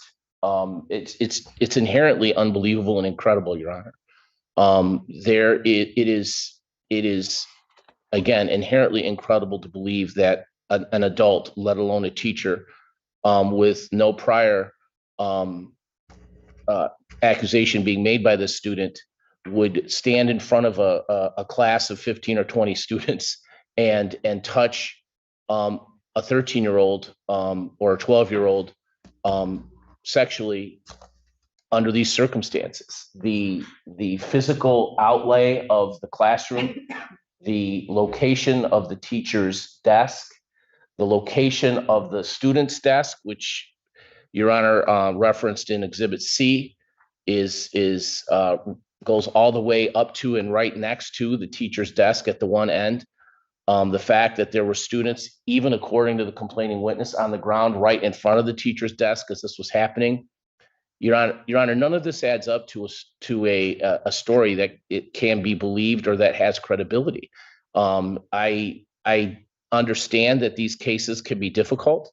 I understand that when allegations of sexual assault involving minors are made, that the system takes inherent precautions. We create care house or kids talk. We close the courtroom. We take these allegations seriously for very obvious reasons, Your Honor. But that does not mean that every one of these allegations has a foundation, that false accusations do not occur. And under the circumstances and facts presented in front of Your Honor in this case, I would suggest and argue that the story that this court has been given, again, lacks credibility, lacks believability, and it should not be supported even but to the extent of a bind over at this stage. And I would ask both charges to be dismissed by the court. Any response? Yes, Your Honor, I wholeheartedly disagree that Hala's testimony was not credible. She testified as best as she could to show a very complicated diagram of how this classroom is set up. And she honestly told us that she cared about this teacher. She liked this teacher, and that at first she wasn't even sure what was happening. However, she knew at some point during the test that this was for sexual gratification. And she knew that because he was going up her thigh. She told us how he covered that space between them with the test, how exactly where his hand was on her thigh, how it creeped up. And Your Honor, I completely disagree. I think that she was completely credible, and it was a very difficult explanation because of the way the way the classroom was set up. She couldn't explain how everything was set up and how everything happened. Furthermore, Your Honor, she talked about her breasts, and she talked about how he would touch at first the shoulder. And I believe it was a grooming process, small touches that led up to groping of her breast. And I think that the people have, at least at a very low level of probable cause, met their burden. Yeah. I think counsel's right that the court does not leave behind its ordinary common sense and can judge credibility and can judge the story that's laid out. But I'm not here to make the final factual determinations of things. Hala did very good at laying out what she said happened to her. The real question becomes whether or not others in the room could see, which actually goes to the court's last questioning to her, because I think she was trying to answer it, a distortion, but something that she was very definite on that the others couldn't see. And I think, quite frankly, one has to take Exhibit B and or Exhibit C and realize that the teacher's desk is basically into the corner of the room, typically set up like most classrooms are. There then is in Exhibits D and E, the table where the students sit that lay out from the computer, it kind of goes back along sort of parallel to the window where the other students are out. I specifically was asking because there was a big deal made about whether or not students could see. That is that her back is to that desk. Her back is to the area where the other students are. Why she was so definite that people couldn't see is because those other desks are behind her, and that she doesn't believe, and she was definite in it, that the other folks couldn't see.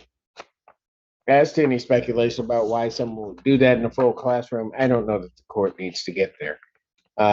In terms of her story, I think that her story is credible. I do realize as she was testifying that she had to ask for certain questions to be repeated, and that because of what I'm assuming, English maybe not being her first language, but she did very well, and she explained to the court, and the court understood what she was saying, but sometimes she would have to ask for questions to be repeated because of that. But I think what she said is credible testimony in terms of what she believed occurred. And as to what one may believe should happen or what one believed did happen, and the rest, that really creates a factual question, which this court is not designed at this stage to resolve. So for those reasons, I would indicate that, or I would say that the people have sustained their burden I would bind the defendant over on counts 2 and 3, both counts of CSC 2, based upon the theory as asserted by the people. Counsel, you waive presentation of the information at this time, as well as its reading. And your client stands mute to these charges. I would ask the court to enter an guilty plea, please. Defendant having waived formal reading, pleading not guilty, court will enter a not guilty plea to both counts. Pretrial in this matter will be set for December 5th at 1:30 p.m. with Judge Conkey. December 5th, 2023. What time? 1:30. Yeah, they're always at 1:30 before Judge Conkey. As to bond. Your Honor, I did make a bond motion earlier today. I did present the prosecutor with a copy of the invitation. I obviously have been in court all day. Yeah. So I have not been able to print it, but I can certainly approach the bench and show it to Your Honor. And Your Honor, I do acknowledge receipt of that invitation. I thought Mr. Towel was inviting me to a wedding. Okay. Not that I wouldn't love her company, Your Honor. May I approach, Your Honor? Well, were the people satisfied that with the? That there is an invitation, Your Honor? Yes. We did object on That's the record, however, we leave it to the court's discretion, of course. All right. Does the defendant have a passport? By any chance? Passport? No, do you have, you own a passport? Okay. All right. I would permit the defendant to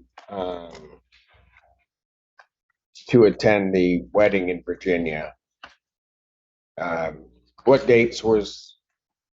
Thank you, Judge. I was just gonna ask the date range. So Your Honor, the wedding is on the 9th and 10th. I asked for,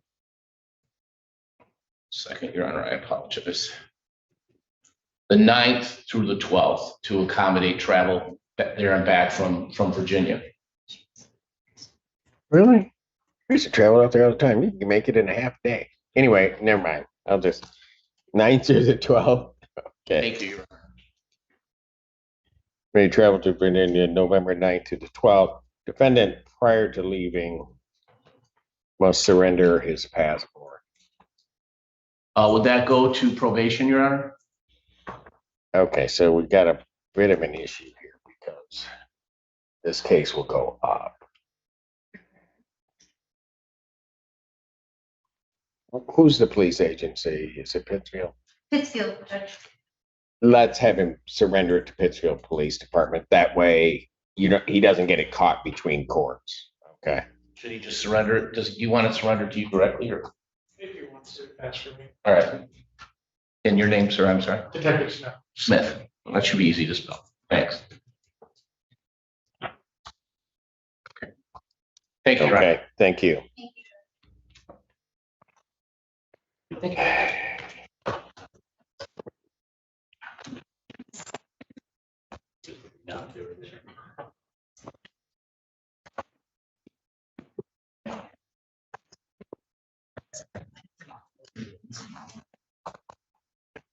Okay, I think I saw. It's here. Rex, did you have that information? Oh, I know I have it already. Oh, no, I don't, because you have to give me a new one. So you don't have it. What does, what are you doing? Oh. Ms. Gaines, what do you have? And what are you doing on Caldwell? You're holding? Or to deny the motion. What motion? Everybody's got motions today.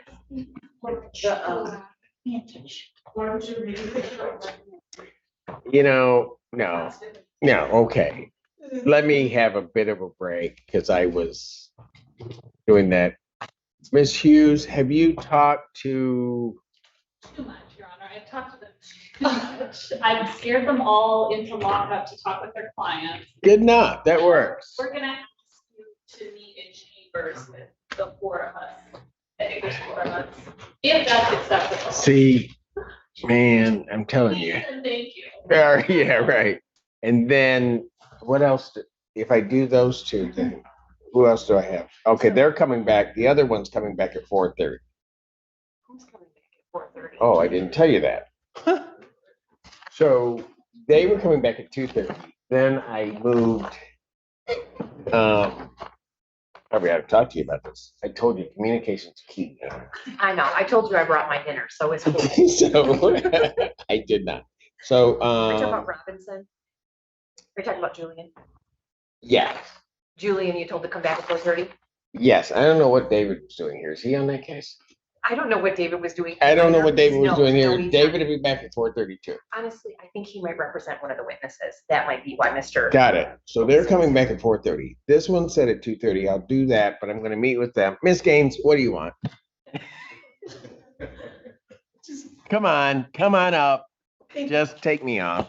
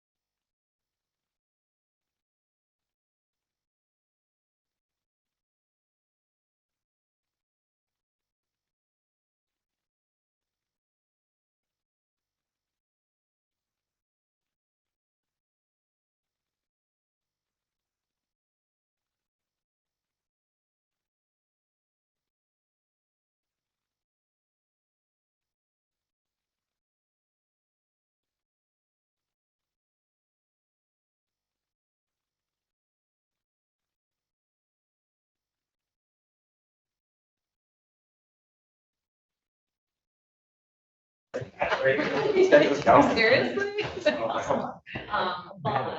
Right. Measure this a little bit. Just like it messes up. I've kind of made my peace with it.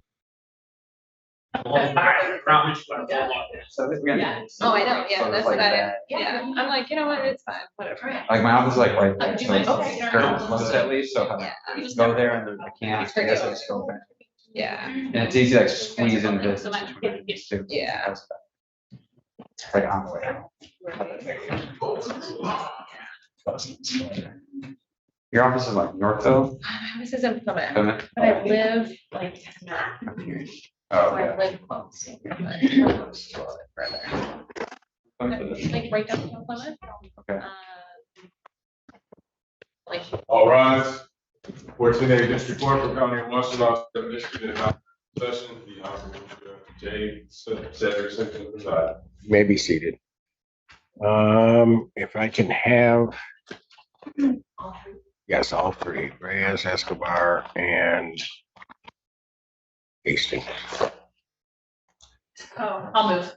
Do you want this whole, oh, or we're just standing? I think we probably can just stand. I'm fine with just standing. And so that you know, while we got this, when it comes time for the exam, we sometimes move another table in, but if you guys can let us know if two of you can sit at a table, then we don't move another table in. And then the prosecutor goes over into the box. We just change our camera angles. Yeah. What do you think if I move a chair there so the co-defendants can sit while we? Oh, that'd be fine. That'd be fine.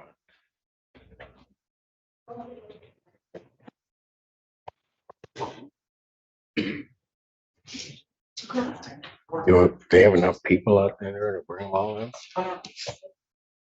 It's my client. You can have it wherever, wherever you want. You can go. Yeah. Right there. Yeah, right here is fine. And that's Reyes here. I know what, Molly.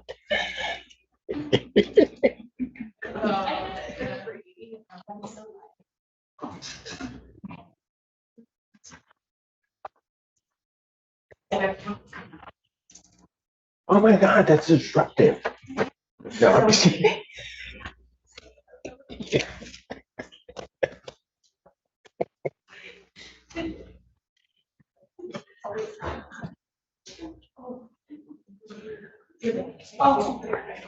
And this is Gabriel Escobar, Your Honor. Escobar. Yeah. Hastings is going to be the last one. Just comment.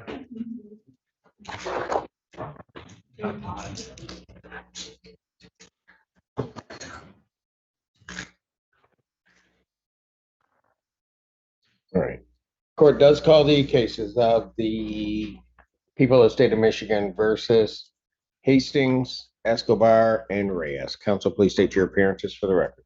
Good afternoon, Your Honor. Nicole Hughes on behalf of the people. Good afternoon, Your Honor. Sam Bernstein with and on behalf of Mr. Escobar, seated in the middle here. All right. Good afternoon, Your Honor. Christina Costantino, appearing with and on behalf of Christian Reyes, who is present and is seated to my right. Good. Oh, Good there afternoon, she is. Commissioner Susan Lawrence, right, with and on behalf of Mr. Hastings, who is also present. All right.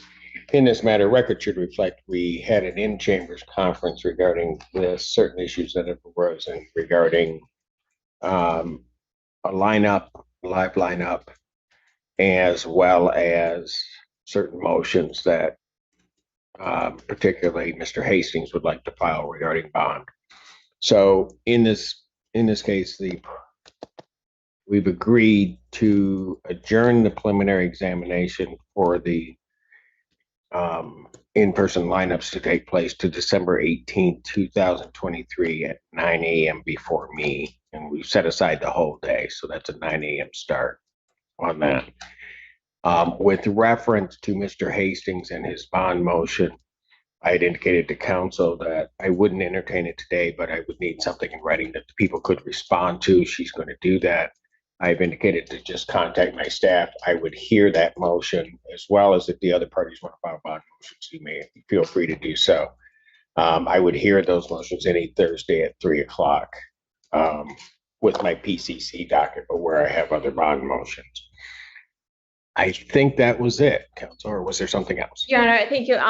As to Mr. Hastings and the adjournment, Mr. Hastings is ready and prepared to proceed with the preliminary examination today. I believe the prosecutor is requesting the adjournment so that.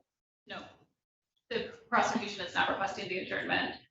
Oh, well, then I'm ready to go with Mr. Hastings. Defense counsel in Reyes and defense counsel in Escobar requested an adjournment. I've asked that this court adjourn just Mr. Hastings, so only in Mr. Hastings' file, but in the big picture here, the adjournment request is at the defense request, and then I've asked for the cases to remain combined and that the court has good cause to keep them together, just to make the record clear.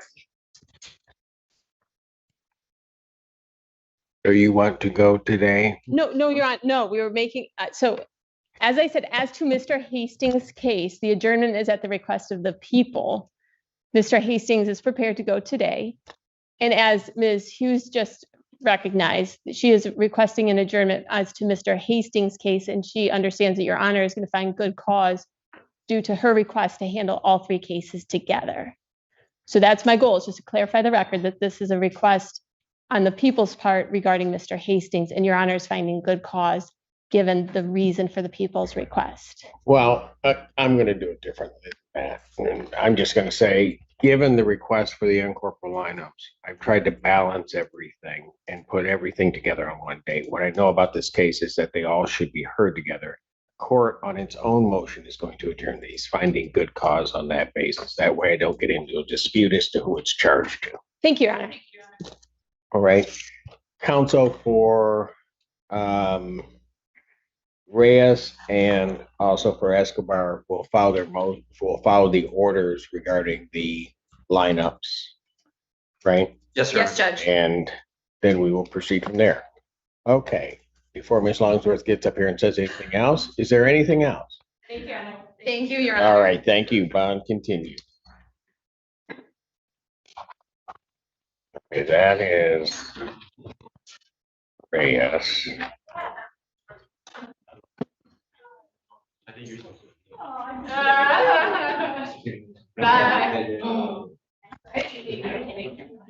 Okay, Escobar is the same.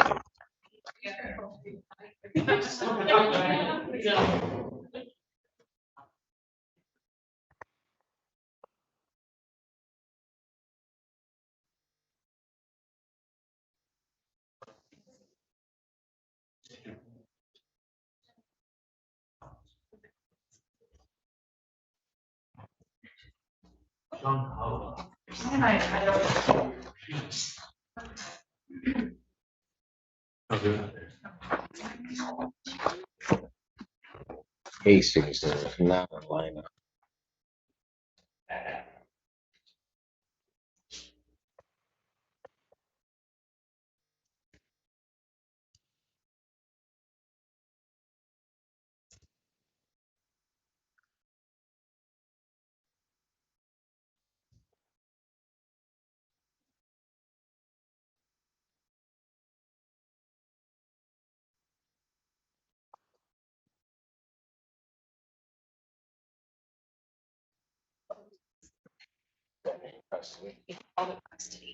What else do I have in custody left? You have Miss Julie and Mr. Goldstein, that's a hold, and then you have Miss Gaines on Caldwell. Those are the last two.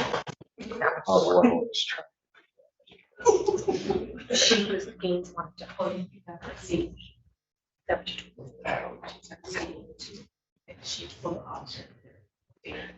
Ms. Gaines, what were we doing on Caldwell? There is a forfeiture motion and then potentially the exam. All right.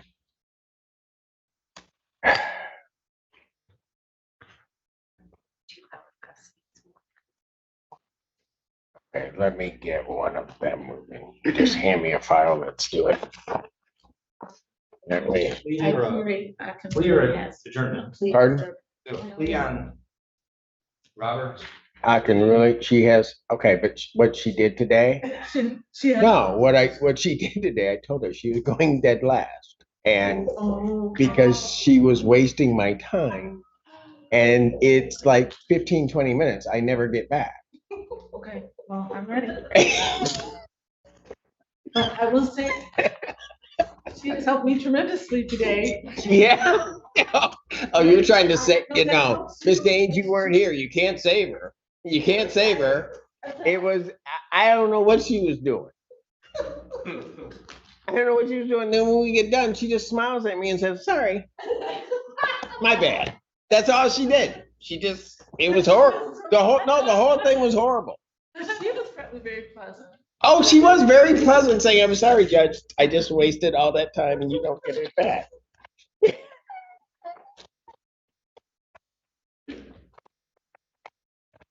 Court calls the case of the People versus Chelsea Roberts.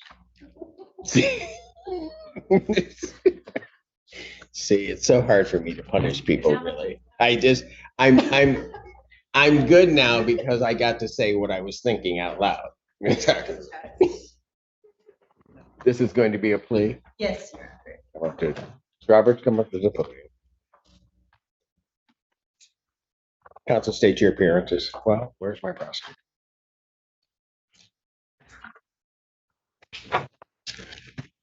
All right, Judge Alex Chamberlain.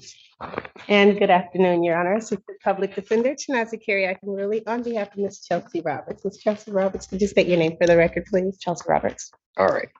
I have before me a plea form that indicates the defendant will be pleading no contest to an added count 2 of larceny by conversion, 200 to 1,000, the 1-year offense. Upon her successful plea to that charge, the count 1 would be dismissed. There is contained on this form, and will be my case, but that there will be a delayed sentence of at least 6 months. If the defendant completes the terms of that delayed sentence, pays full restitution, people will dismiss. Court does not do delayed. This court does not, first of all, agree to any sentence arrangement. However, it would indicate that what would be available to the defendant would be the same. It would be the same concept, but it would be in terms of what's called a deferred sentence. Same thing would happen that I would normally order. It's just not called a delayed because that's something a little bit more specific than Understood, what this court does. Okay? Yes, Judge. Everybody understand that? Yes. All right.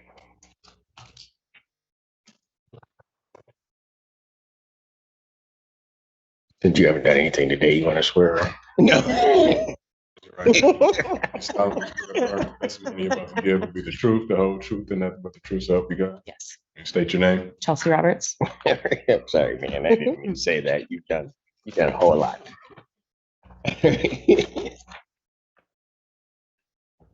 All right. Mr. Roberts, it's this court's understanding that you're going to be pleading no contest to a charge of larceny by conversion, 200 to 1,000. That is a misdemeanor punishable by up to 1 year incarceration, a $2,000 fine plus court costs. The fine could be increased to 3 times the value of the property, which is the subject matter of the case. If that's greater than $2,000, that would become the maximum fine. Yeah. You understand that, ma'am? Yes. All right. Do you understand what a no contest plea is? Yes. All right, let me explain 2 things about a no contest plea to make sure you understand. First thing that it means is that you're not further desirous or wanting to contest this charge. You understand that? Yes. Second thing you need to understand is that for purposes of sentencing, the court will treat you the same as though you had pled guilty. You understand that? Yes. All right. Basis for the no contest plea? Potential civil liability, Your Honor. All right. So, Ms. Roberts, to that charge, how do you plead? No contest. Yeah. And you understand that by pleading no contest, you'll not have a trial of any kind. Yes. Because of that, you're giving up certain rights. You're giving up your right to call witnesses to speak for you at trial or to have this court compel their attendance. You're giving up your right to see, hear, and question all witnesses against you at trial. You're also giving up your right to be a witness for yourself or to remain silent, not have that silence used against you. And you're giving up your right to be presumed innocent until proven guilty beyond a reasonable doubt. Do you understand that? Yes. You understand you're giving up your right to appeal of right. Yes. Are you on probation or parole? No. Has anybody promised you anything other than what's been stated here today on the record to get you to plead? Anybody threaten you or coerce you? No. You're doing this voluntarily? Yes. Of your own free will? Yes. And because, well, I want to ask the last question. Counsel, I have been provided Washtenaw County Sheriff's Office report and have reviewed same for their case number 21-76214. Any objection to the court having reviewed that report? No objection, Judge. On a review of that report, the court does find that there's a sufficient factual basis in which the court could determine the defendant's guilt of this offense. Counsel, have I complied with the court, or would it be proper to accept this defendant's plea? Yes. Defense is satisfied, Judge. Court will accept the defendant's plea to count 2. Count 1 is dismissed. Pre-sentence investigation and report is ordered at 14A1 probation. Sentencing in this matter will be December 13th. Really? 2023, 9 a.m. Pardon?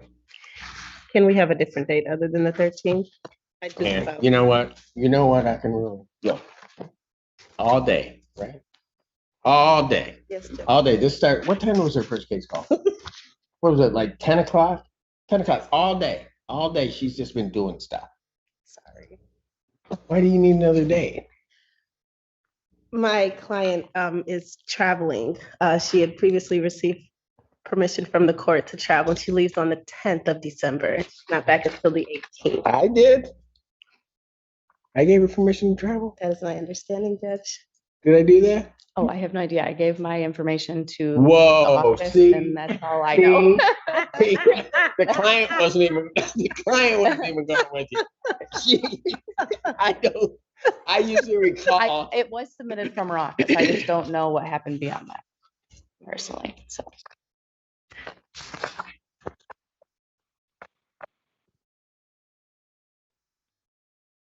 I if think the court does hold, not. hold it. No, I'm not even talking anymore. I don't. How long ago was that? I met with Green. I don't know. Okay, I don't see. Okay, let's just solve this because apparently. Where are you heading? To Jamaica. Oh no. No, not unless I get to go. Yeah. Nope, I'm going to Hawaii too. What days are you traveling? I leave on the 10th and I get home the 18th.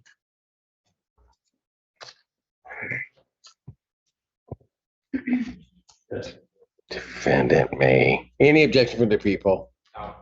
Why? No, never mind.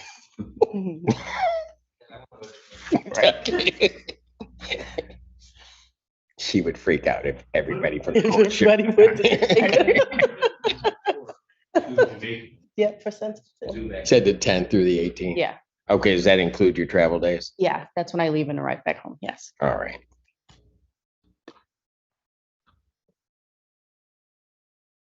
Now it's in the file and will be ordered. Thank you so much. They need a new date because otherwise she's not flying back. Well, sentencing would be on Zoom, but I don't think she wants to zoom in from Jamaica either. February. 8th, November 8th. Okay. I'll do it for you, young lady, not for your attorney. November 8th, 2023 at 9 a.m. The court, her bond will continue. I will indicate I'm giving permission for the defendant to travel to Jamaica December 10th through the 18th inclusive. Thank you so much, Your Honor. Ms. Roberts, you're welcome. All right. Thank you. All right. What else? They have. See, now he's starting to call his own case. I'm gonna have to check him too. He's trying to just get out. Court calls case, People State of Michigan versus Shania Williams. Shania Williams, I'm sorry. Now Jim Wilson, the people. Assistant Public Defender, Chinazi Carey. I can really, Your Honor, on behalf of Ms. Shania Williams. Ms. Williams, could you state your name for the record, please? Shania Williams. Okay, what are we doing? Because she was late today. She was, Fair. Your Honor, she was, unfortunately, she had logged into Zoom. She was eagerly trying to make sure that she made her court date. She called my office and another office, she stated, and they had confirmed it was on Zoom, but then she found out from someone, you were on your way up here. Yes. And then when she got here, that's how she confirmed that it was in person. Okay. So what do we want to do? What So is your request? our request, we were prepared to hold the exam today. No, you're not gonna do that. Because he sent his witnesses away because your client wasn't here, and now you're gonna ask to hold, hoping that I'll dismiss. No, Won't happen. Nope. But go ahead. I didn't know what you were gonna say then. Go ahead. that is correct. And I have spoken with Mr. Chabalowski. Yes. Okay, we have spoken and I expressed our intention to move forward with holding the exam. He expressed to me that he had, sent his witnesses home and they were not able to come back. So we completely understand. However, the court would like to proceed on this matter. I could adjourn it out. I only have 2 dates. Well, my next 2 dates would be October 31st, 2 weeks out. Witnesses back, or I would be going to November 28th.